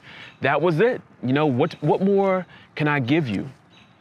About 2 months later, as they were going into their first semester of college, they reached out. They came up to the academic center and they said, "Mr. Aaron, we've grown so close to you over the years. We look to you as a father. Look at me, look at us, and tell us what you see." Did you get what they said? They said, "Look at me, look at us, and tell us what you see." As someone who knows us, as someone that we trust, as someone who can see something in us that we can't see, look at us and tell us what they see. And I did. I shared what I saw in them. I talked about their compassion, their strength, their courage, their intelligence, their humor, their presence. I talked about all of that, and they were crying.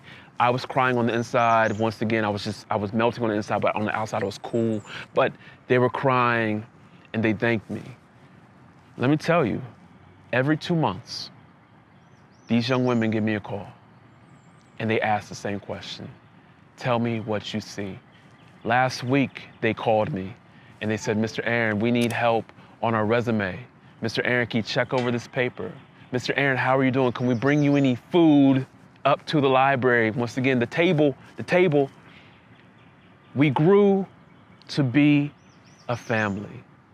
At their graduation, these young women are Somali young women, and I am not. I'm an African-American male. But at their graduation, the men in their family were taking a picture. The men, the uncles, the grandfathers, they were taking a picture with them at the graduation. The men told me to come over and stand with them in the picture as fathers, as their uncle, as a man in their life. Family room, y'all. this is family room. Not everyone is going to enter into that family room, but when they do, they do. You have to create that small space, that intimate space that is designed for those students that you just know are your family. You look at them as sons or daughters. You look at them as part of your own. You have to have that creative space. In closing, I want to leave you with something in closing. The importance of these rooms is they're important because they provide optimal growth for both students and staff. The family room, the kitchen, the living room, it's not just for the students, it's for you too. When I'm in my classroom environment, I am a teacher, I am an educator, but you know what? I'm also a student.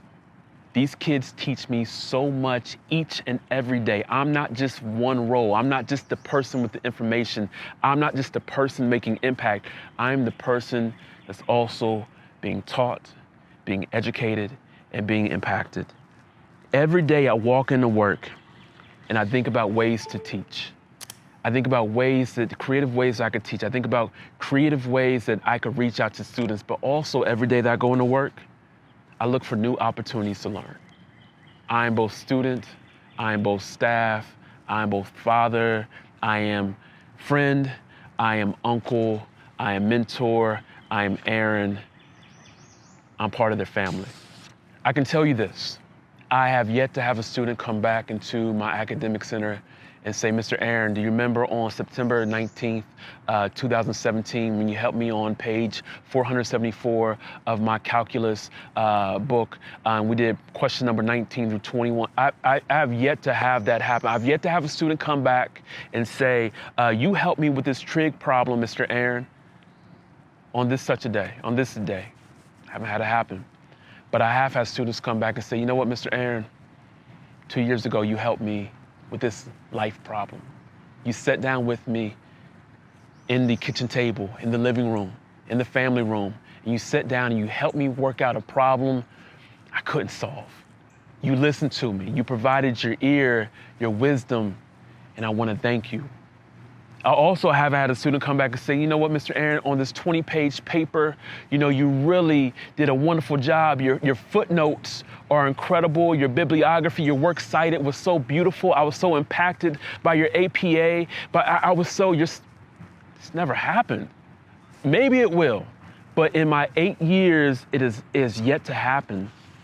But I have had students come back and say, Mr. Aaron, you helped me write my life. You helped empower me to be the author of my life.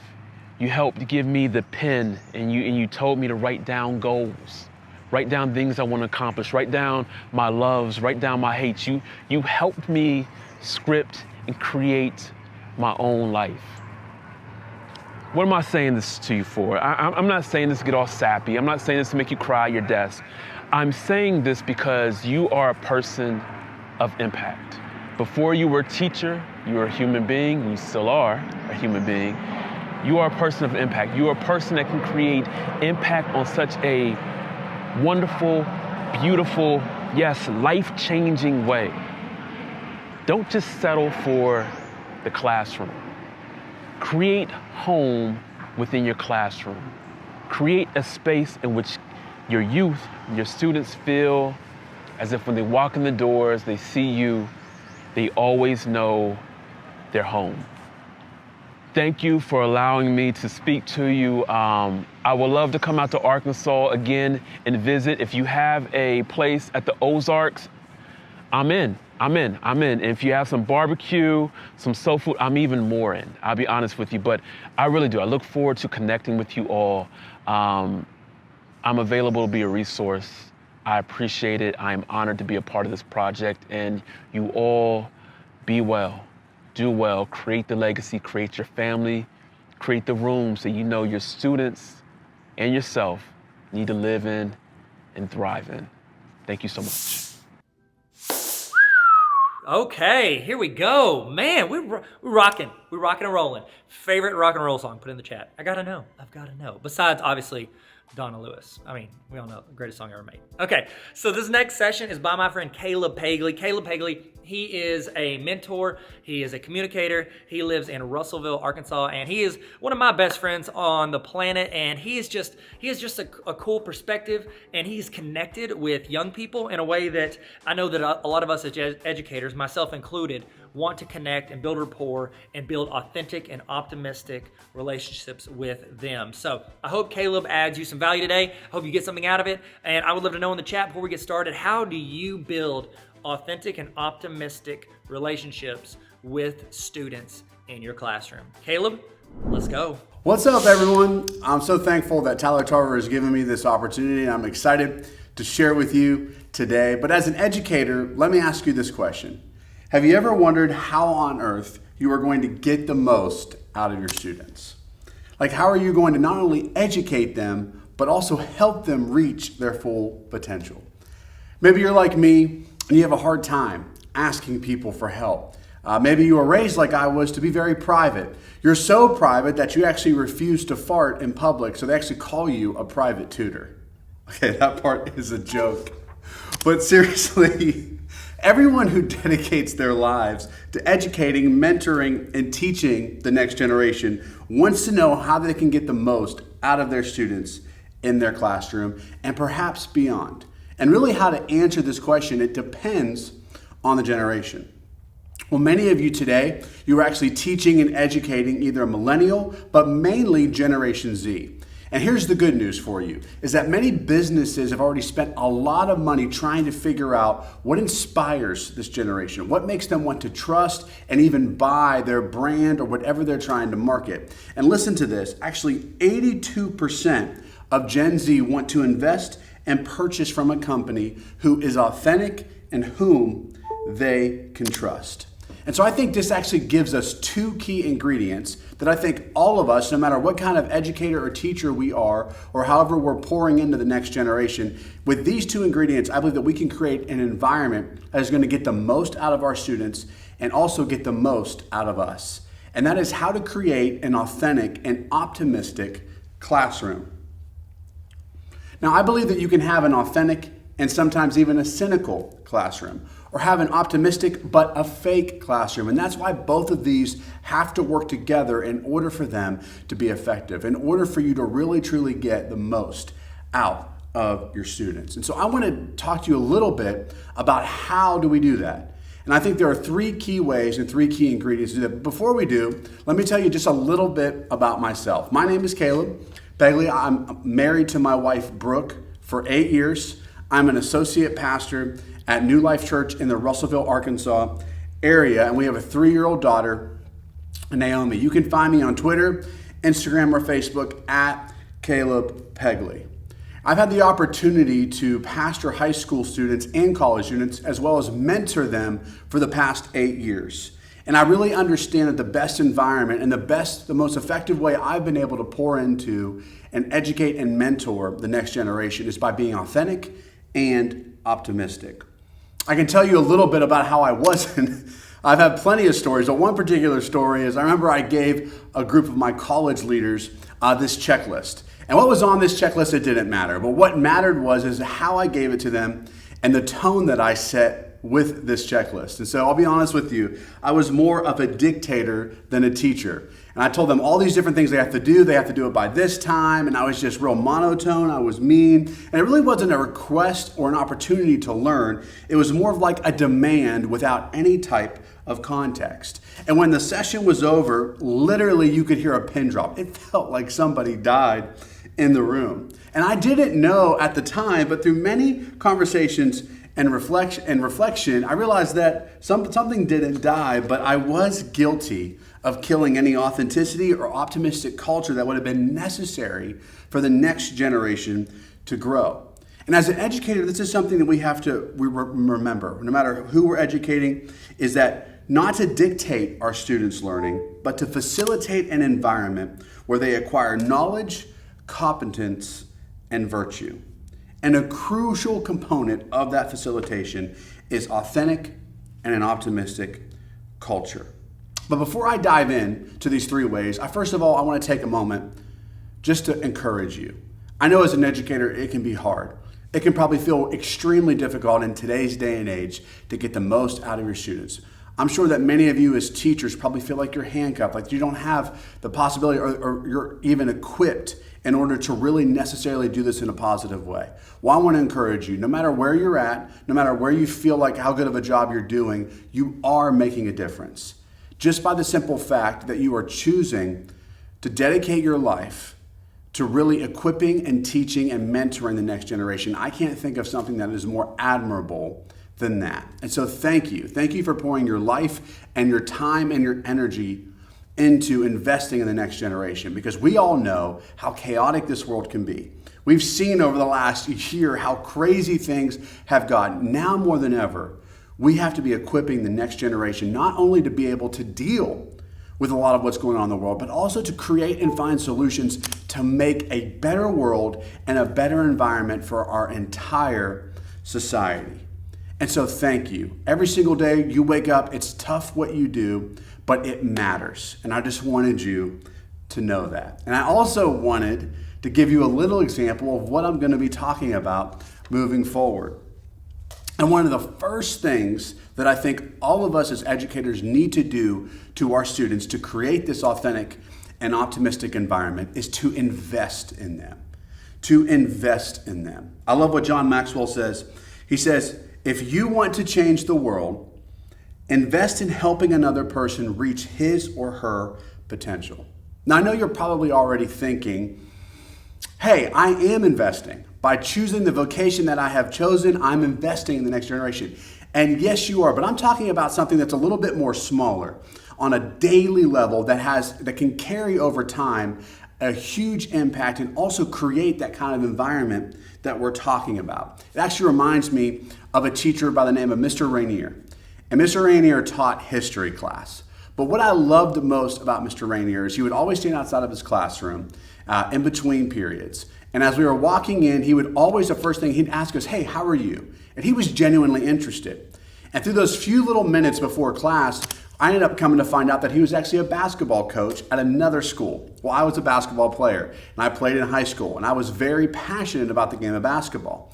And so actually, we didn't even talk about history the first few minutes. We actually talked about basketball, and he invited me out to his gym and to the whole different school to go to an open gym. And so I ended up going here, and he ends up teaching me and giving me all of these tips and doing all of these things that he didn't have to do that had nothing to do with history, but man, made the biggest impact on my life, so much so that I'll never forget who he was and what kind of guy he was. And that's a small example of being willing to invest into our students. Here's a question that maybe you can ask yourself on a daily basis that can help you when it comes to investing into your students. What can I do today to show my students that I care about them beyond my classroom? Well, maybe you're not into sports, you're not an athlete. Listen, the whole next generation, they love TikTok, okay? If you don't know what TikTok is, you don't even have to know what it is. But one of a really quick way to invest is maybe you start off your class by picking so many students to do a TikTok with every single day. Maybe that's just something small for the first 5 minutes. Just show your students that you really care about them, that you care more than just about this class, about what you're teaching, but you genuinely care about them, their interests, and who they are. And that can lead into my second one, which is to encourage them. William Dufour says, encouragement is free and beyond measure in value. You know, this is something that you can add value to your students every single day that doesn't really cost you anything. It's free. And it's one of the simplest and most effective ways to get the most out of your students is through encouragement. It reminds me of my English teacher, Miss Steinbeck. Now, Miss Steinbeck was one of the most encouraging people that I've ever met in my life. And every single time I walked into her classroom, I was excited and optimistic, not about English, but about being in that environment, because I knew when I showed up to Miss Steinbeck's class, I was going to be encouraged. No matter how many times I failed, no matter how many times I threw a comma instead of a period, or however that looked, she would always find a way to encourage me. She had such an impact through her encouragement that she actually asked me to join this journalism class, and I was the only guy in the class. Now, I had other motivations to join this class, but I listened to her because I knew that she cared. And I knew that she wouldn't ask me to do something unless she thought it was going to help me or for the better of who I am. And that's all because she was such an incredible encourager. So here's a question that maybe you can ask yourself every single day before your students show up to class is, what is one small way that I can encourage each student before they leave today? Even in their failure, finding a way to encourage them is so important. It can be so uplifting, and it can add to that optimistic environment that can help your students reach their full potential. Because if they feel comfortable and they trust you, then it's going to bring out the very best inside of each and every one of them. The third thing is to inspire them. I love what John Quincy Adams says. He says, if your actions inspire others to dream more, learn more, do more, and become more, you are a leader. Sometimes the best way to inspire others is by showing your students that you believe in them. I'll never forget Gary Peacock. Now, before I tell you about Mr. Peacock, what a name too, right, for a teacher, Mr. Peacock. But before I tell you about him, let me tell you a little bit about myself. I am terrible at math, okay? I am absolutely horrid when it comes to the subject and the topic of math. I can write a paper, I can talk, I can do all these things. I cannot crunch numbers. I don't know why. I feel like I'm dyslexic when it comes to it. No matter how hard I've tried, and believe me, through high school and through college, through a bachelor's degree, through graduating high school, all of that, I am still terrible at math. It was like by God's grace or teacher's grace that I passed all of my math classes to be able to even have a degree today. But I am terrible at it. And yes, I have tried and tried and tried. And the more I tried, the more I realized I just can't do math. And so Mr. Peacock, listen, this was obvious, okay? Anybody who had me as a math teacher recognized very early on that I could not crunch numbers. Now, Mr. Peacock was the opposite. He was incredible at math. He taught the majority of the math classes in my high school, and he was brilliant when it came to it. Well, he had me for a few of my math classes, and he recognized that I wasn't very good. But what I found interesting was he actually pulled me aside on the last day of one of my math classes in my junior year, and he said, hey, listen, I want to ask you something. He said, I want to know if you want to join our pre-calc class for next year. And I said, Mr. Peacock, you know that I'm not good. I mean, why are you asking me to do a class? I barely passed this class, let alone the next level of pre-calc. There's no way I'm going to be able to pass this class. And he said, no, I believe in you. He said, first of all, he said, I need your help. I need one more person to sign up. And he said, second of all, I want to help you. I believe in you. I believe that you're better at math than you think you are.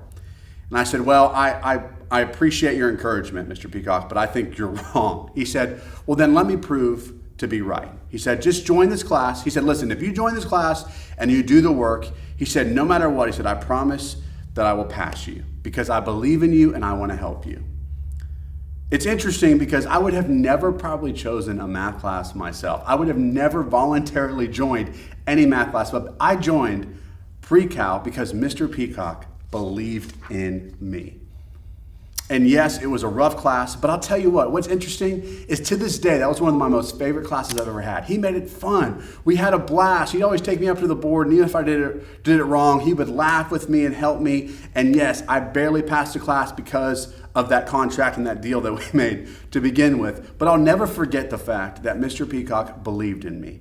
Even when he saw the worst in me, even when he saw the worst about me, he still chose to believe in me. And here's a question that I think as an educator you can ask yourself before your students come into your classroom is, how can I show my students that I believe in them today? Think about it. Many of our students have dysfunctional homes or have a lot of things that are happening negatively to them outside of their classroom. They may have no one in their life that is speaking, that is encouraging them, that is investing them, that is even inspiring them to be better. And here's the cool part about all of this, is that when you invest in your students and when you encourage them, you automatically inspire them. And when you put all those together, you create this authentic and optimistic environment that you're really going to begin to see the very best of your students come out. And what you're going to find is that not only are you going to have the very best come out of them, but also this is going to bring the very best out of you. And so I want to give you this quick checklist of these questions. I want to reiterate these questions for you to help you as a reminder every single day. These are 3 questions that you can ask yourselves about all the students that come across your path in a school day. And the first question is, what can I do today to show my students that I care about them beyond my classroom? What is one small way that I can encourage each student before they leave today? And how can I show my students that I believe in them?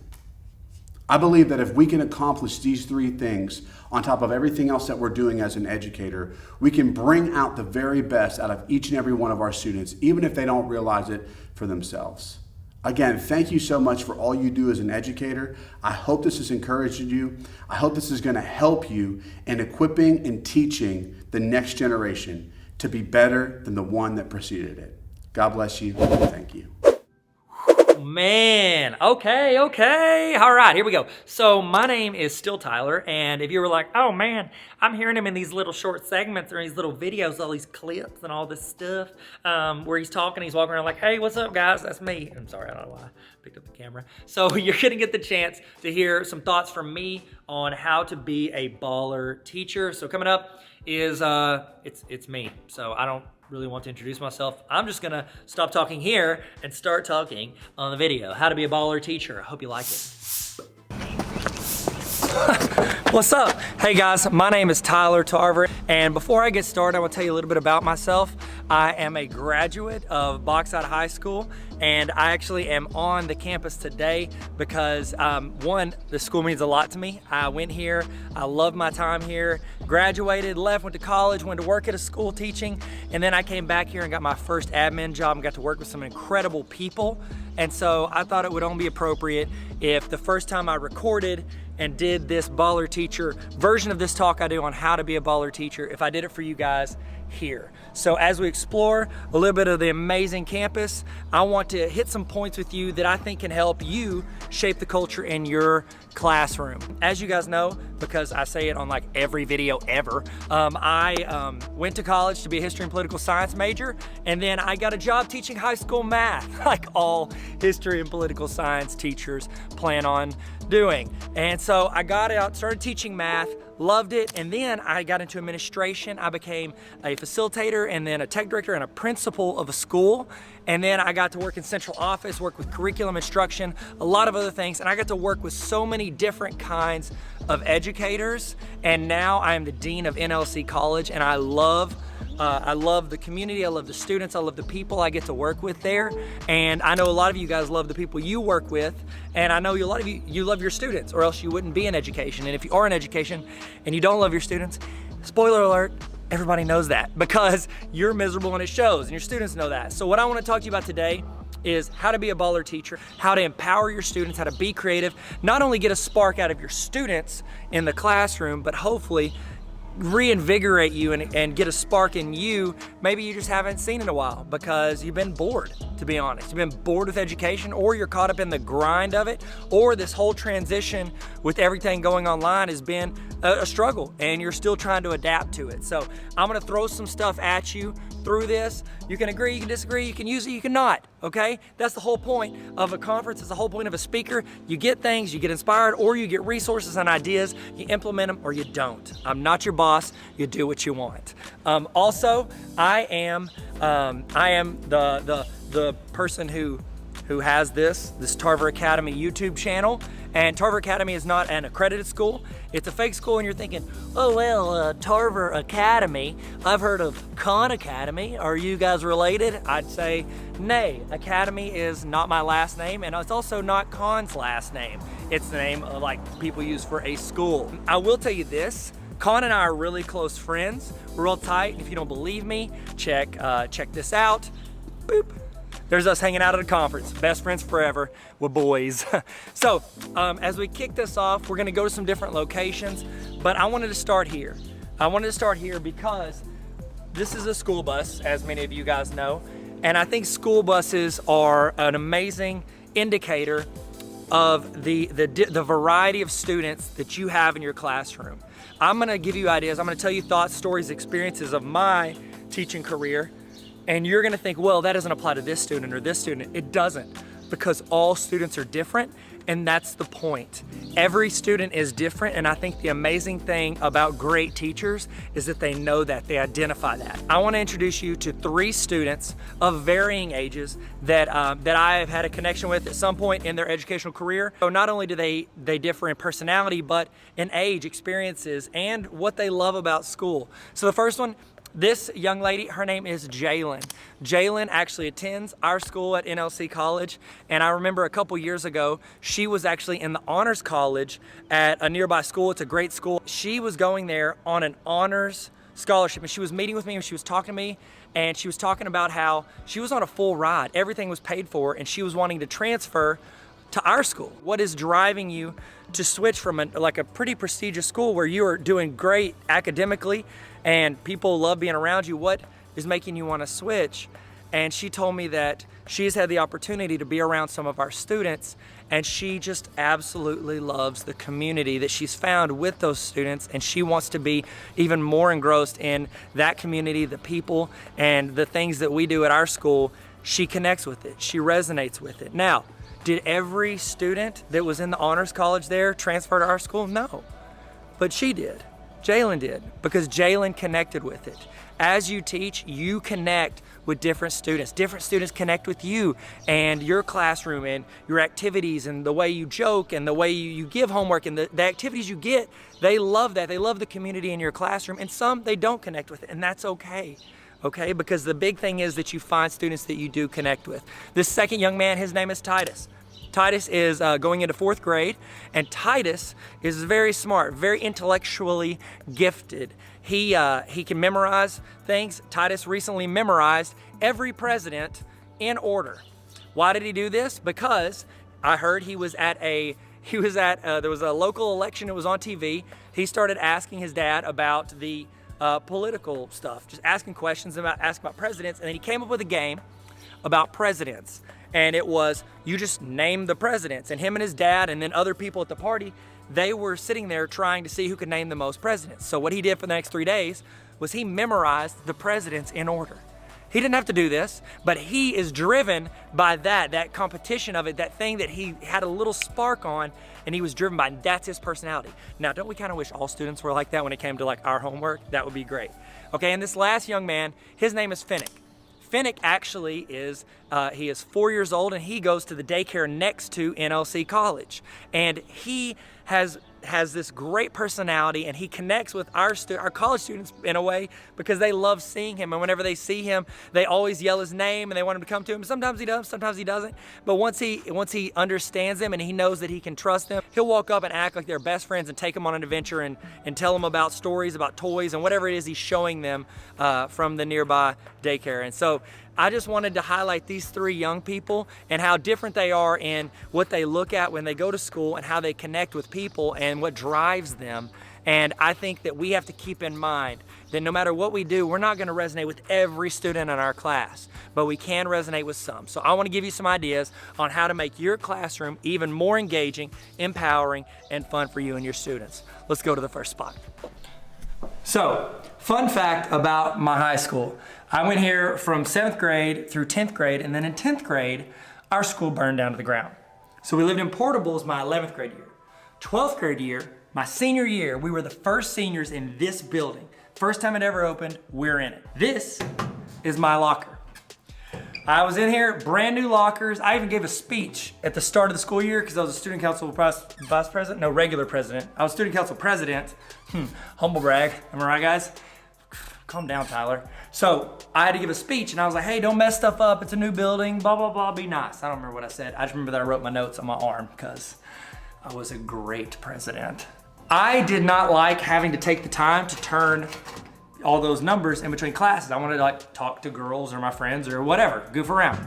So what we would do is we would take a penny and we would jam that penny right here inside this lock so that it would shut, but then, okay, that's locked now. It would shut, but then we can open it. So it would look shut to anybody that's walking by because nobody's just like walking by pulling lockers. And then we can walk up, pretend like we're doing this, and then we just open it. I don't have to like type in a code. I can just open my locker, which now I can't. I had one of my teachers, my English teacher, she popped out and she saw me just open it. I guess I forgot to pretend like I was unlocking. She goes, is your locker broken? I go, no, it works great. She goes, did it just open without the lock on it? I was like, oh, no, it was just like loose or something. She walked over and looked at it, opened it up, saw that I'd put the penny in it, straight up lied to her, and she sent me out of the office and told me not to do that again. So I waited at least a week before I ever did that again because I'm a respectful president. All right, guys? Do you enjoy when your students lie to you? I would vote no, you do not. So this topic I want to talk about is called line in the sand. We all have heard that term, you draw a line in the sand, you don't cross it. When you make the rules and procedures for your classroom, you are drawing a line in the sand, okay? A very easy way to visualize this for most teachers is they don't allow students behind their desk, okay? So they'll tape a line leading up to their desk and they say nobody can cross that yellow line. But then, they have a friend who's a teacher and then their friend's kid is in their class and, after school the kid and your kid will hang out and they'll go behind the desk and they'll watch movies on their phones or whatever it is so they feel comfortable. Okay, I was the teacher's kid, so I used to do that too. We'd had snakes in my mom's desk and she'd find them during class. She didn't like that. Don't do that, okay? But we would get comfortable and hang out in those classes.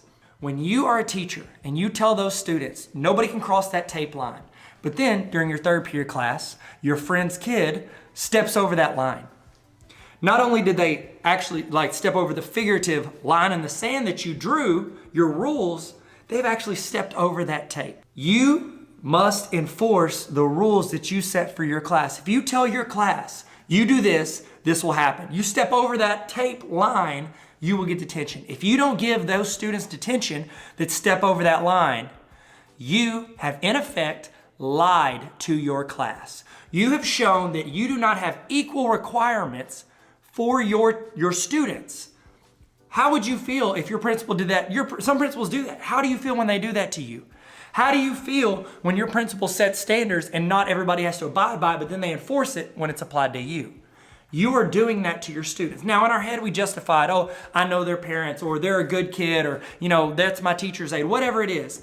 If you let that happen, the other students see it and they will start thinking that the rest of your rules and procedures are options as well. Or maybe there are options for certain students that you like or that are friends with your kid or whatever rules you're not enforcing. If you make a rule for your class, you have to abide by that rule. Now, sometimes you need to change a rule. Say you set something, you set a procedure up or you set a rule up for your class and you realize early on, this is not good this is not an equitable rule for my class. I can't abide by this or it just doesn't fit. You can change the rules later. You just have to let your students know why you changed the rule. You have to communicate with them. You have to communicate clearly with them. If they don't know, if you just change it, they don't know the rules were changed. Here's how I used to handle my class. I'll give you my example. You do yours. This is what I used to do, okay? I had a 5-part procedure for students. There were only 5 levels you could reach if you got in trouble in my class. If you're not paying attention, you're not doing your work, or you're talking while I'm trying to teach or do something, then you got your initials on the top corner of the board. I don't know if that's allowed in your school, but I would put their initials. Didn't address them, didn't talk to them, didn't even look at them. I would just write their initials and keep teaching. They did not slow down my class. That was my rule. I will not allow the students in my class to impede the learning for the other students. So I would just write their initials and keep rolling. Sometimes they saw it, but most of the time they're not paying attention or they're talking, so they don't see it, but their friends see it, and they would tell them, hey, so-and-so, little Jimmy, you got your initials on the board. They knew that was the warning because they knew the clear procedures. Second step, if they acted up, little Jimmy acted up in the same class, then I would keep teaching, I would walk over and I would grab a piece of paper. It was a salmon colored piece of paper. They would put their name, the class period, time of the incident, and there were 3 questions. What were you doing? What should you have been doing? And then what are you going to do to prevent this from happening in the future? They have a signature line and date at the bottom. I have a signature line and date. They don't have the tension. They just have to fill it out. I'd walk over. I would pick it up. I would keep teaching. I would set it on their desk. They knew what they had to do. They had to fill it out and sign it before they left class. If they had an issue with it, we could discuss that after class. We're not taking up class time for it. Now, let's say they kept going. They get that paper. They act up before the class gets out. This is like 3rd strike in class. Same thing. I go get another one. They have to fill it out again, and then they will also see me in afternoon detention. 4th, if they mess up 4 times in that class, they will go see the principal. I would send a student to the principal twice a year max, because I gave clear, actionable steps to their discipline if they acted up in my class. They knew the expectations. I tried my best to be consistent with them. And then if they ever stepped over those lines, they got one of those issues, okay? Most of your students that are good students that are just having a crazy day or they're hyper or whatever, at the first one, they don't like getting in trouble, so they don't do anything. You don't have to follow through. They're not in a lot of trouble. They just got a warning. Their initials, they move on. The rest, this area, that middle no man's land, they usually stop right there. Very seldom did I have to send a student to the principal's office. And when I did, because I only did it once or twice a year, they knew it was serious and they took it serious.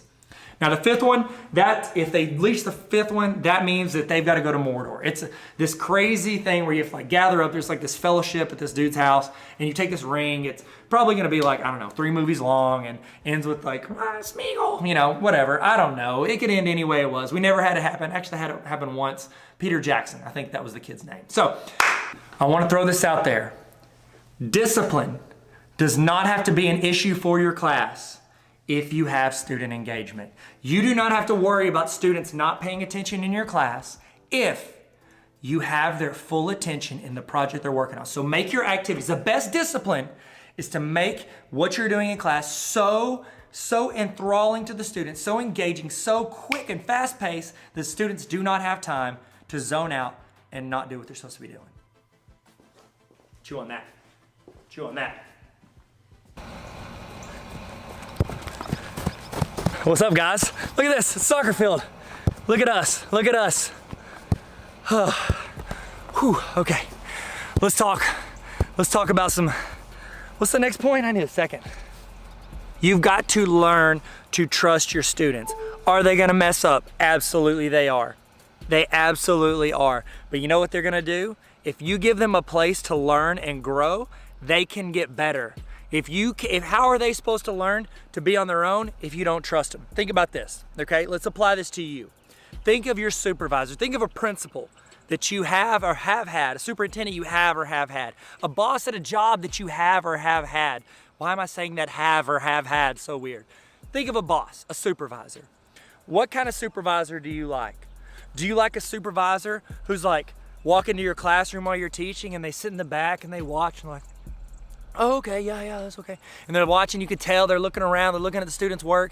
And then they start like, they kind of stand up and they're like, teacher, can you, how about you do this? Like, how about you go and you do an activity like this? It would work if you did that. And you're like, oh, okay, we can adapt the activity. And then they walk around, they're talking to the students, they're helping them. And they go, okay, how about this, guys? Let me show you this way to work this. And they go to the board and they work it. And they go, how about this? Teacher, could you stand up here? Could you wear this mask of my face and then do this assignment exactly like I would do it?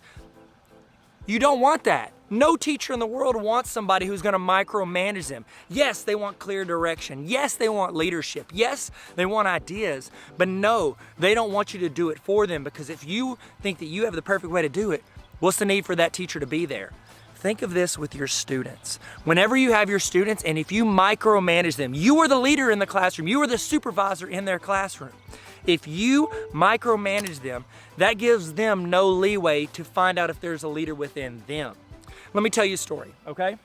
So, whenever I was teaching high school math, one of my class periods, I would have to leave my class and go to the ALE. Alternative Learning Environment, if you don't know what that is. So, I had to go to a PD one day, so I filmed myself the day before teaching the math lesson because I didn't want to lose a day of math. And the students were going to watch that video, and at the end, I give them their assignment. They work on it, and then we go on. I answer some help questions at the beginning of the next class, and we move on. We don't lose a day. It's not a wasted day because I'm gone. Well, the substitute got a little bit confused on the instructions, and the substitute did not show back up for my 5th period class. After they left and went to the ALE, they got mixed up on when lunch was, and they didn't show back up. So my class, about 10 minutes into class, this on-level geometry class is sitting there looking around, and they're like, does anybody know what we were supposed to do today for class? And then one of the students was like, well, I heard somebody said that Tarver made a video and we were gonna watch it and there's an assignment.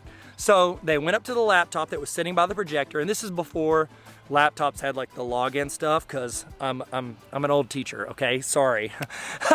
You didn't have to log in. So they opened it up, they found the file, they hit play. When that substitute teacher came in the last 5 minutes of class, you know what they did? They walked in on a class that was working. That was sitting there in silence, working on their assignment, trying to understand it. Everybody was quiet except for one young lady who had already finished her assignment and was now helping another student. Now, would this have happened in every single one of my classes? Absolutely not. I'd bet a lot of money that it would not have. But it happened in this class. You know why? Because this class and I had a rapport. I had built up trust in them. I had told them how important they were, how great a class they were. I praised them whenever they did something good. You have to trust your students. You have to show them that you think they can do things without you. If you act like you're the hero in the class, like they can't function without you, then they're gonna think they cannot function without you. You've got to let them be the hero. You are the guide in this story. I'm sweating. Can I? Oh, I like put this headband on. It's like sweaty. Now, you might think, Tyler, why did you come to this football field? Here's why. My friend Matt, he's a soccer coach.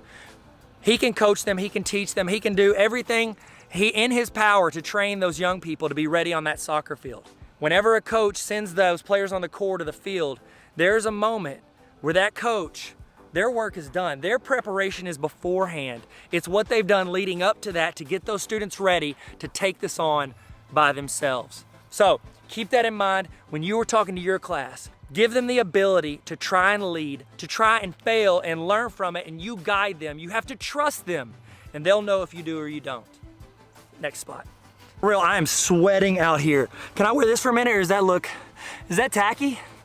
It's okay. Makes it better if you kick stuff. Boom. Home run.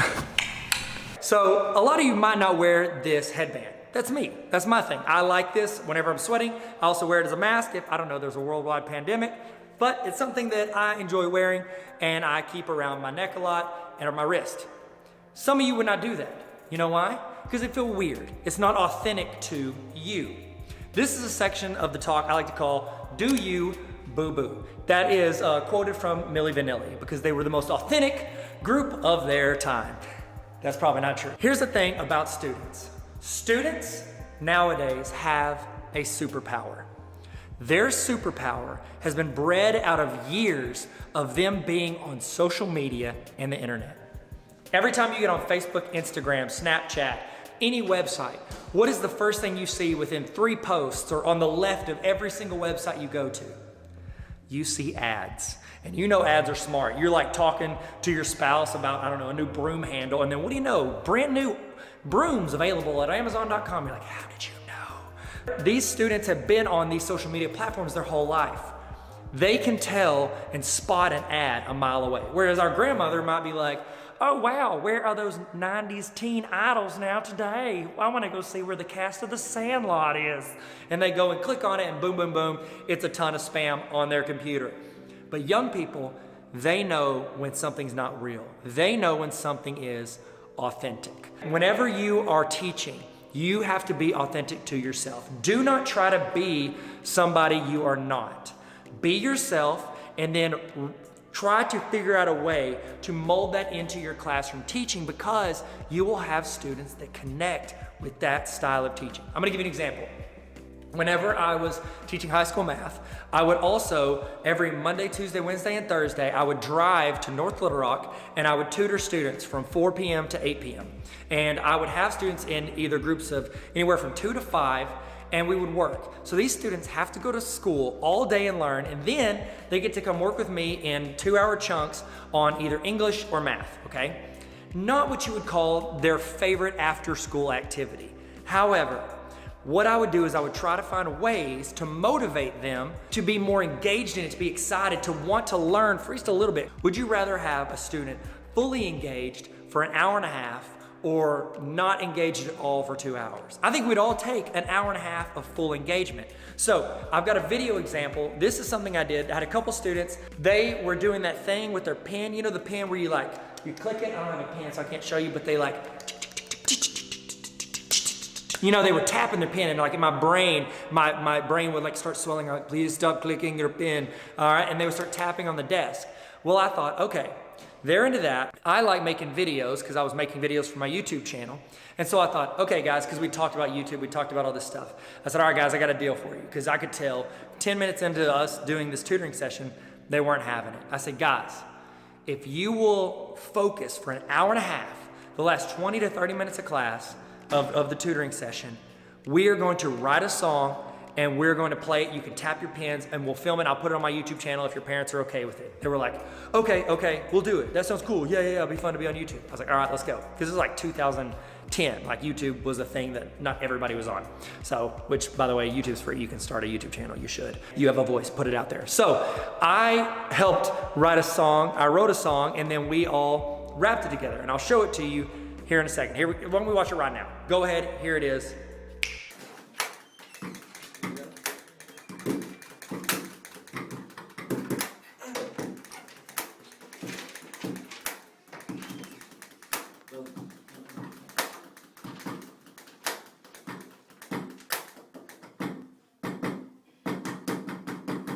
Hey, hello, my name is Tyler. Hope you're having a good day. I'm doing work cause I ain't got no time to play. Sitting here spitting with my boys, I think they name is Trey. Playing checkers, guess what's runners, bases where they like to stay. I don't know a lot about rap, but they said that I'm okay. Cause I ain't got no money, high interest is how I pay. Like Harry Potter making magic out of clay. I'm also losing my hair, but at least the things are not great. Y'all like two girlfriends, I say yes and nay. I'm not gonna be rude, introduce myself and say, hey, y'all like Eminem and Justin Bieber, I'm like Dre. We all be best friends until the month of May. We can all get some ice cream or eat a steak, I'll get filet.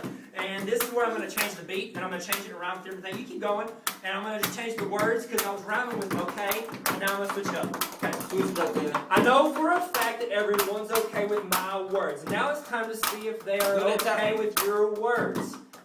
You go when you are ready. The girls call me Jade and they rate me a 10. I chase the ladies down like the new Pac-Man.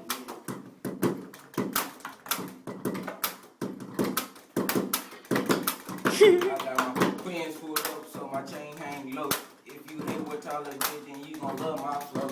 Yeah, now it's my turn. You guys stop talking, because I'm really good, and everybody's in my hood. Everybody likes me. My rap is so good. Everybody want to be like me. Where you guys going? Don't you want to hear me rap again? I think you would really like it if I rhyme with other words. How about stuff like words? I can rhyme with words.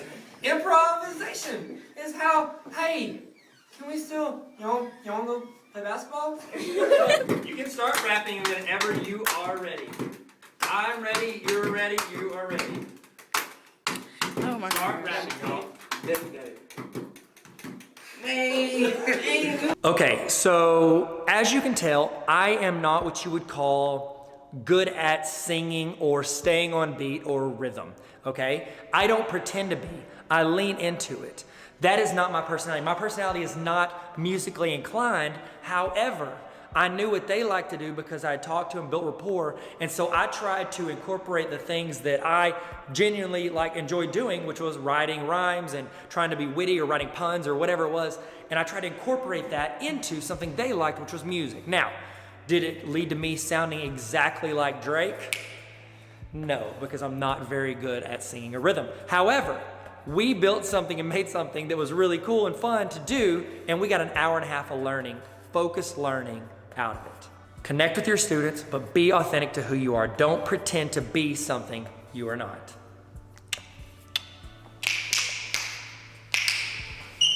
Hallway, let's go. This is the field where I was an administrator.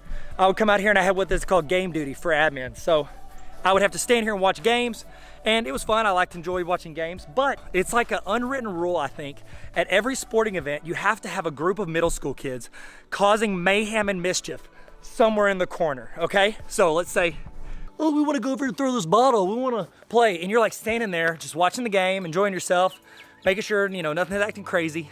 You look in the corner, you go over there and you look and you're like, oh, what's that in the corner?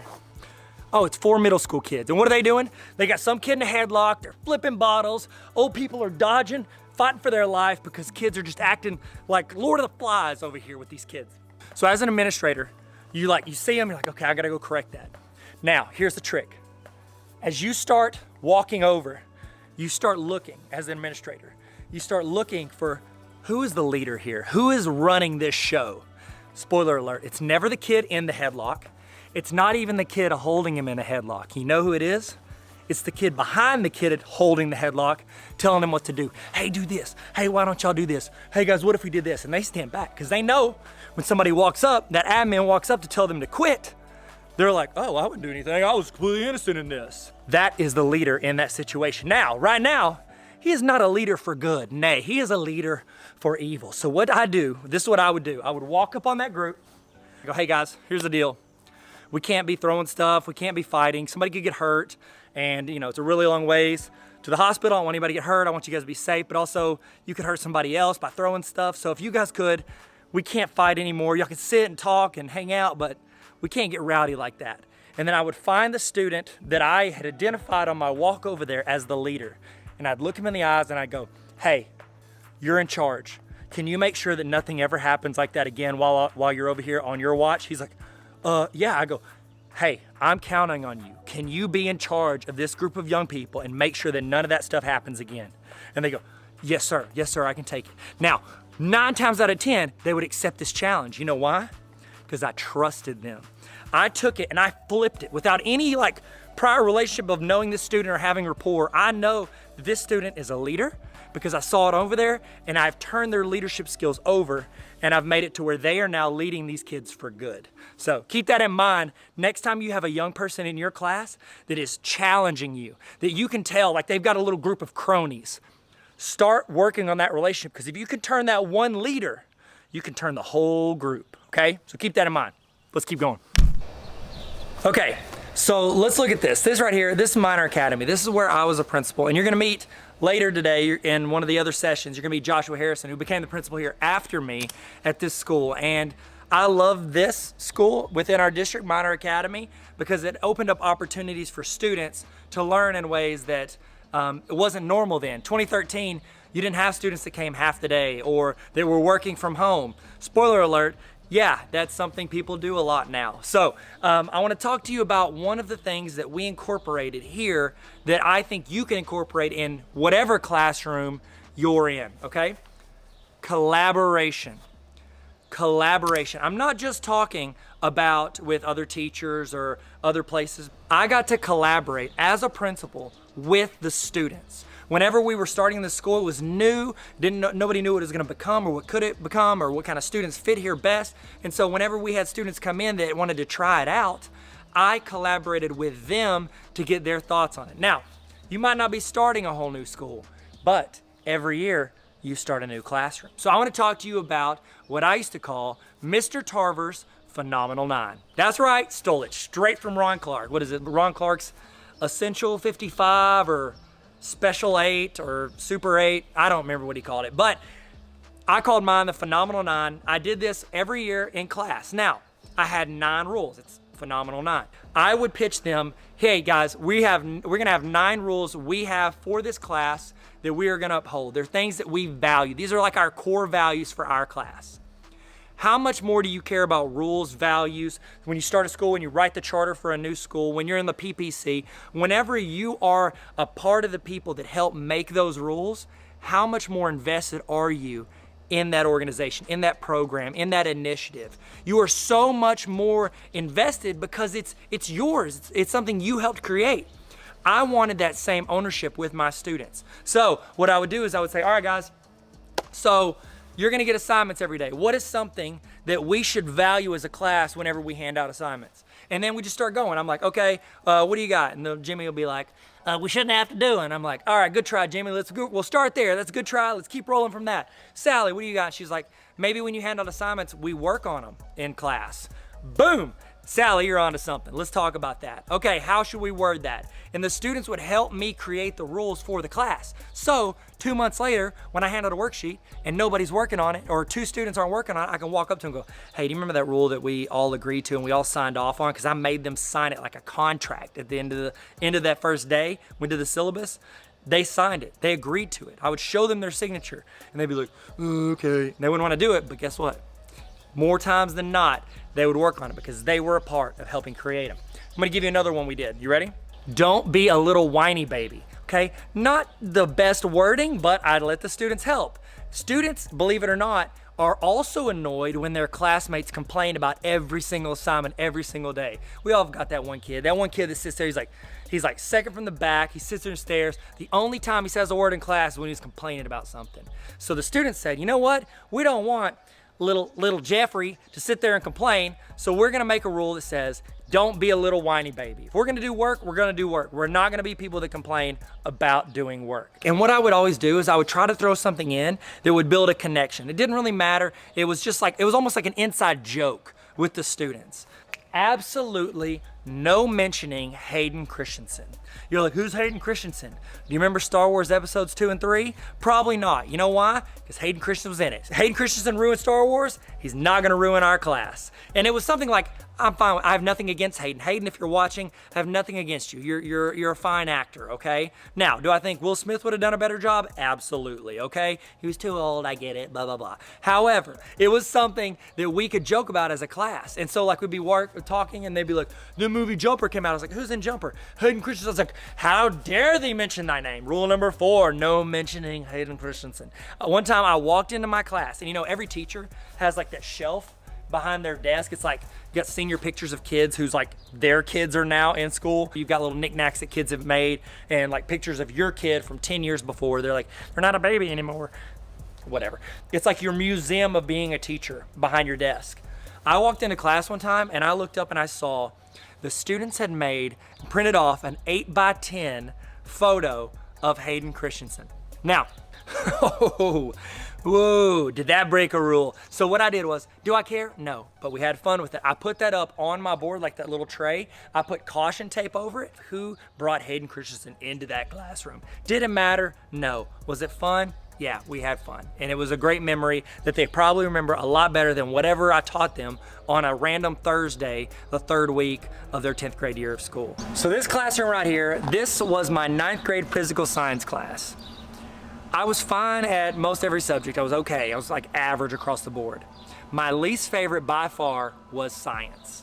I did not like science. I did not see how I was gonna use that for any career that I didn't know what I wanted to do, but I didn't think I was gonna use it for any of those careers. But I had to learn it. I had to do it. I walked into that class, I sat down, and I had to listen to a teacher tell me why I needed to do it because I needed it for my credit for my high school graduation and I needed that to get a job or whatever it was I wanted to do. We as teachers, how often are we handed down a program that we don't see the necessity for it in the moment? How many times are we given oh, you gotta learn this system or, put this report or put this information in or do this or run this or print this lesson plan. You have to go and do all these extra steps that you don't see are directly related to what you want, which is teaching, okay? It might not be your favorite subject within the realm of what you do as an educator, but it's still something that you're required to do. We ask our students to go from class to class, from subject to subject, and learn all these different things that they might not see the importance of. And yet, how often do you project that you don't want to learn something that is handed down to you in front of your students? You are an influencer in your classroom. Your students see how you respond to new learning. They will see how you struggle with this new technology. I don't want to learn this Chromebook, or what does this iPad even do with this? I don't see why I need to learn how to edit this video or how to create this podcast. They see you not wanting to take that step forward with that technology, and what that does is that translates to them and how they are accepting what you're trying to teach them. You're saying, I don't want to learn this because I don't see how it's applicable, or it's too hard, or I don't get it.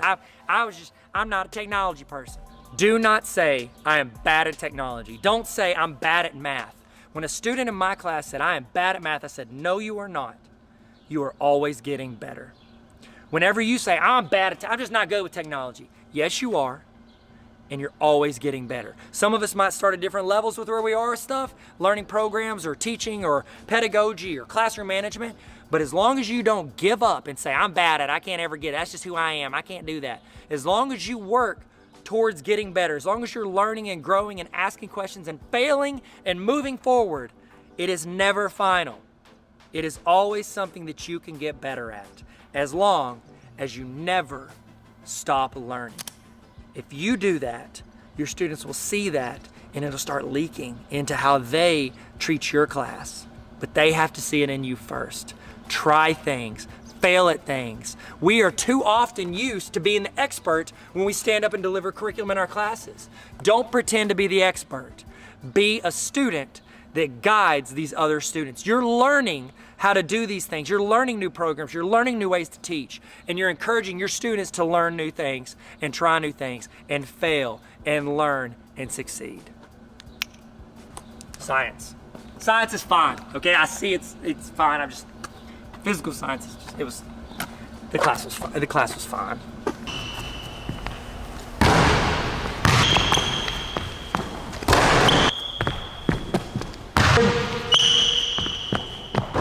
Sorry, Jordan. First try.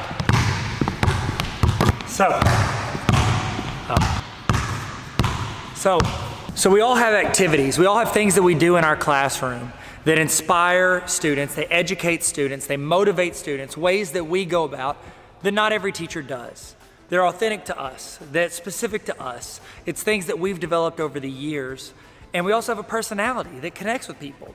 One of the things that I think discourages teachers is that they can't connect with all of their students. A good teacher wants to resonate with all their students. Now, we might not all be like, oh, I'm a baller teacher, or oh, I connect with you on this, or oh, I can play basketball, or I can hit a shot like this. But one thing we can do is we can all connect with our students. Students don't need you to be cool. They don't need you to be, fly. They don't need you to be baller. They need you to care about them. Think of people whenever they become famous, whenever they become successful. Michael Jordan, I just watched The Last Dance. He talks about the people that inspired him to be great. His UNC college coach, his dad, different people in his life that inspired him to be better. And then there were people that challenged him, people that said he couldn't do something, or they would trash talk to him, and that inspired him to be better. Whenever you hear successful people talk about how they became successful, and they talk about their teachers, they usually only talk about two different ways that their teachers led them to greatness.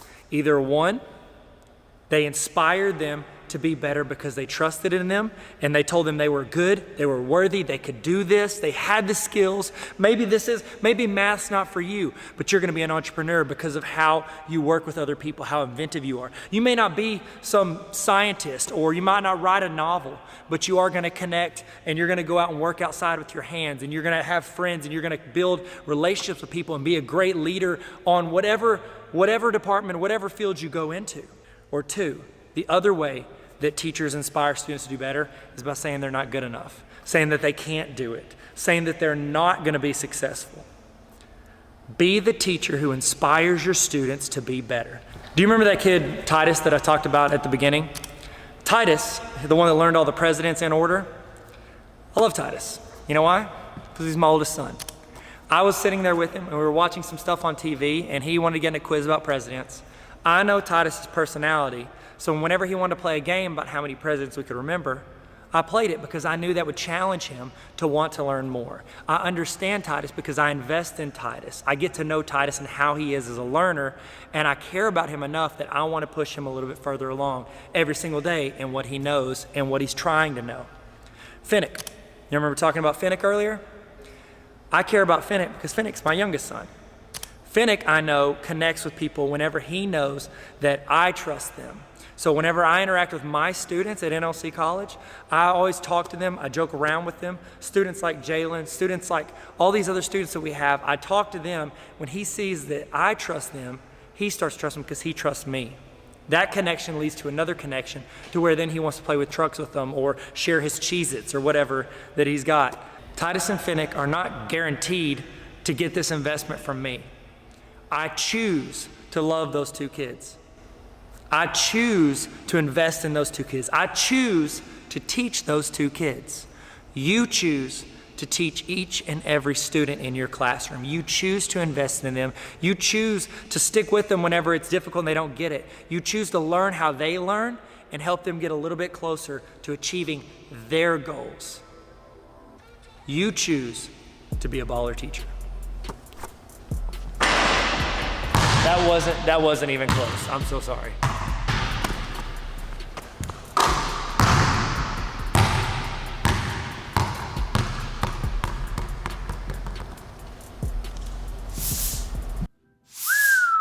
Okay, well, That session was just okay. It's whatever. Who cares? Okay, so this next part, I want us to kind of ease up. We've gone through some longer sessions, and I want to go through a quick little video I made with one of my students, one of my amazing students. His name's Ricardo. He just graduated this past semester. So if you ever need a videographer or photographer, he is your guy. But I asked him, I was like, hey, come office, Ricardo. I want to make a video on slang terms and what they really mean. And so some of these are probably like he would say, oh, these are outdated now.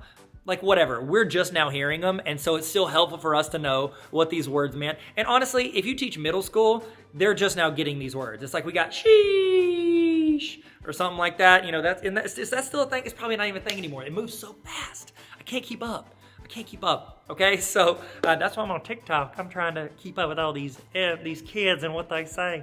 I'm just kidding. That's not why I'm on TikTok. I'm on it for the amazing educators like you and the ones you've seen today. That's why I love TikTok. But this next video, it is my student and friend, Ricardo. He just graduated college this past year, and these are some of the slang terms students use and what they really mean. Ricardo, thank you. Hey, what's up, guys? My name's Tyler, and I thought, you know, with the start of school, oh my gosh, I look like a... Hey! I can't hear you. With the start of school coming up, whenever students say something that doesn't make sense, we need to know what that is. We need to know what that means. What do those words mean? What do these things they're saying mean? Bet Cash Fam. And I got my local expert, Ricardo Aguilera, here with me. Am I supposed to be looking right here or right here? Here. I'm gonna ask him to give us a quick tutorial because he is the most in touch with culture person I know. Wow. A Webster's dictionary, if you will. What do these words mean? What does it all mean, Basil? Let's go with the basics. I'm gonna go with the ones I know, and you can tell me some that I don't know. Bet. It's a little older. Can you go take the trash out? Bet. It means like a yes. That's it. Yeah. Yeah. It's the same three letters. Exactly. Just swapping them out. Yeah. Like when you get them cereal boxes and they got decoder rings, it's like they're like 3 letters. It's not anything like that, actually. Okay, cash. Oops. They don't come with prizes. No, they don't. There ain't no prizes there. Oh, I'm trying to be... Cash. What does that even mean? Like, oh man, that's cash. Like, oh, what are these? Brand new AirPods? That's cash. It means money. Like, it equates to money, like it has financial value? Or just like, oh, that's money, that's good. I mean, it's also like, I don't know, I've only heard people refer to cash when they shoot a basketball. That's money, like I'm gonna get paid, board man get paid. I'm gonna get signed by the pros. Unless they say I got cash, I got the money. Give me the gold. Remember that? Give me the gold. From the leprechaun video? I want the gold. I'm gonna go up in that tree, I'm gonna find a leprechaun. Who else in the leprechaun say yeah? Remember that? You don't know that? No. Fam. What's up, fam? That is a term used to talk to somebody who you are acquainted with familiarly. Okay. So like a friend, family, so brother. If I'm a teacher, fam, and somebody's don't like, say fam if you're a teacher. No. If I'm a teacher, the first day, what up, fam? No, I'm trying too hard. A teacher. If a student, I say it all the time. But not in a teacher standpoint. You say it from a friend standpoint. Okay. So if I'm a teacher and a student goes, tonight you're gonna have homework, and somebody's like, oh, I got you, fam. Should I be upset or should I be honored as a teacher if a student says Both. that to me? So I should be upset and honored? Depends on how you look at it. If they look at you like a friend standpoint, you want them to look at you from like a professional standpoint. So if they say fam, then it's like they're referring to you as a friend. But it's also good because that means they're also referring to you as a friend, so they view you as your equal. So they like you. You ever actually called a teacher dad or mom? Yes. I've done that. First grade, Miss Davis. So weird. It was weird. Do I look? And they just look at you for a second. I've been called dad before, and like these are teenagers, like high school kids saying that in a math class. That's just weird. Well, I mean, I'm really good at math, so. Father. If it's elementary, it's fine. Anything above that is weird. Yeah, it is weird. It is weird. It was weird. What's some others that I might not know about? Flow up, glow up. Yo, she got her glow up. That means that you're dressed really nice today, right? No. I didn't think so. Okay. Draking. Oh, that means like nonstop. I did not mean to text you. I was draking. That means you were like highline bling. Right? No, that means someone texted you, they was just in their feelings. So they was draking, because Drake always in his feelings. He gets in his feelings a lot. I've noticed that. Chips with the dip. I want my chips with the dip, that's all I know. You know what I'm saying? Extra, the next one is extra. I know that one, because people say I'm extra all the time. Okay, what does extra mean? It means you're going too much. You come in too hot. It means you over the top, too much to handle. You're being too much, that's exactly That's me. That's me in a nutshell. That's my life. Milk, okay. Milk. No one just says milk. They say got milk. That's an old phrase. Get him some milk. He needs some milk. That's what it really is. What does it mean? He needs some milk. It's from a vine with this person who is doing. Oh! Somebody! Oh! He needs some milk. She was the doctor. She said, he needs some milk. That's good, fam. And then the last one is snap trap. No one ever calls it a snap trap that I've heard of. They call it thirst trapping, which is girls be posting, or guys, whatever. They be posting stuff to get people to comment because they want people to comment. So is it inappropriate? If I'm in class, I'm a teacher, and somebody says, yo, snap trap on the lab. Say that. Don't say that. Don't it's ever bad? Say it's a bad word? No, but it's just like... It just means like it's just somebody's being post, promiscuous. yeah, whatever that word means. Yeah. They're wanting attention. Like, hey, look at me. Dudes, they probably like try to just like...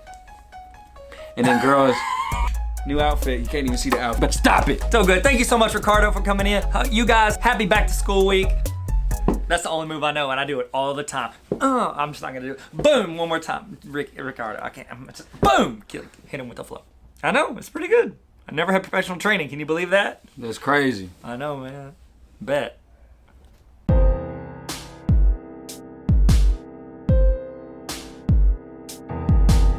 Thanks, man. What is that for? I have to cut that. Cut. Okay, so in the chat, what word did you hear that you have never heard before in your life? Or what word did you hear and you were like, I had no idea that's what that meant. So I want to know in the chat. So before we move on, I do want to give a shout out to Ricardo. Ricardo is extremely talented. And, you know, I wrote this book, The Baller Teacher Playbook, which you can get it, whatever. It's Amazon, link in bio. Who cares? What I want you to do is I want you to see this video that he made. He edited, shot it, edited, took the concept, got creative liberty to go in and make this video over my book. And it's just like, it's like 40 seconds. So I'd love for you to see it. So let's go.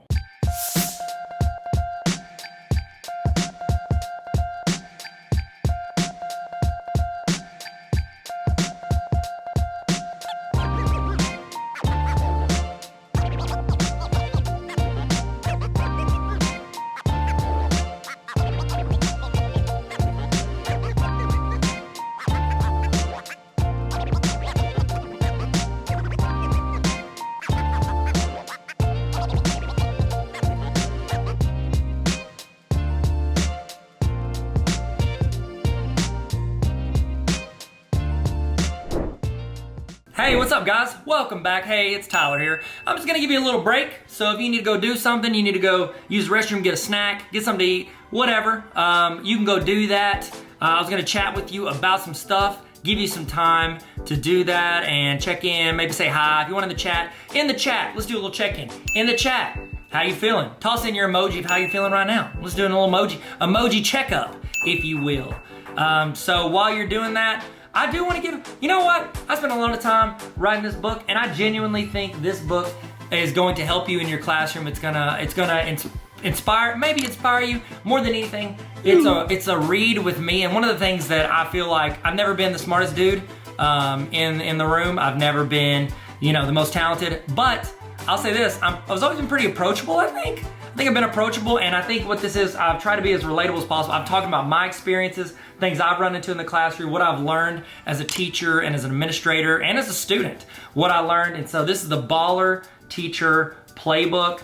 If you're interested in checking this out, I recommend, of course I recommend, it's my book. It's not the best book on education, but I think it's good enough to help you in some way. It's got a lot of practical experience in it. I've got quotes. That's a do you boo-boo. I could have picked a better chapter. Here's one thing, I wanna show you one thing that I did at the end of each chapter, because I know teachers, okay? I put in practical application, I put in reflection, because we know reflection is important, even though we never have time to do it, but it's got spots for you to write that in, so this is something you can work on by yourself or with your team.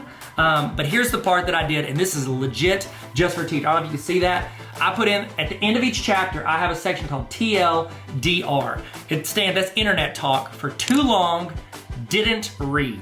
So what that means is, let's say you've got a team meeting, okay? Because there's 18 chapters in here. That means you and your team, or you and your building, you can go through a chapter once a week and meet on your planning period and spend 10 minutes talking about what you did, what you tried, what worked, what didn't work, stuff to help improve your class and improve your students. Every week you can do that. Have you ever done this? In the chat, be honest, you ready? Have you ever had a team meeting where you're supposed to read something and you're walking over to the meeting and you're like, oh no, I forgot to read the thing I'm supposed to read that we're gonna discuss for like 15 minutes. So you like just try to chill and like hopefully don't get called on or get called out for not reading it. At the end of each chapter, I have a section called TLDR where in like 2 to 5 bullet points, I summarize the chapter. So you could be walking to the meeting, you could read these 3 or 4 bullet points and be able to have a conversation about the entire chapter. There's stories in here, there's practical experience, there's, you know, ways that I messed up, ways that I failed, and then ways that I feel like I succeeded, and I'm just talking through what I learned from both of those. And I would love for you to learn and grow with me. So if you want to check out that book, it's on Amazon. I'll have the link on the screen if you want to get it. Link is in my bio. I link links everywhere to it. So Baller Teacher Playbook. I think it can help you in your classroom. Okay, we're about to get started. Kick back into it. Hopefully you're ready to roll, ready to go. And let's jump back in. Let's jump back in like Michael Phelps, okay? Well, does that work? Does that work? I mean, he jumps into the pool. That's what I was going for. I need to know more like high diver. High divers would have been better. I'll tell you this, we're gonna stick the landing like Carrie Strug. Y'all remember her? Carrie Strug, remember the Olympics? Georgia Olympics? Atlanta Olympics? Remember that? It's okay. It's a very narrow reference. All right, let's get started. Let's kick it off. Let's jump back in. Get your notes out. Get your screens pulled up. Get your coffee ready. Get your ice water. Your sweet tea. If you're from Arkansas like me, you know you like that sweet tea. And we're about to kick it off. Here we go. Let's get back in. Let's get back in. I'll see you guys. Okay, sweet. Okay, so this next session, you have the opportunity of hearing from the wonderful Meredith Akers. She is a principal in Texas. I met her, we were speaking at a conference together, and she is so much knowledge and so much experience, so much vision and ideas, and I just love her passion, not just for education, but for helping educators. And so please check her out on all social media. Tell her thank you for her tips. Tell her you saw her on here so she doesn't regret being a part of this conference. She is going to talk to you today about leading tech innovation over integration, because we all know in the past year and a half, we've had to integrate a lot of technology. How do we lead that with innovation, not like, oh, we have to do this? So she's gonna talk about that. I'm gonna stop talking because you need to hear from her. She has some amazing thoughts and ideas and perspectives, and even some quick tools that you can use and put into place today. So please, in the chat the whole time, be talking, be chatting. If you see a link or you know something, throw that in there and add to the conversation. Meredith, take it away. Let's go. Well, hello, Tarver Academy. I am so excited to be with you today. So honored that Tyler asked me to be a part. You are ready to learn a little bit more about leading tech innovation over integration. I'm going to be presenting for you today. Meredith Akers is my name. And if you hear something that you'd like to reference back to, if I share a resource that you're interested in grabbing, you're going to be able to grab that at meredithakers.com/innovation.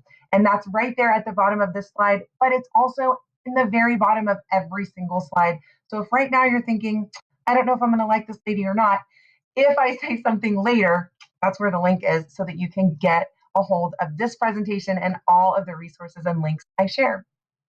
So who am I? I'm Meredith Akers. I'm the principal at Rennell Elementary School in Cypress Fairbanks ISD. It's a really big school district. We have 96 campuses.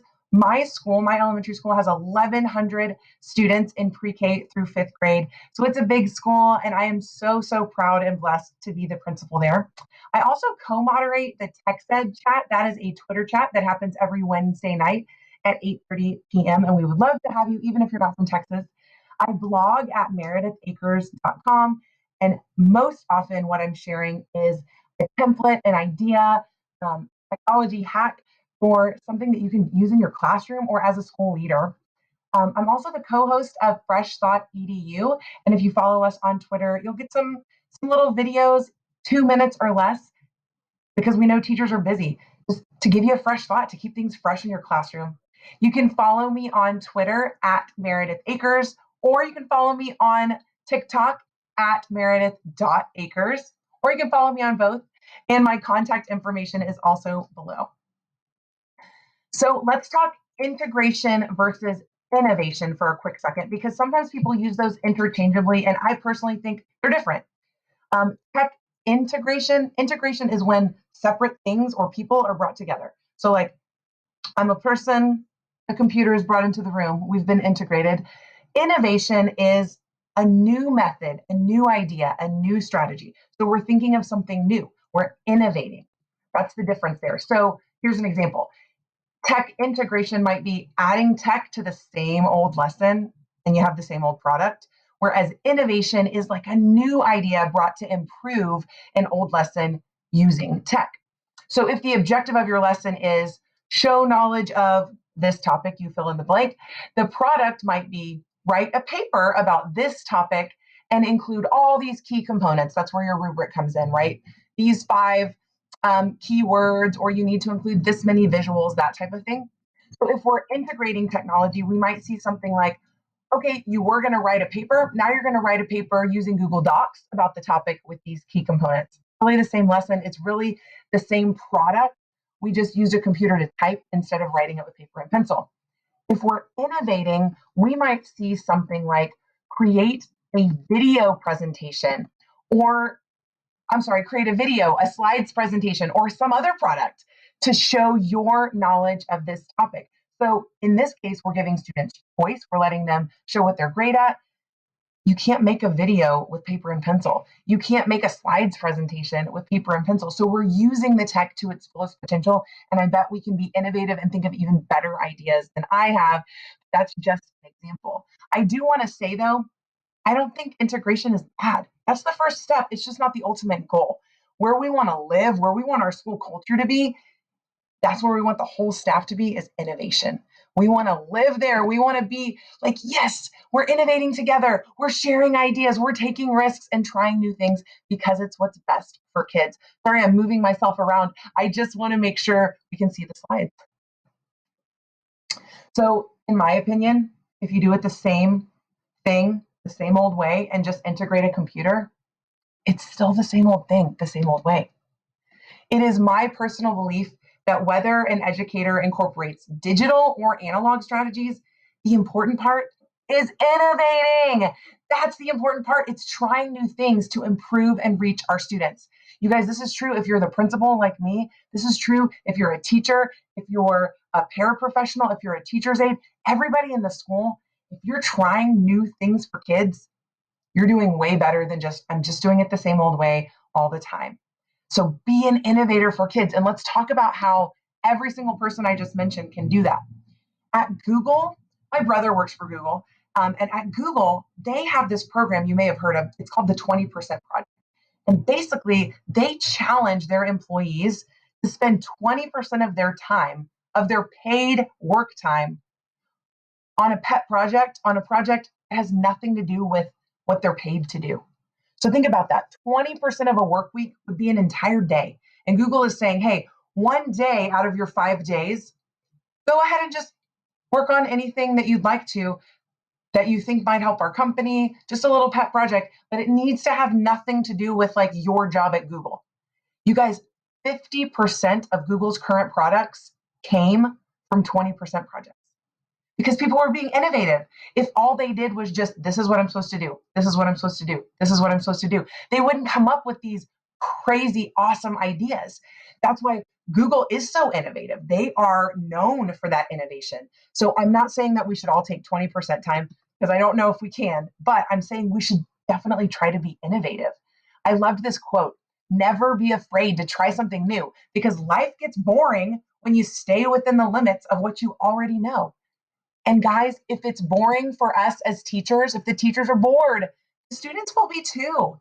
So if you are bored, if you've taught it the same way, if you're a school administrator or leader or a district leader, and you've done the same thing the same way, it's time to be innovative. It's time to try to improve yourself. Even if what you're doing is working, it's okay to learn new things and try new things and be creative, because it makes it exciting for you as the teacher, as the administrator, and it makes it exciting for those you serve, your students, your parents, and your community. So, why innovation? This is why for me. This is why.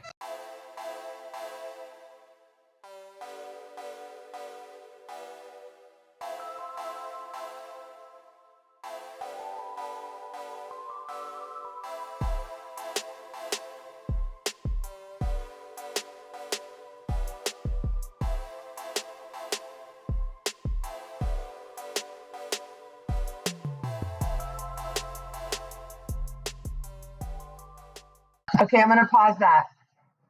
I want you guys to know what you're seeing. So this is a glow day that happened on my campus. And the reason it makes me so proud and so happy, and the reason I'm saying this is innovation, is that one, nothing to do with it, and that made me really proud. This was a Glow Day Star review, and it was entirely created by teachers on my campus. I don't know who started it, but it wasn't one of our leaders that have a title of leadership. It was leaders that were teachers. 3 grade levels of teachers, grade levels that have 9, 9, and 7. All came to, so one grade level has 9, another grade level has 9, and another grade level has 7 teachers. All came together. It was somebody's idea, like, hey, what if we did a Glow Day Star review? And everyone participated. Every single teacher participated. They purchased items so that their classroom would glow. They made shirts that every single teacher bought. They decorated their classroom. They all stayed late to decorate their classrooms to surprise their kids with this awesome Glow Day Star review. Somebody finally emailed me to tell me about the idea about 4 weeks out. I think only because I was hearing rumblings of like some kind of glow days being planned. And I was asking people, what's going on? I haven't heard about this. Fill me in. And so my response was, how can I help? And they said, hey, glow light's kind of expensive. If it's in the budget, could you get us all a black light? And so that's how I helped. Is as the principal, I was able to buy everyone a black light. I didn't plan anything. What amazed me was basically they created a committee. I saw a Google Doc being emailed around where everybody signed up for what they were going to do to help to like share the workload of we're going to create this activity that would work on our for the computers for the kids. We're going to create this activity that's a glow activity. Hey, we can get highlighters from here so that the kids can do their work in highlighter and then it glows under the black light. You guys, the reason that I'm super proud of this is because it wasn't my idea. I felt like we're there. We've got this culture where innovation is part of the culture and no one had to say, this is what we need to do. It was their idea. And we have leaders who stepped up and did it. And that has nothing to do with me. That has to do with the fact that all of these amazing teachers see themselves as leaders and knew we can do this at our school. We can create this, this awesome thing for our kids and just talk to our admin about it and say, how can they knew we would say, how can we help? So I want to talk about creating this kind of culture where not just one teacher does it and shares the idea and no one else participates, or not just one team. 3 different teams came together. And what I super loved is after this, I heard other teams saying, next year, we want to be a part. We know we don't have a STAR test, that's our state test, but we want to be a part too. So I love that. And that's what we want. We want people that want to do extra to be awesome for kids. So leading tech innovation over integration, that is what we're talking about. And there are 4 key ways that I want to talk about doing that: with a vision, with encouragement, with leadership, and with being the model. So let's talk about those 4 ways. First off, by setting a vision. You know what, guys? You got to start from the start by saying, this is part of the vision. Being innovative, being a risk taker, having a culture where it's okay to fail. That's true if you're the principal setting the vision for your school, but teachers, that's true as a teacher. When you're setting the vision as a teacher leader on your team, when you're setting the vision of what you want your classroom culture to be like with your class, it's got to start from the start. So make it part of your school vision and share it often. That's if you are a principal or a school administrator. If you're a teacher, make it part of your classroom vision and share it often. Make it part of your team vision. Talk about it together. What kind of a team do we want to be? And talk about it. Maybe post it somewhere. This is our school vision at Rennell Elementary, and this is what we share with our community. So we have these 5 key things that we're trying to grow, that we're focused on as our vision. Achievement, we want to eliminate the gaps between student populations and work to add value to all students. We want to have great communication, positive and professional communication using multiple platforms to reach all stakeholders. And then we go on to say we want to build an awesome culture. We want to have technology that is purposefully integrated, and then leadership. We want to grow and develop leaders who grow others. But we don't stop there. For our staff, we have more details. So this is what we share with our staff. Achievement, It still says eliminate the gaps between population and add value to all students. But how are we going to do that? We're going to schedule time to talk about it. We're going to collaborate because we know we're better together. And there's that new ideas. We're going to have new ideas. So right here in my vision, our vision at Rennell for our staff, for our school, we say new ideas are important. Being purposeful with use of technology, being lifelong learners, and growing leaders. These are all big parts of our vision, and the staff knows that, and that's shared at every staff meeting and in the weekly staff newsletter. I bring it up in staff meetings and say, hey, how are we doing? Set a goal for yourself. What's something you need to work on? Is there someone in the room you can celebrate that's living out one of these things? We talk about it a lot. Couldn't you do that also with your class?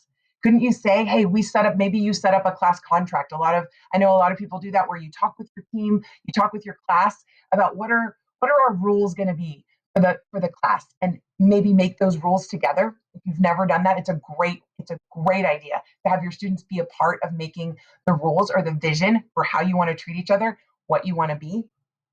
But you can't just leave it there. You have to come back to it. It has to be something ongoing.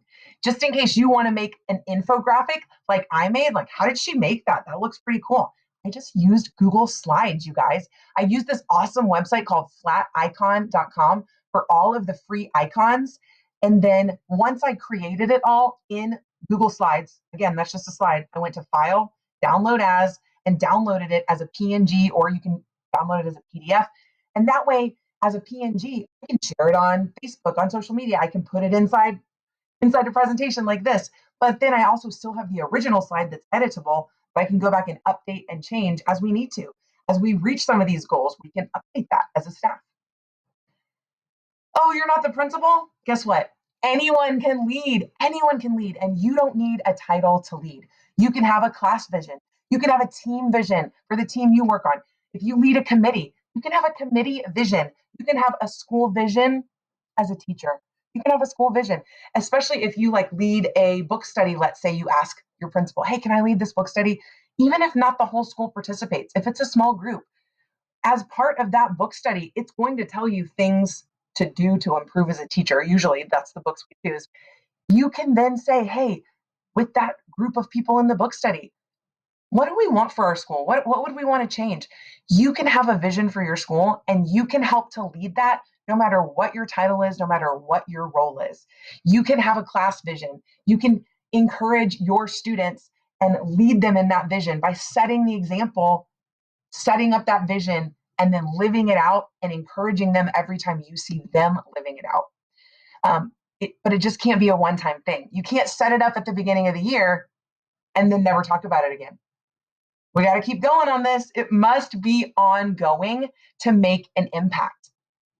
So teacher leaders out there, just like in your classroom, you would never teach a school rule at the beginning of the year and then never mention it again, because then they may never follow it again, right? You've got to go back to those rules. And so if you set it up as a vision and you say, hey, this is the type of class we want to have. We want to be collaborative. And I really noticed group 2 today really collaborating. I noticed them listening to each other. If you make a point to point to the vision when you give compliments, or the other way, to point to the vision when you see we're not meeting the vision. Guys, we're not going to get there. We're not living the way we said we want to live in our classroom. And that's true principals for your staff. Point out when it's awesome and point out when we're not quite making the mark and how we can improve in a kind way, no matter what. Because here's the truth. Adults are not that different from our students. You guys, just like our students, when we set up an expectation for them, if you say to your students, I really want your name at the top of the paper. This is really what I want. All of your people pleaser students, they're going to do it because you just said that's what they want. And then when they get a compliment for it, you bring on another 20% of your kids who just want the compliment. And so then they're going to start doing it. You know what? Adults are the same way. They're not that different from students. Adults want to please. And if we know what our boss wants, we do it, right? I mean, I'm a principal, but I still have a boss. My superintendent has shared something that he thinks makes your school look good is have your front desk look stellar. No messy stacks in the front office. When he walks in to the front desk, he wants it to be neat and tidy. Y'all, I make sure our front office is neat and tidy so that if my superintendent stops by, I've met his expectation because he's told me that's his expectation. I'm saying I'm not that different from a student. I want to meet those expectations of my boss. And I bet you're the same way. You can probably think, I wish I knew what she was looking for because I would do it, right? You would do it. Students are the same way, adults are the same way. If we set the vision, even among our teammates, of like, this is what, let's talk together about what do we really want to be as a team. If you guys set that and agree on it, you're much more likely to achieve it than if you never talked about it. So at my campus, we have that school vision I showed you. You guys, we talk about it at the beginning of the year. We rework it every year. We discuss as a whole staff, is there anything we need to change? We've tweaked things. And then we have our new staff sign on that they're going to be a part of it. In every single principal newsletter that I send out on Fridays, I have that vision in there. Sometimes I say something about it. Sometimes it's just there. But we discuss it a lot throughout the year. Not at every single staff meeting, but at least 2 or 3 times during the year, we discuss, hey guys, how are we doing toward our vision? Take a moment, look over the vision and see what's something that you could improve upon. What could you shout out and celebrate? I know that's one I do. And celebrate someone on your team that you've seen doing something on this vision and you want to shout them out for living out our vision. What's something we need to work on to better achieve our vision? Sometimes I ask the staff that, they shout it out. I've taken it to struggling teams before and asked them, hey, I need you guys to reflect on this. What's a goal you can make personally to be better in line with our vision so that you're a better teammate to your teammates? So it's just, we got to, like Paul Rudd is saying, we got to say it again and again and again, just like those expectations for our students. If it's a vision for our students, if it's a vision for your team, you've got to say it again and again and again. So to lead tech innovation over just integration, we want to have a vision that says, we want to see tech, we want to see innovation, we want to see risk taking. But then we also have to encourage it. We have to encourage it when we see any little baby step on the right path to that. So I want to encourage you to put systems in place that encourage more use of tech, of innovation, and of risk taking. You might say again to me, but I'm not the principal, I'm not the AP, I can't encourage other teammates to be more risk taking. Yes, you can. 100% yes, you can. And you know what? Your encouragement may mean more to your colleague than the encouragement from their AP or principal, because you didn't have to. You didn't have to go out of your way to do that. So what's a system you can put in place, as I share some ideas here, that you could use to encourage when you see risk taking? Because if you want that kind of a school where everybody's innovating and everybody's risk taking, that's an exciting place to work and be. If that's what you want, you got to encourage it, because they'll do it more if they feel encouraged and inspired. So when I see someone living out the vision or mission or values of our school, I'm like, oh, you're amazing. Sometimes I stop class to tell them, oh my gosh, I'm so pumped that you tried Blue Kit today. I just shared that yesterday and you're already trying it. Way to go. I tell them right away. I get excited. I don't hide my excitement. So let's look at an example conversation between a teacher and their colleague. Teacher, I heard about this new strategy on Twitter that I'm interested in learning more about. Do you know anything about it? Typical teammate or colleague. No, haven't heard of that. End of conversation. That's a sad end, right? They didn't ask him any more questions. I have heard this conversation. I bet you have too. I bet you've been on the end of that, because knowing the people that are going to log on during summer to learn more, you're probably the kind of person who's looking to innovate. Okay, here's another example. Teacher, I heard about this new strategy on Twitter that I'm interested in learning more about. Do you know anything about it? Maybe this is an administrator. Administrator, no, I don't. But I'd like you to research how effective was the lesson that used that strategy. Did the students actually learn more? Did their scores go up? Do you have any data to back that up? Y'all, I'm an administrator. I'm not against data, but that's not the point. The point is, how can this conversation help with innovation and risk-taking? So now let's look at that same conversation between a teacher and maybe a colleague leader who's working to help build culture of innovation and risk-taking at their school. Teacher, I heard about this new strategy before they can even finish. The colleague jumps in. This is the one who's wanting to build risk-taking and innovation. You should totally try it. I can come by and help if you want. Don't worry if it crashes and burns. You know that failure is a part of learning. We teach our students that all the time. So don't worry if you fail. Now, let's brainstorm together all the ways we can think of that it could maybe go wrong, but hopefully it doesn't. I'm so excited for you and your students to try this. I can't wait to hear how it goes. Hey, let me know how I can help. You want me to step in and model with you? I can come in during my planning. I can do a template with you, or we could research it more. I could reach out to that person that I know at this other school. Do you see the difference? You can get excited with that person and say, you want to try something new? I'm going to help you try something new. Because the more times people are willing to try something new, that's encouraging risk-taking. You guys, I made this year in Google Slides. I changed the page to be 8.5 by 11. You go to File, Page Setup, and change it to 8.5 by 11. And then I made 2 of these little pieces of paper in my picture per page so that when I print it, I can cut it in half and I have 2. I wanted to be super specific. When I saw someone making our vision a reality, I want them to know it. Like, you are contributing to our school culture. You are making our vision a reality. So I wrote that at the top. You are making our vision a reality. And then I put our school vision right there so that I can circle exactly what someone's doing. Like, wow, you're collaborating. You're bringing in a new idea. You're bringing the spotlight to Rennell Elementary. And then I write them a note. Sarah, I am so impressed with you. This is what you did. I can't believe it. You are making me so proud. You're living our vision. You are improving our school. And then I can give it to them. Here's again how I made it. It's 2 per page.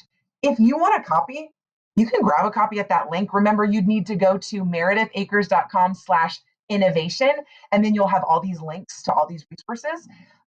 Here's what I need you to know.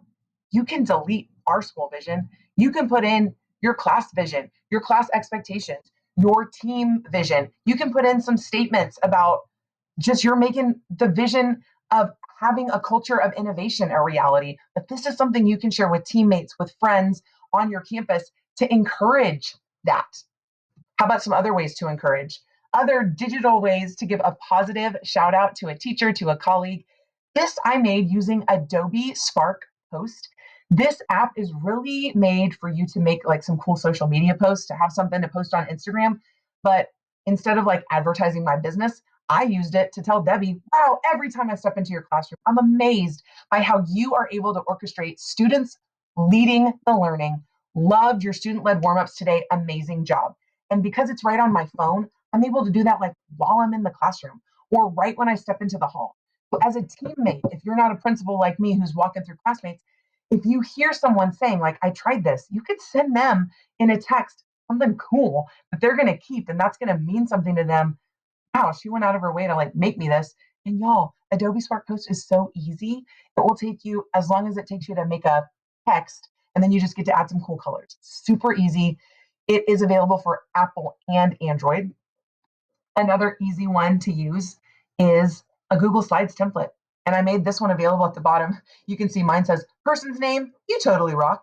And then I added in all my thoughts. And then I actually added in my Bitmoji as well. If you're interested in using a Google Slides template to give some shout outs, you can grab that at the link below. Again, you can go to meredithacres.com/innovate to grab all these links and resources. You can delete my Bitmoji and then make it your own, add your Bitmoji in.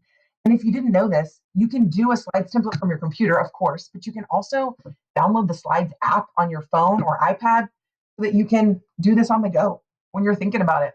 Somebody says something awesome during your planning time, you're already like telling them how awesome that was and how it helped the team move forward before you even leave and sending them that slide. Okay, this one is a favorite on my campus. Teachers love it when I send these. You can actually use Voxer. Voxer is like a walkie-talkie app so that you can leave a message for someone. You hold down a button and, hey, Sarah, I needed to tell you this. And then it's asynchronous, so Sarah can listen to that message whenever she wants and then leave me a little voice message back. Here's what I love about Voxer is you can actually leave a positive message for someone and email it to them, even if they don't have the Voxer app. So this is what I like to do. I start a conversation with myself. There's a section called My Notes, or you can just make yourself the only person in the conversation. Press and hold the walkie-talkie button. That's the orange button near the bottom, and record a message. So this is what I do as a principal. If I see something super awesome happening in a class, man, they're living out my vision. I can walk out of the classroom, hold down that button and say, wow, oh my goodness, I loved seeing you try something new. You've been worried about trying blended learning, and I just want you to know, I just walked in and I am so excited that you tried it. You were doing it. You were doing it. And that's the first step. You took the risk and you were doing it. Let me know how I can help you brainstorm if you felt like something didn't go great, but I am so proud of you for taking that risk and trying it. Way to go. And then as soon as you're done, you can see on my my 2 pictures, on the first picture, I say, you choose the arrow to go to the side, and then you can choose the up arrow, that share button, and it will let you either send it via text or copy the link and you can send it in an email. That's what I usually do, is send it in an email, and when the email pops up, I'll say, hey, listen to this. It's a voice message from me. And that's all I'll say, just a quick sentence. But then they know it's really from me and not like junk mail or something. And then they can play that button and listen to my voice and my excitement. Everybody I've ever sent one to has loved this. People love written notes too, but this has been a big hit. You guys, you can also use this, teachers, to share great things about your kids. Here's why it's awesome. Sometimes, I know it's true, you don't have time to make a positive phone call because they go longer than expected sometimes. You make that positive phone call and then the parent is like, oh, while I've got you on the phone, I want to talk to you about this and how's she doing in that class and I want to catch up on this. This is a way for you to share that positive, and there's no back and forth. You just email it. But while that student did something awesome, you can even call them over and say like, hey mom, I wanted to let you know your kiddo is doing such a great job. You want to say hi to mom? Hey mom. And then arrow over, arrow up, send it to that parent email address. And now you've made that positive phone call without the back and forth. And you've done it like in the middle of class because you didn't have to stop and actually make a phone call. It's just you're recording yourself. It is so fast. That is an amazing way to build some awesome culture with your students. If you would like a tutorial on how to do that, all the step-by-step, you can check out my blog post, A New Twist on the Positive Note, because that is a great way to send a positive note to your students using Voxer, whether it's to a teammate or your students. This is a great way to encourage. Okay, one more way that I love using is Apple Clips. You guys, I love using Apple Clips. And if you don't have it, if you have an iPhone, download Clips on your phone. It is made by Apple. It is a free app. And you can actually hold up your phone and do a quick little selfie video just as fast as the Voxer that I just shared. You hold down a button, blah, blah, blah, you say the positive thing, and then it's just as fast that you can hit that share button and share it with a parent about what your students are doing. That's awesome. Share it with the student to tell them you are rocking it. Share it with a colleague. Share it with your principal. Tell her she's doing a good job. We like to get a little encouragement sometimes too. If you don't have an iPhone, you can do the same thing with WeVideo. I just love Clips because they have some really fun features. You can do the same thing with WeVideo. And in both of those apps, they have built-in free music so that you can add like a little music track in the background. You can add in text and words, and you can do it all in like a minute or less. It is so fast. So I really want you to try those out. If you want some more ideas, I didn't share all of my ideas. I have a blog post about 5 quick ways to share positive feedback. If you would like to see those, and I have little tutorials for each one and examples, you can check that post out. So normally when I present this, I make everybody stop and I give you 4 minutes to download one of those, to try it out and to send a positive message to anyone you know so that you can practice that. Since we are on YouTube right now, I'm not going to stop and be silent for 4 minutes, but I am going to challenge you right now to try those methods. So what were they again? Adobe Spark Post, that Google Slides template I shared, Voxer to send a voice message, or Apple Clips or WeVideo. Even while I'm talking, download one of those. I will be so proud of you. I won't be annoyed that you're doing something else while I'm still talking. I want you to remember to send that encouragement. And these are some really easy ways to send encouragement to colleagues, to the students' parents. Share that encouragement. That's how we grow that culture. So I asked on Twitter, what factors positively impact your innovation personally? And Katie Fogel wrote back and said, being surrounded by people that collaborate and bounce ideas off of each other, having a safe place to share, and a culture where it's celebrated to take risks, even if we fail. Innovation and creativity shouldn't create a competition amongst educators. It should be collaborative. So I wanted to specifically point out, she said a culture where it's celebrated to take risks, even if we fail. So that means if we want to build that culture, no matter what your role is, we have to celebrate. We have to celebrate other people that are taking that risk. And we shouldn't make it a competition. Teachers, don't keep ideas to yourself that like, this is the best idea. Be willing to share all ideas. It's not a competition for who's the best teacher. It should be a competition for who can share the most, who can encourage the most, because that's what's best for our kids. One way that we do that on my campus is in my weekly newsletter to staff, we have shout outs.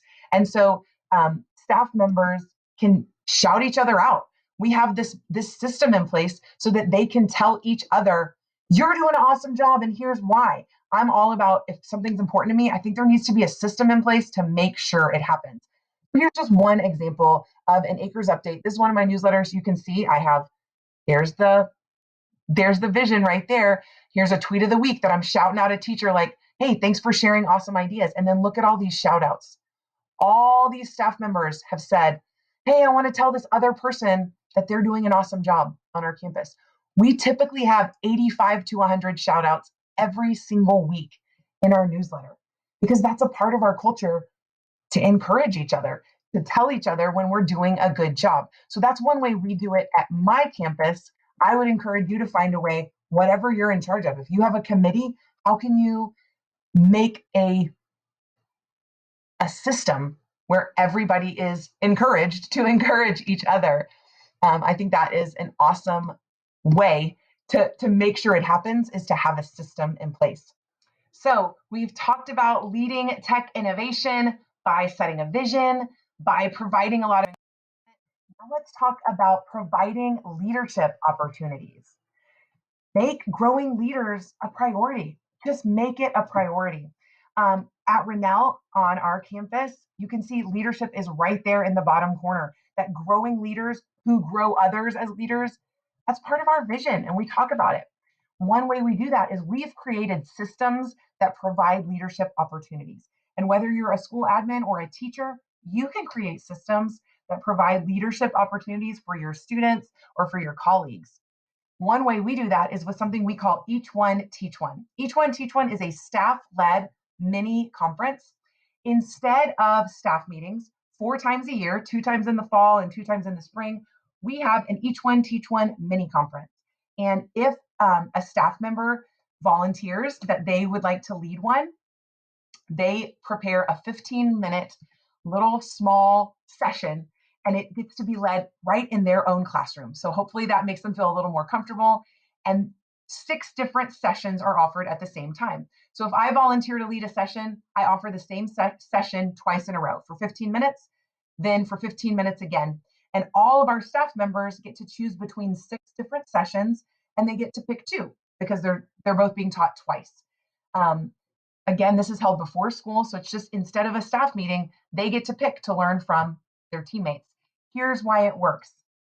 Number 1, I, as the principal, my APs, my instructional specialists, the admin team, we are not the keepers of all knowledge. Not only do we know that and recognize that, we also recognize that the people who are living it and teaching and doing it every day, they have an awesome perspective and so much to offer. Because if I say, hey, I found this new website and it's really great and I think you could use it, that's one thing, but I've never actually tried it with students because I'm not a teacher.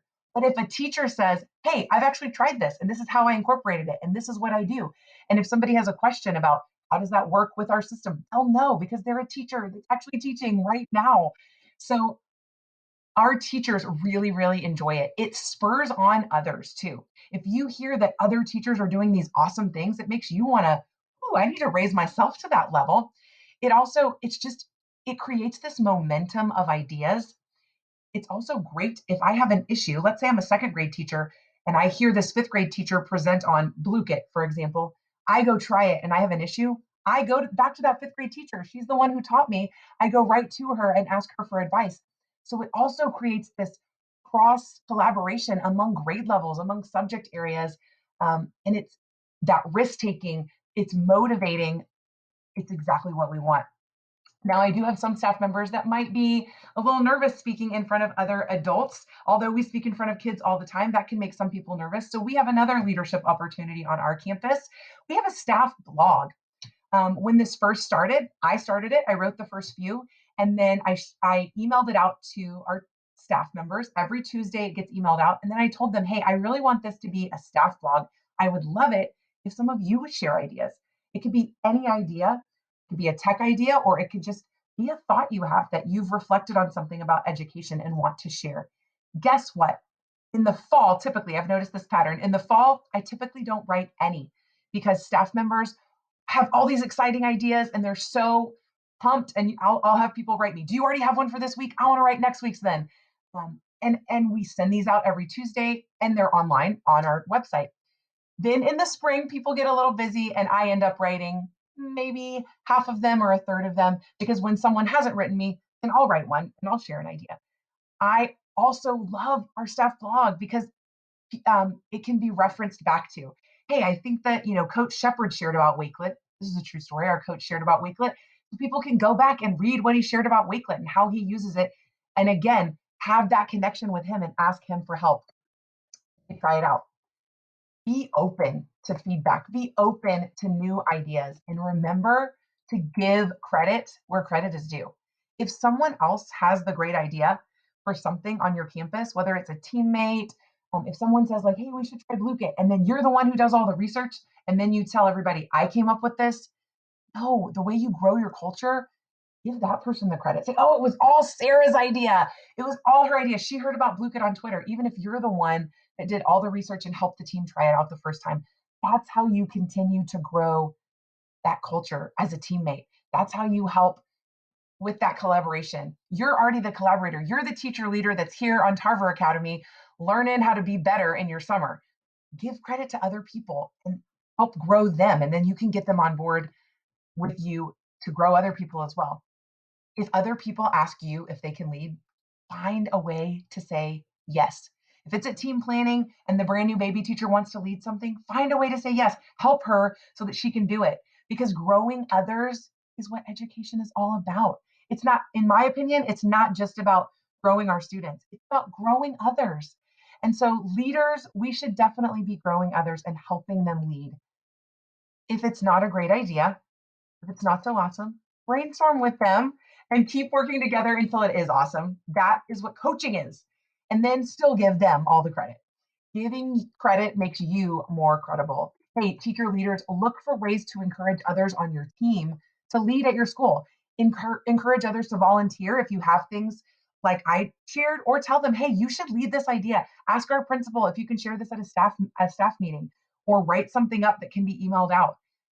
Or if you're the one who's always starting new initiatives and leading things, ask them to join you.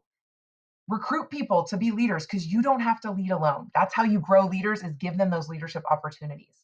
We've talked about vision, encouragement, and leadership. How about modeling? Eric Scheninger, in his wonderful book, Uncommon Learning, says, if you want change, model it. Modeling the way is one of the best things a leader can do to move others down a different path to initiate and sustain change. It doesn't say, if you want change, the principal is the one who has to model it, although I think she should. I do. It says, if you want change, model it. So if you want to have a culture of innovation, if you want your school to be risk takers that collaborate and share with each other, it's you. Start it. Start modeling that, and you're going to see other people join in. I asked again on Twitter, what factors positively impact your innovation? And Dennis Costello shared this: leaders inspire. They make everyone around them better by sharing and modeling best practices. They have a palette of ideas that other artists want to take part in and then pass on to others. Dennis is a poet. I mean, that is beautiful. And I'm like, yes, Dennis, that is who I want to be. I want to be someone that other people go, I want to take ideas from her palette and pass them on to others. Don't you? Don't you want colleagues to look at you that way? I love it. So because I want teachers to be willing to take a risk, I tell them when I'm trying something new. I'm like, okay, guys, I'm trying. I've never done Mentimeter before, but here we go. And then I apologize. Hey, it doesn't work. I'm sorry, guys. I'm sorry it's not working. I really did practice this. And I try again in front of them because I want to get better. And that's what I want them to do. If it doesn't work the first time you do it in a lesson as a teacher, I don't want you to give up and never try it again. So I try to model that. And I ask teachers for help if I see that they're an expert and I don't know. We learned Schoology this year for the first time and are using Schoology. And you better believe I asked Schoology experts in our school for help when I was learning it. Okay, I hope this blows your mind. As administrators, we must model what we want to see in classrooms every chance we get. You know what? As teachers, we must model what we want to see in classrooms every chance we get. As leaders, we must model what we want to see in classrooms every chance we get. At team meetings, at staff meetings, at committee meetings, when you're in your classroom, when you see a teammate doing something awesome, model the right thing to do. Because when you model those awesome strategies, you give other people a chance to learn them and to try them out. And it becomes not so scary and there's not pressure of like, we have to learn this right now. This is what often happens. This guy is the leader and he's like, here, you go first. Oh, it was scary. I'm just going to run away. Bye, Ariana. Sorry. Watch this again. Here's the leader. He's the leader. Here, you go first, Ariana. You go. And then he just runs away and leaves her. Look how Donald leads. He's like, I'm going there with you. I'll lead the way. I'll go right beside you, teammate. When you want to try something new, even though I've never heard of it, I'm going to walk beside you. Which culture will breed innovation and collaboration? If your teammate comes to you wanting to try something new and you say, yeah, you go ahead and try that. Go on, tell me how it goes. Oh, there's a scary clown? Sorry. Poor Ariana. Or do you want to be like Donald? I say be like Donald. Be like Donald. Walk right beside your teammate. Go there with them. If you're a principal, walk beside your teachers. Do that new game online with them.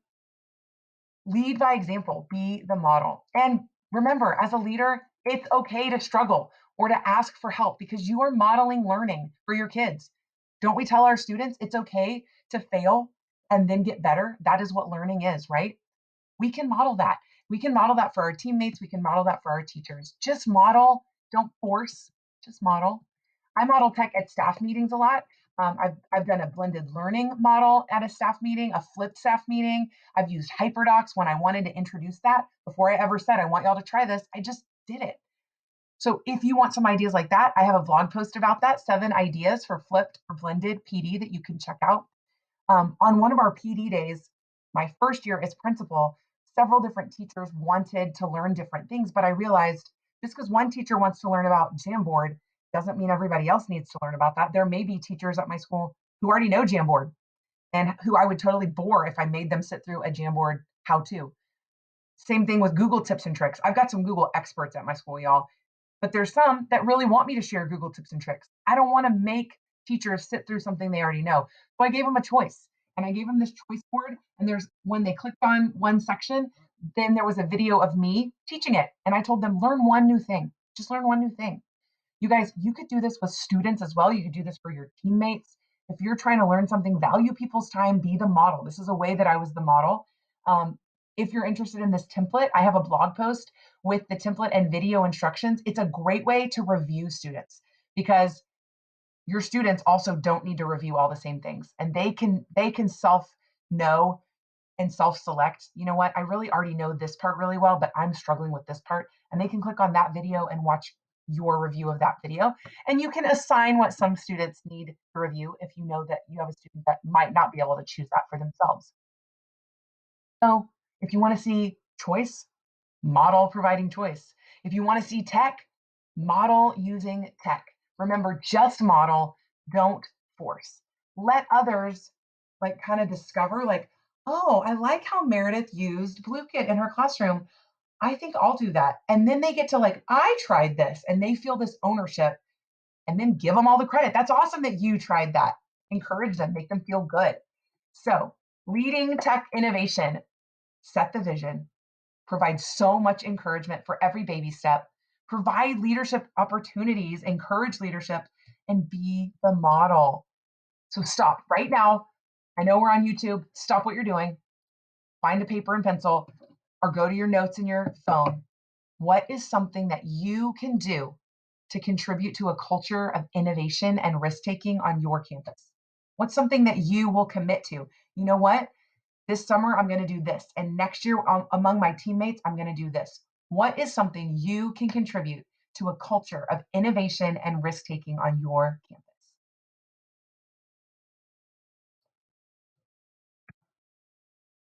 After 3 years of setting the vision and being the model, this is what happened for me.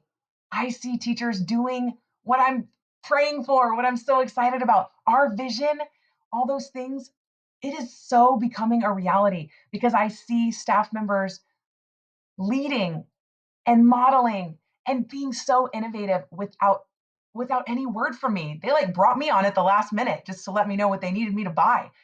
You can make that kind of impact too. You can make that kind of impact. I would love to hear from you. What stood out to you? What questions do you have? You can reach out to me on Twitter at Meredith Akers. You can also check me out on my blog, and there's a place to give me feedback there at meredithakers.com. If you want any of the resources I shared or these, I have a bunch more resources that are kind of related. You can get those at meredithakers.com/innovation. And you can check out all those different resources. I so hope you got at least one nugget to help change the culture at your school in a positive way and lead innovation on your campus. Thank you so much for listening to me. And thank you, Tyler, so much for the opportunity. Woo! Sheesh! Is that a thing?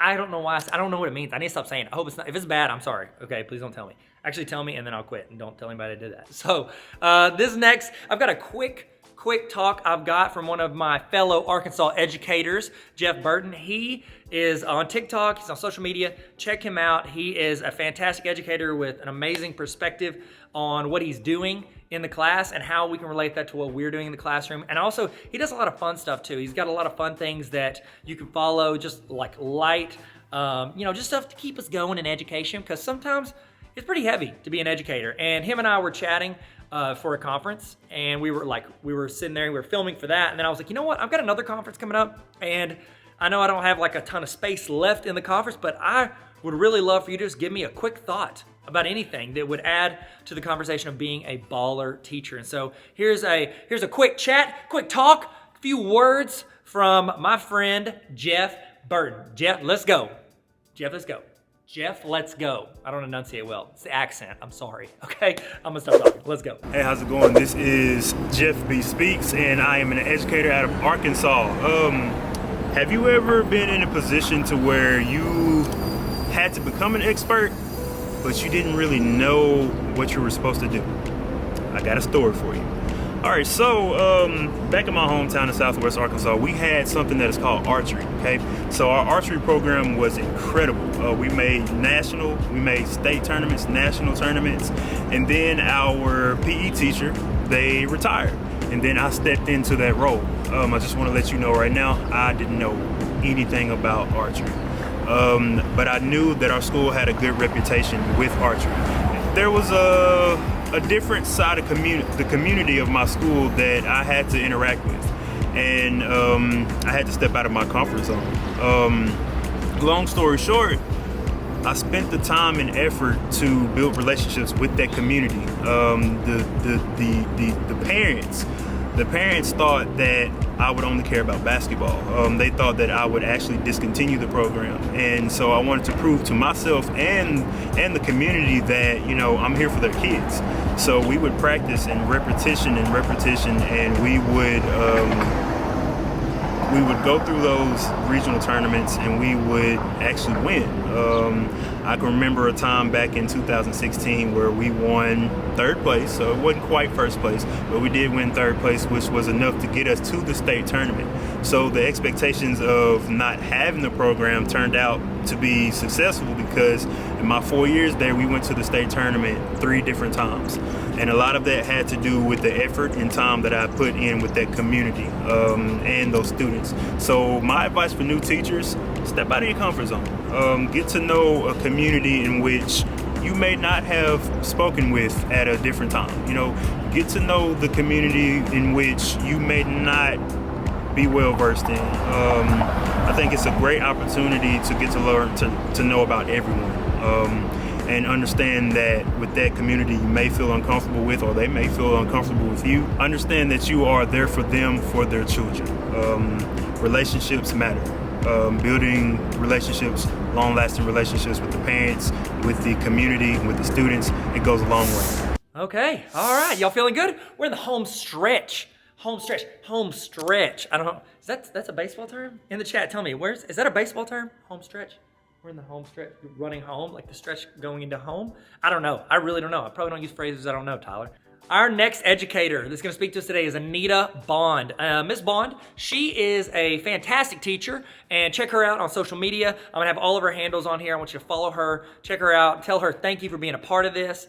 This is actually something that she did for my TikTok conference. You hear me talk about TikTok every now and then. I've chatted about that. I've thrown it out there into the world because I love TikTok. I've learned so much from other educators on TikTok, and if you're not on there, that's totally cool. But what she's gonna talk about is a quick little dialogue about what she learned from it, why she jumped into it, and how you can create or build community on the platform. So it's a little intro to TikTok coming at you. TikTok, it's for teachers. It's also got people dancing, but we don't see those. We just see the teachers. Unless the teachers are dancing. What's up? No, I'm just kidding.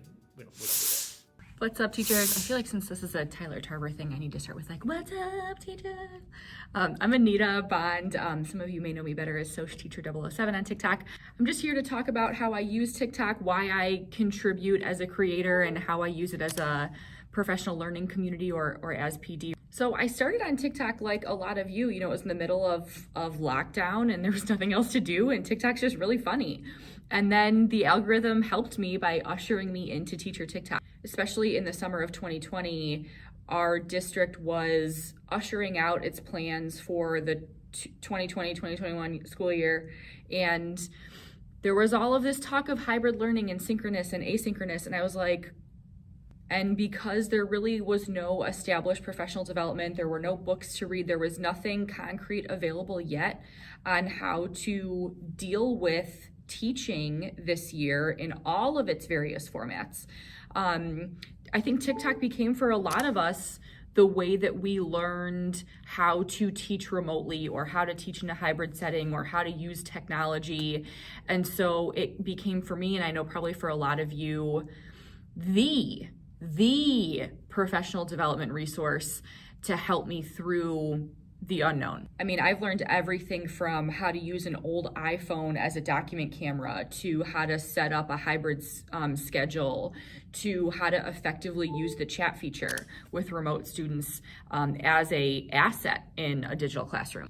I showed up to one of our district SIP day sessions in August and raised the whole like, okay, so I saw this thing on TikTok, how will it work for us? I know that some of my colleagues were probably like, what is this girl talking about? But it's the truth. A lot of the resources on this platform have been incredibly helpful. So as we got rolling into the fall, a very close friend of mine, also a teacher, was like, you should start posting TikToks. And I was like, what? I know I could do like, ooh, I'm blinded by the light. And I also know like I have a really clean, like, my woe is clean. I don't know. That's really how I want to put myself out there on the internet. So I started with two kind of easy ones. One of them was the reason why I don't require students to ask to go to the bathroom and how I use paper passes in a checkout system. And the other one was about classroom management. So a couple of realities that I learned early on in creating TikToks. The things that get the most traffic are those that are the most controversial. Like, it's unsurprising to all of us that the salacious stuff, whether it's telling interesting stories from the classroom or a hot take that is powerful and controversial, those are the big viewers, right? But that's also not really why I wanted to create content. This is a professional learning community. And so as much as the humor is amazing and, I personally get really great laughs out of what a lot of creators do on the platform. And that helps so much to have a good laugh about our job this year. I just feel like my particular niche is more about the craft. And so the other reality for me was that I was getting a lot of really positive feedback from early career educators, from student teachers, from teachers who are on provisional licenses or who are doing Teach for America. There are thousands, and I explain this to everyone all the time, there are thousands of teachers out there that have taken an alternate route into the classroom.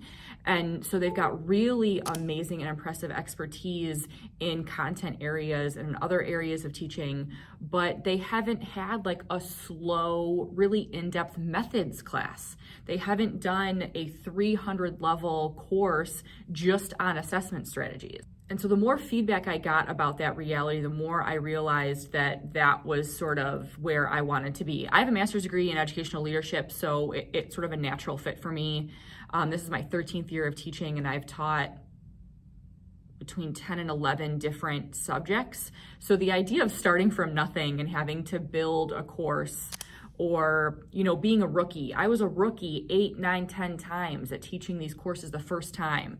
So I've gotten my fair share of experience in being a rookie. But I just feel like my space in here is strategies and lesson planning and methods and just sort of like the way that I teach. The last thing that I want to discuss that I actually think is the most important is the way that this community has motivated me. Because we all teach in our separate classrooms, I think it's hard for us to know sometimes when other people are going through the same thing or when other people have solved the same problem that we've been struggling with. And so I have been so motivated to see the way that other people have been very raw about how difficult this is, and that has, I know it's probably terrible, but that has made me feel better. I've been so inspired by the way that other teachers have overcome this year and sort of have kept going. So that's what I mean by it has been motivational for me.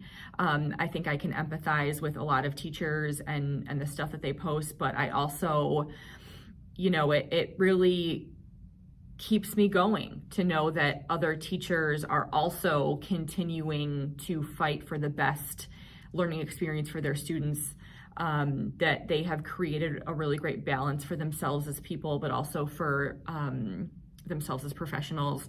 And so I just keep trying to be like all of the other amazing teachers that I see on this platform every day. But as communities work, everyone has to contribute, right? So I contribute what I think I am good at, and then I benefit from taking the contributions of other people and applying them to my practice. So for those of you that are watching this, I encourage you to contribute to the community at whatever pace you feel comfortable with, but definitely in whatever way that you feel proud and you feel comfortable, because all of us have things in our classroom that we do well, and that all of the rest of us can learn from or even be reminded of. I think there are some things that all of us know, but because we've gotten so wrapped up in this year, we've forgotten about them or we haven't prioritized them. So if you've got something that you are super proud of, put it out there for the rest of us to learn from and be reminded of, because really that's the only way that communities work, right? We all have to contribute and we all have to work together. So thanks for listening. Stop by my account, stop by my website. As always, email me if there's content that you think would be helpful for you. And best wishes to all of you as colleagues in education. We're here. We're at the last session. Guys, last session today. I've got my friend Seth Tomboli coming at you with helping you win in the classroom, okay? We all can use a little help. Being an educator is tough. It's a lot of work. You have literally the biggest job on the planet because you are training every human for every job. It's not like, oh, I'm gonna train you to do this. We're training them for literally every job in the world, okay? Every student coming through could be a plethora of jobs or not jobs, depending on, you know, how lazy they wanna be. You know what? Gamers are job people too, if they're getting paid. What am I even talking about? Okay, so I'm gonna stop talking because I wanna let Seth take it away. Thank you guys. Please pay attention to him. He's gonna try to teach you how to win in the classroom. Check him out. Check out his podcast, the Helping You Win podcast.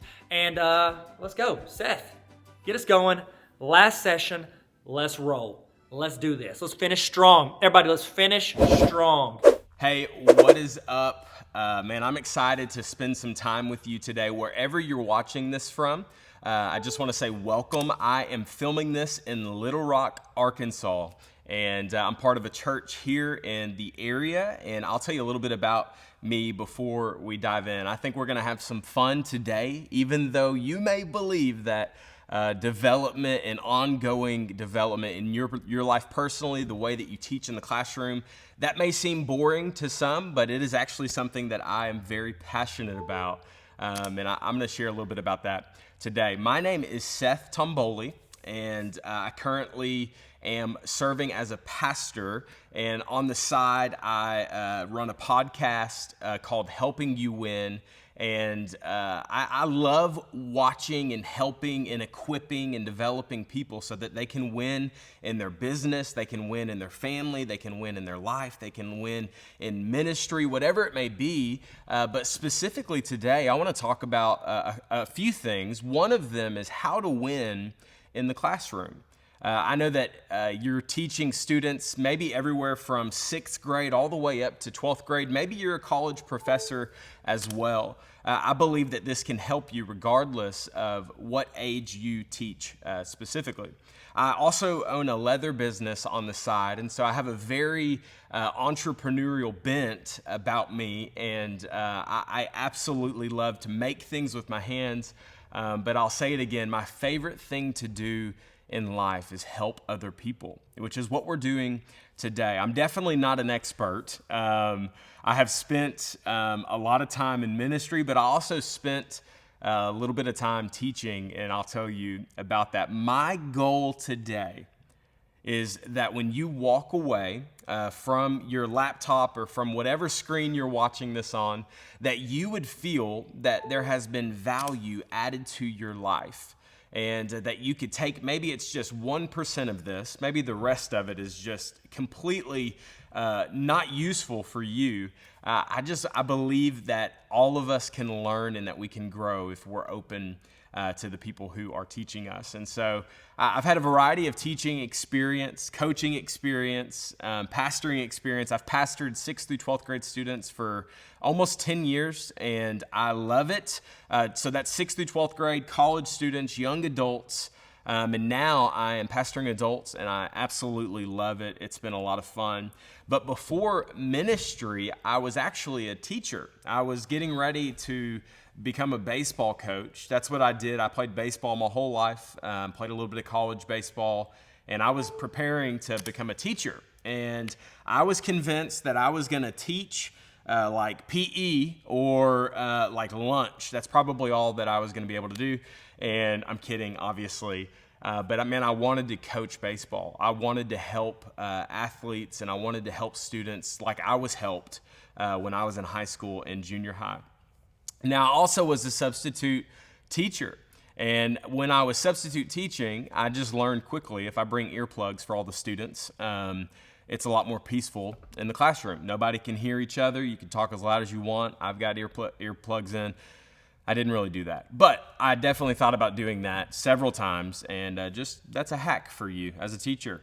I was an awful student. Okay, I just want to get that out in the open. Junior high, high school, I went back and spoke in classrooms where I saw the teachers who taught me during college, going back into high schools, junior highs, middle schools, and I had to go to the teacher and apologize before I even began the teaching. Or if I was in an auditorium, I would find teachers who I had disrespected or lied to, or I cheated in their classroom, okay? Yes, I cheated a little bit, all right? Show me some grace.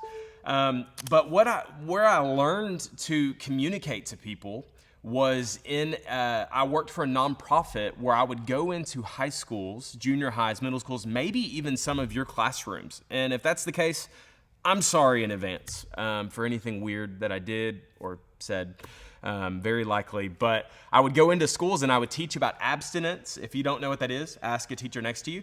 And I would teach about how to set goals. I would teach about how to live a lifestyle that was going to benefit you in the long run. And I would talk about everything from drugs to sex before marriage. I would talk about all of these things and just try to set students up to win. It was a lot of fun. And I was the guy that when they would call all the students out of the classroom into the auditorium, I was the guy teaching and trying to just help people in life. So I started with that, and now I'm in ministry, and it's been a lot of fun up to this point. And I learned recently that I've actually got some learning disabilities. And not to dive into all of that, but like I realized that if I would have been willing to ask for help when I was in school, I could have been a better student. I could have been a lot more effective. I finished college with a 3.7 GPA. I did not finish high school with about half of that, okay? And so I'm coming to you today not as an expert, but I just believe the amount of time I have spent with tens of thousands of students over the last 13 years of my life in a classroom, on a field, on a basketball court, in a church setting, and in a teaching setting, just in life. I believe that it can help you. And so let's dive straight into this. Let's learn how to win. So for me personally, I have always loved investing, okay? Maybe you like to invest in just different stocks, whatever it may be. I've always loved to take little and get more out of it. My mom would give us an allowance, okay? If you used to get an allowance, just nod. If you're in a room of people, y'all talk amongst yourselves. Did you get an allowance? Did you even do your chores? Okay, like we had chores. My brother Ricky and I had chores. My mom would give us $10 every week if we did our chores. I would go to Sam's. My mom would take me, and I was in middle school. I would buy those big boxes of candy.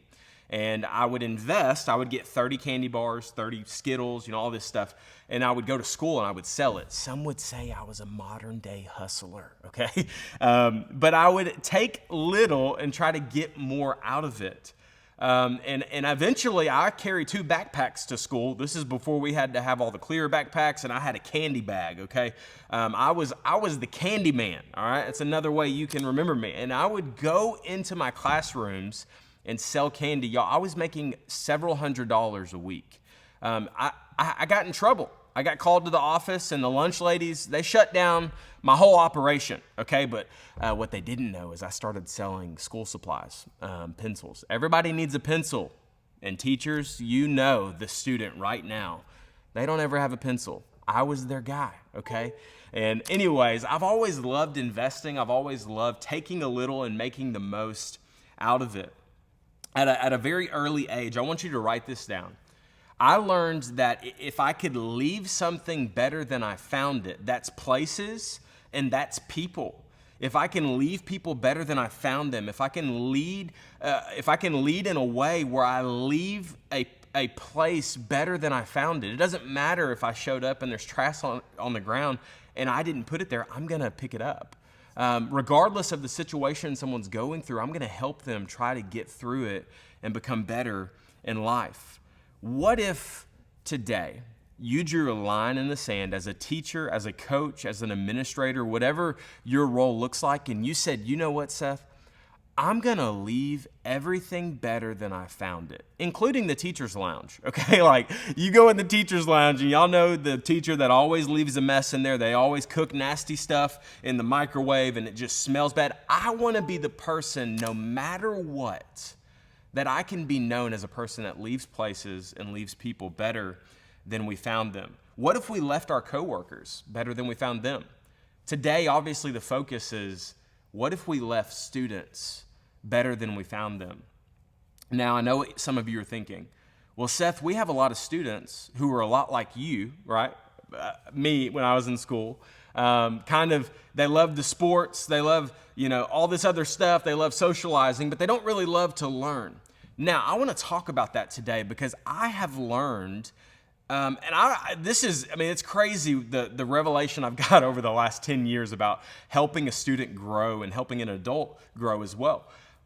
I believe if I can convince a student to come to something, obviously I'm in a church, I'm not going to go into the spiritual side of this, I'm just going to talk about the mental side of this, the showing someone your attention, being transparent, real, and vulnerable with them.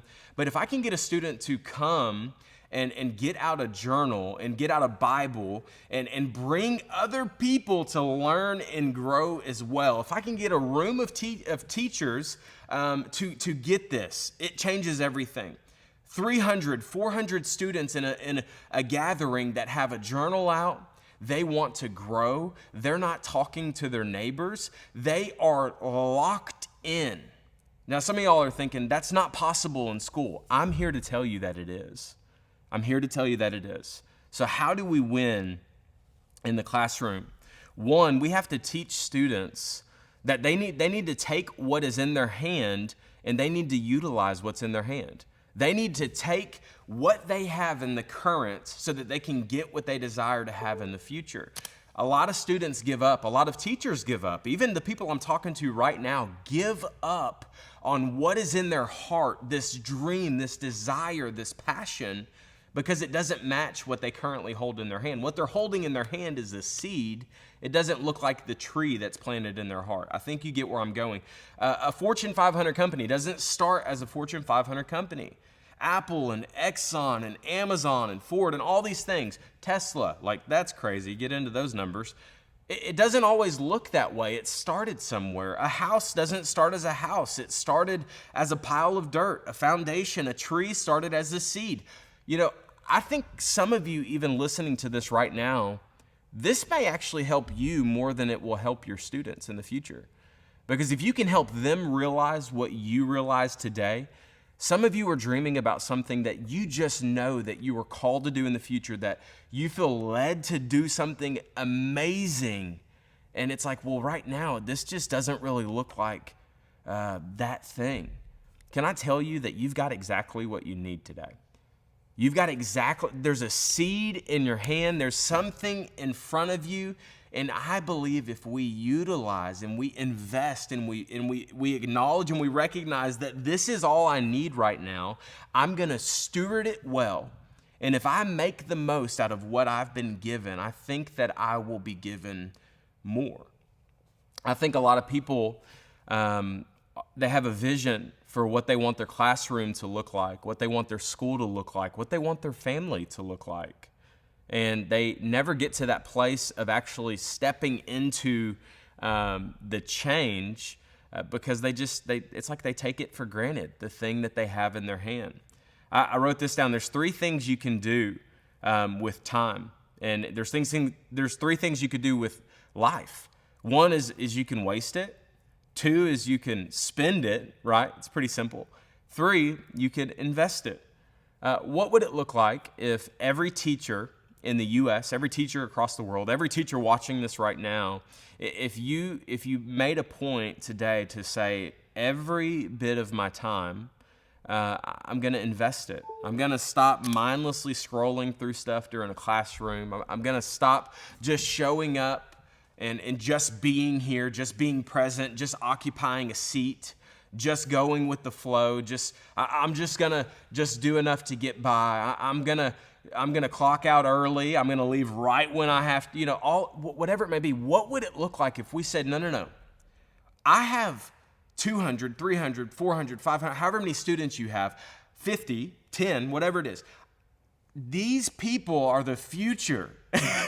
They're the future of the world. Like, if I invest my time, if I plant my feet and I say I'm gonna help make a change in their life, or if you will, I'm gonna help them win in life. I'm gonna help them win in school. I think that a lot can change. I wrote this down that if you want to win in the classroom, you have to have a great system in place. And all the teachers said amen, okay? If you just kind of fly by the seat of your pants, my grandma always used to say that. I really don't even know what that means, but I think it means that you just kind of wing it, all right? Everybody else sees that as well. Like, they recognize you don't have a strong lesson plan, you don't have a curriculum, you don't have a goal in mind, and if you don't have that, if you don't have a system in place, we'll end up just doing whatever, whenever, and it's not good. So this is what I know. I meet a lot of people who have the same goals. I meet a lot of people who have the same education, some even more, and they, at the end of the day, somehow, some way, they have different results. So we have two of the same types of people, two of the same types of goals, two of the same types of education. They have different results. Why? Because of their systems that they have in place. I love to read. I try to read about 30 to 40 books a year. I love podcasts. I love going to YouTube and learning random things. If you're with me, give me a little wave, okay? I can't see you, but I wish I could. I think that systems are so vital. I just think that if you want to have different results than everybody else around you, you need to have a different system. James Clear, the author of Atomic Habits, which if you have not read Atomic Habits, I highly recommend you to read Atomic Habits. It's a game changer. James Clear says you don't rise to the level of your goals, you fall to the level of your system. So put that into an administrator's perspective. Your school doesn't rise to the level of the goals that you set for the school. It rises and it falls to the level of your system. So if you have a bad system in place of how you communicate to your teachers, how you communicate to your parents and your students, and the systems you have in place for your lesson plan, the system you have in place for the way you wake up in the morning, okay? This is a cup of coffee, okay? It's still kind of steaming. Sorry if you heard me slurp through the camera. When I wake up in the morning, it is a part of my system and my daily routine that I drink some of this, okay?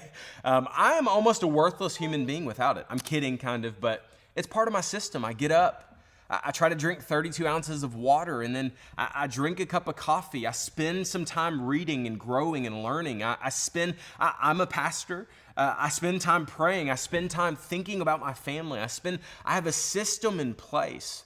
I have an agenda that I have written out days before of what I know I need to accomplish for the day. I do not let my day happen to me. I happen to my day. And I believe that if we have a mentality, we draw a line in the sand and we say, I want to be a better, not just a better teacher, I want to be a better leader. What would it look like in a school if every teacher watching this right now had an excellent system in place for their classroom, their personal growth, for their families? Because I'm going to talk about this in a little bit, but y'all, students are not stupid. Some of you may disagree, but students see everything, especially if you have social media.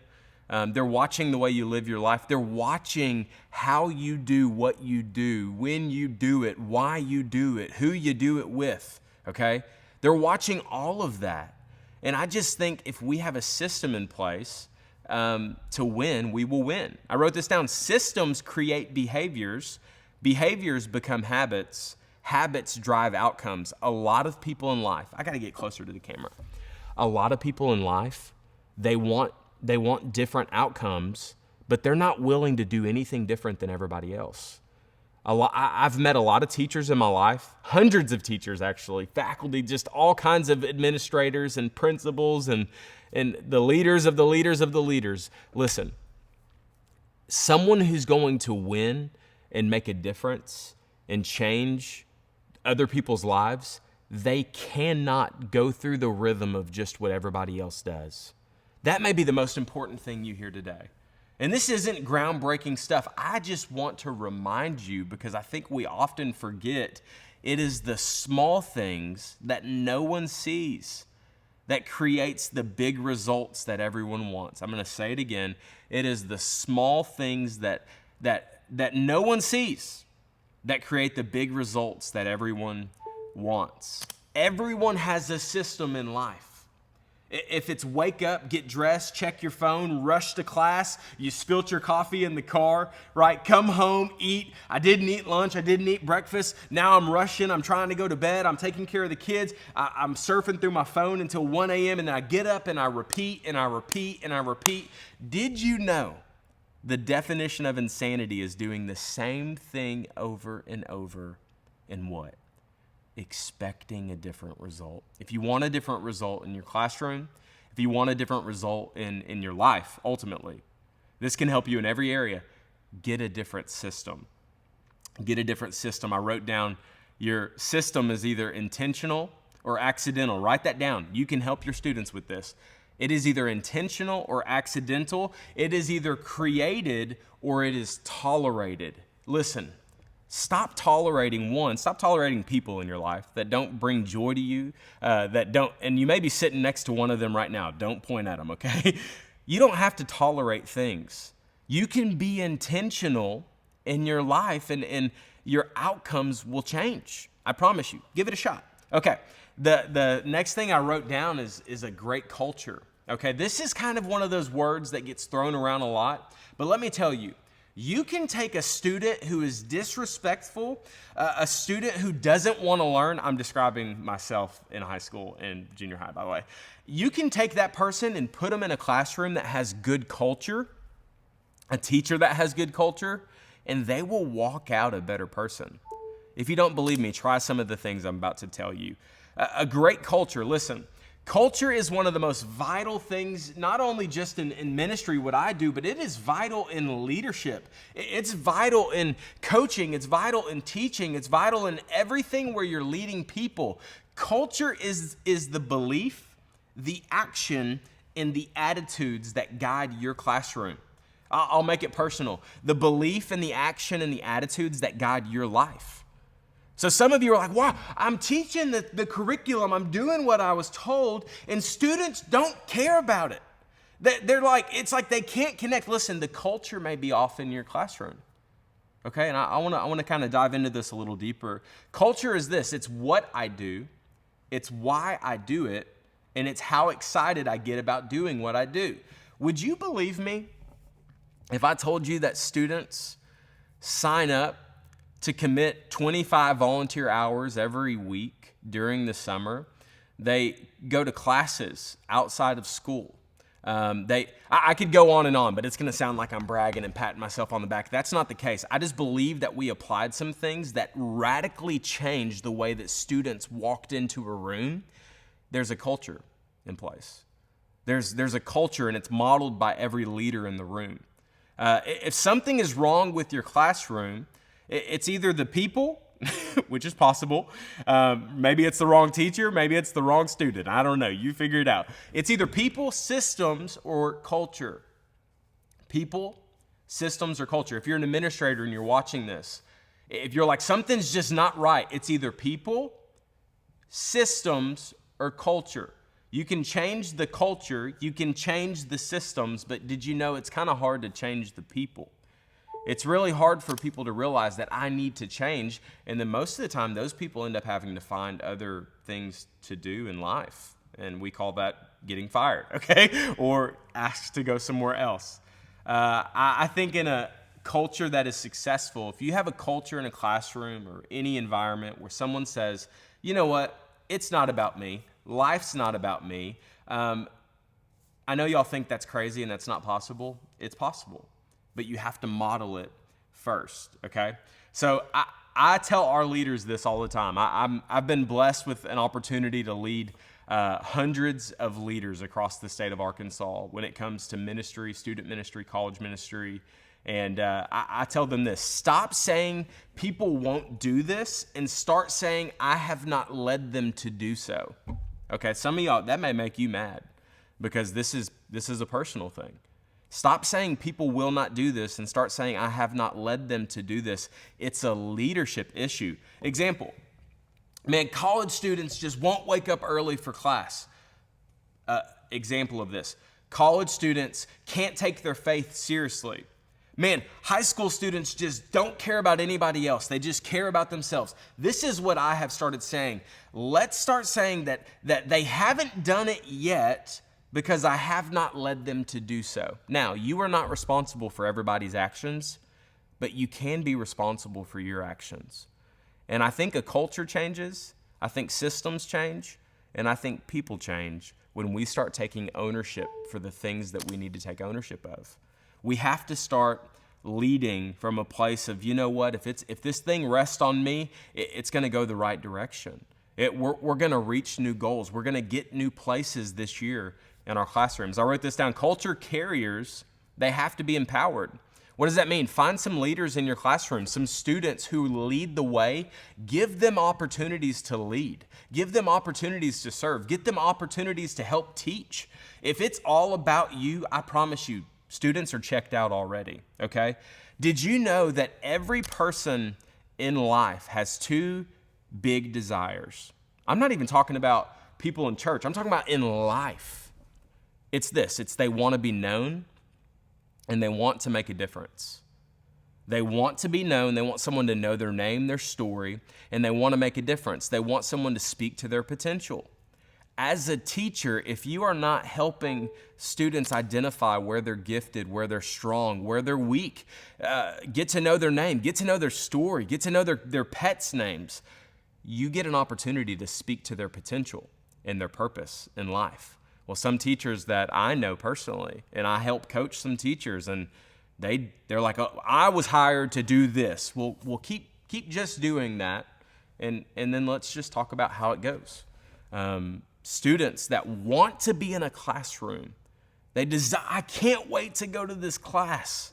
It's because the teacher has created a culture where people are empowered. People don't just sit in the seats. Like a culture shift, it starts not with the masses. It starts with a few individuals that you've selected and that you've empowered. What does that mean for you in your classroom? I don't know. I'm not in your classroom. But I think that you could get some ideas. How can I empower some students? Man, write down some things of how they can make a difference in your classroom. I just got a text from my wife, by the way, and she sent me a picture. We're 32 weeks pregnant, and she just sent me the ultrasound. This thing's kind of creepy looking, okay? I just had to tell you, that's what I just got. She said that our daughter has my nose, which means it's quite large. Okay, next thing. Culture must be crystal clear. It must be crystal clear. This is the why. This is for me, for the organization that I lead, it's this. It's know God, find freedom, discover your purpose, and make a difference. It's know God, find freedom, discover your purpose, and make a difference. I can't talk about these things without getting passionate and getting excited, and it has to be crystal clear. It has to be crystal clear. It's not about preference, it's about effectiveness. You can't just roll a grenade into a culture and explode the whole thing and expect for it to all change. No, it's little incremental changes at a time. If you started shifting a little bit of culture in your classroom, empower a student in this class. In seventh period, empower that student. Oh, I'm gonna tell them, man, they can make a difference. I'm gonna actually ask them, hey, why are you always in a bad mood when you come to class? Is there anything I can help you with? Things begin to change. I wrote this down. You have to destroy, some of y'all are going to get way too excited about this, okay? You have to destroy counterculture, okay?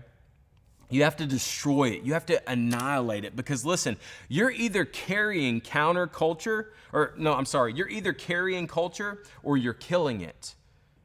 I'm going to say it again. Y'all need to write this down for all of your staff. You're either carrying the culture or you are currently killing it.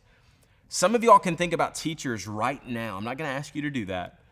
It's just their counterculture with everything. They do things their own. Y'all listen, it's like they can't get behind where we're going as an organization. I want to just warn you, be careful with that, okay? I wrote down that culture has to be demonstrated, it has to be communicated, and it has to be corrected. Demonstrated, communicated, and corrected. Another way, to demonstrate it, you carry it. To communicate it, it's the vision. When you correct it, this is what I tell people. Hey, that's not who we are.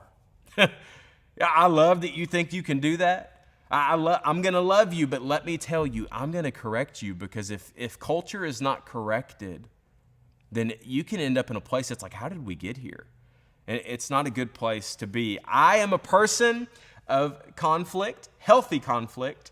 And I love to go into people that have businesses and people that lead people and do like consulting. Because I'm not afraid to step on some toes. I'm not afraid to talk about the elephant in the room. And this is what I know is true is that if corrections never happen, like you have bad culture. Like I wrote this down that if you are afraid of conflict, if you are a teacher, you are an administrator, you're a coach, and you are afraid of conflict and you don't like to correct or whatever, and you have to do it in the right way, but if you're afraid of it, that means that there is bad culture that is present because the only way that good culture can be present is if you correct the bad culture. Be very careful and make sure you correct bad culture. I wrote down, man, great character.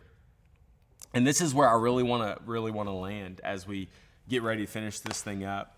Great character. Y'all listen, if your life outside of the classroom, I know that you're probably thinking, Seth, that's none of anyone's business. Let me tell you this. I'll ask you a question. Have you ever respected someone that their actions don't line up with their words? The answer is no, okay? We call those people hypocrites. And y'all, I'm telling you from a place, I'm so messed up, I'm so jacked up, I'm so imperfect. I could list the things out, like, as of today, like, I asked my wife for forgiveness about something because I got frustrated, right? Like, but I lead from a place of vulnerability. I lead from a place of, like, I don't have this. I started off this whole talk with, we don't have this thing figured out. But if you led that way, students can relate with that. And they want to be a part of that. They feel like things aren't always tense. They can be confident and comfortable in their skin in your classroom. I think that great character is established when your life outside of the classroom matches the things you teach in the classroom. Some of you are like, well, Seth, I teach math. It doesn't matter what I do. I would beg to differ. This is another one of those things my grandma used to say. I don't really know what that means, but I disagree, okay? I disagree. I think that great character is vital. I wrote down a few thoughts about empowerment.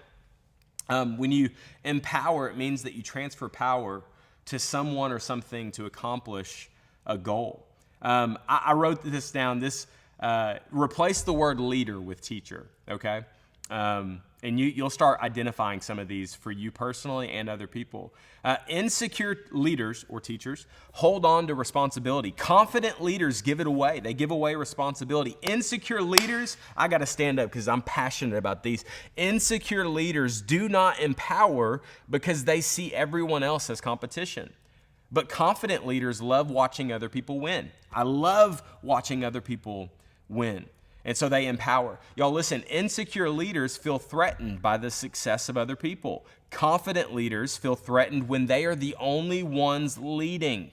Okay? I get nervous when I look around and I'm the only one leading. That's not a good sign of a leader. You can tell the strength of a leader by looking at the people around them, who is following them. If you're just going and you're walking and you turn around and no one is following you, you are not leading. You are going on a walk. And it is very dangerous to be in front of young people and think that we are leading and think that we are teaching and think that they are coming with us, but we are just going on a walk.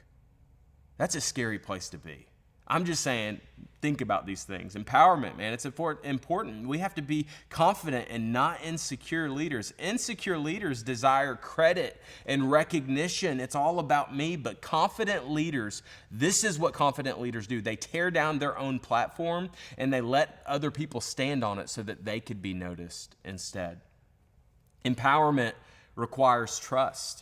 If you want to change your classroom, obviously all the things I talked about, people, the systems, the culture, the empowerment, your character, what you do inside and outside the classroom, the way that you trust is important. Empowerment requires trust. It's the only way to know that you can trust someone is to trust them.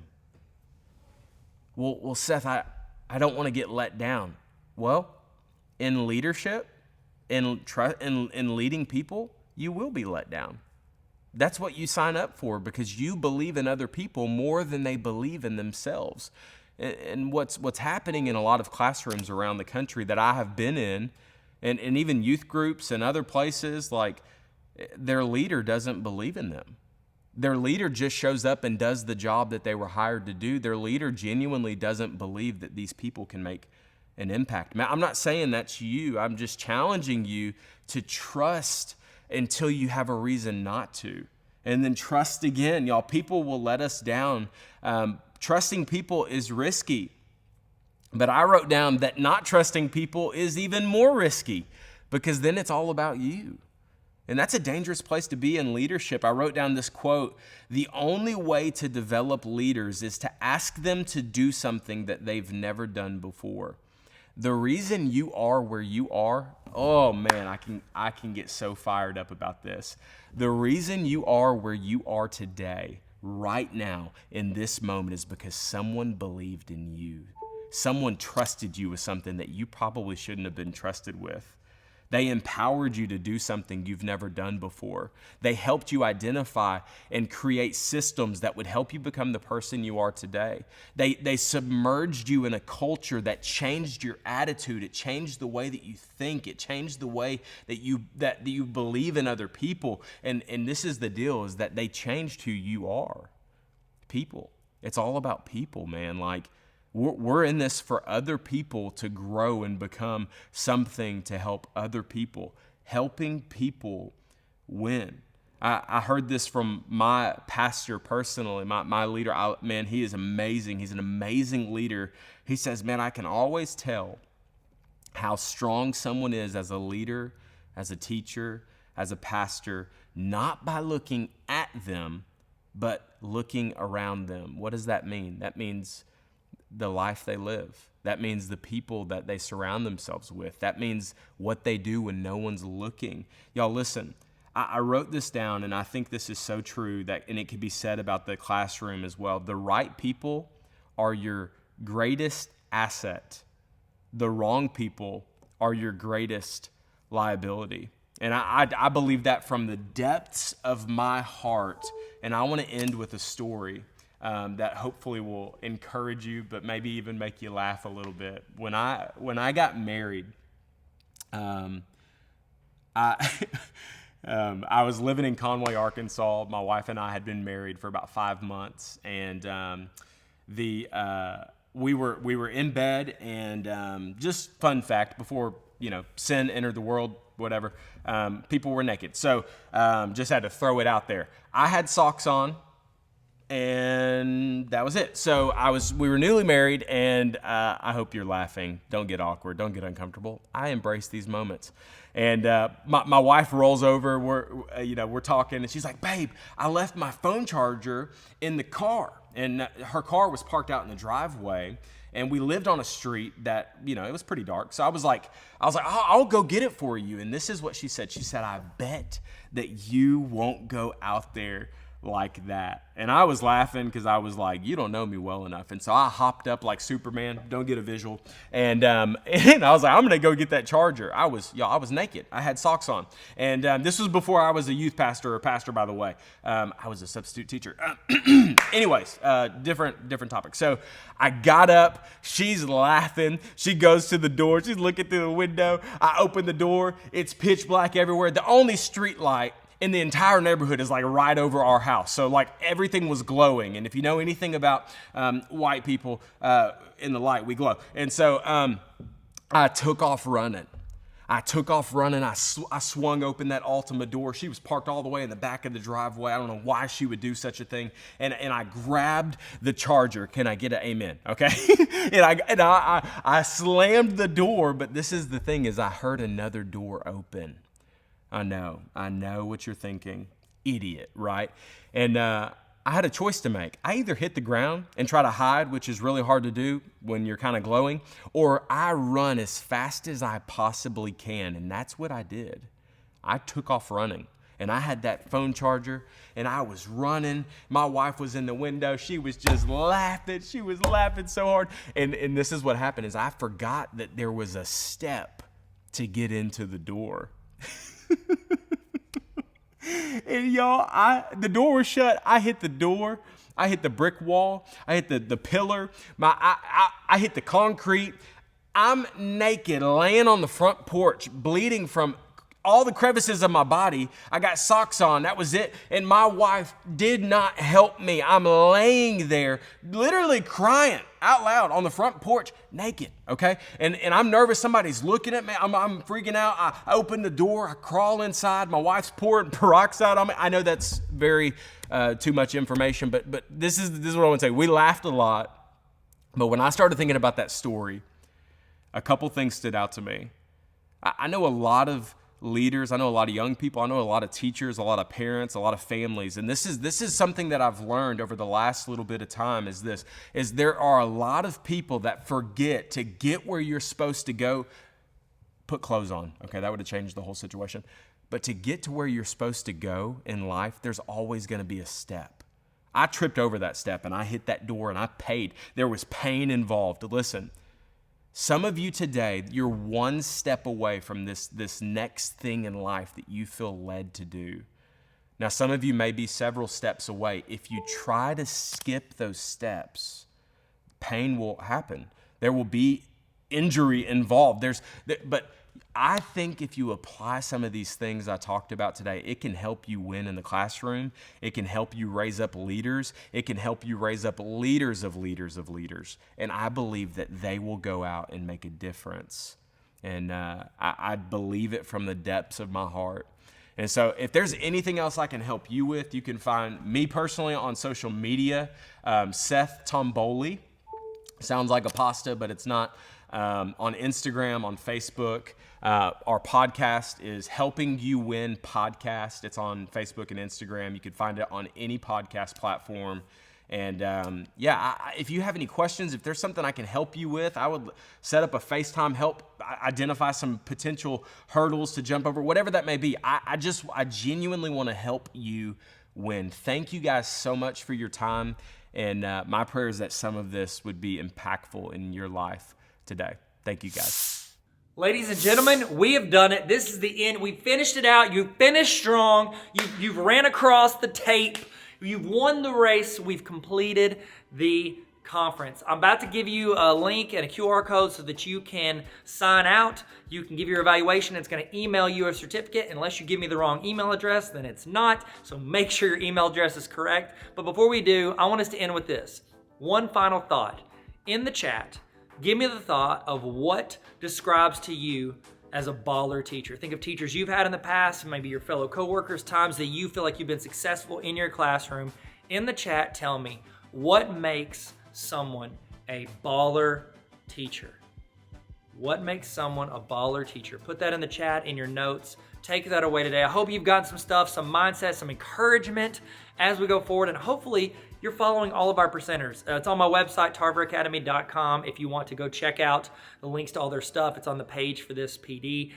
Follow them. Tell them thank you for what they've done, how they've spent their time trying to pour in to you. So I'm going to stop talking, and then I'm going to show you how to get your certificate. Thank you guys for coming. The Baller Teacher Conference. We did it, guys. Best conference on the planet with the name Baller in it. Very specific, but also makes it true. All right. Thank y'all. Be good. Be good.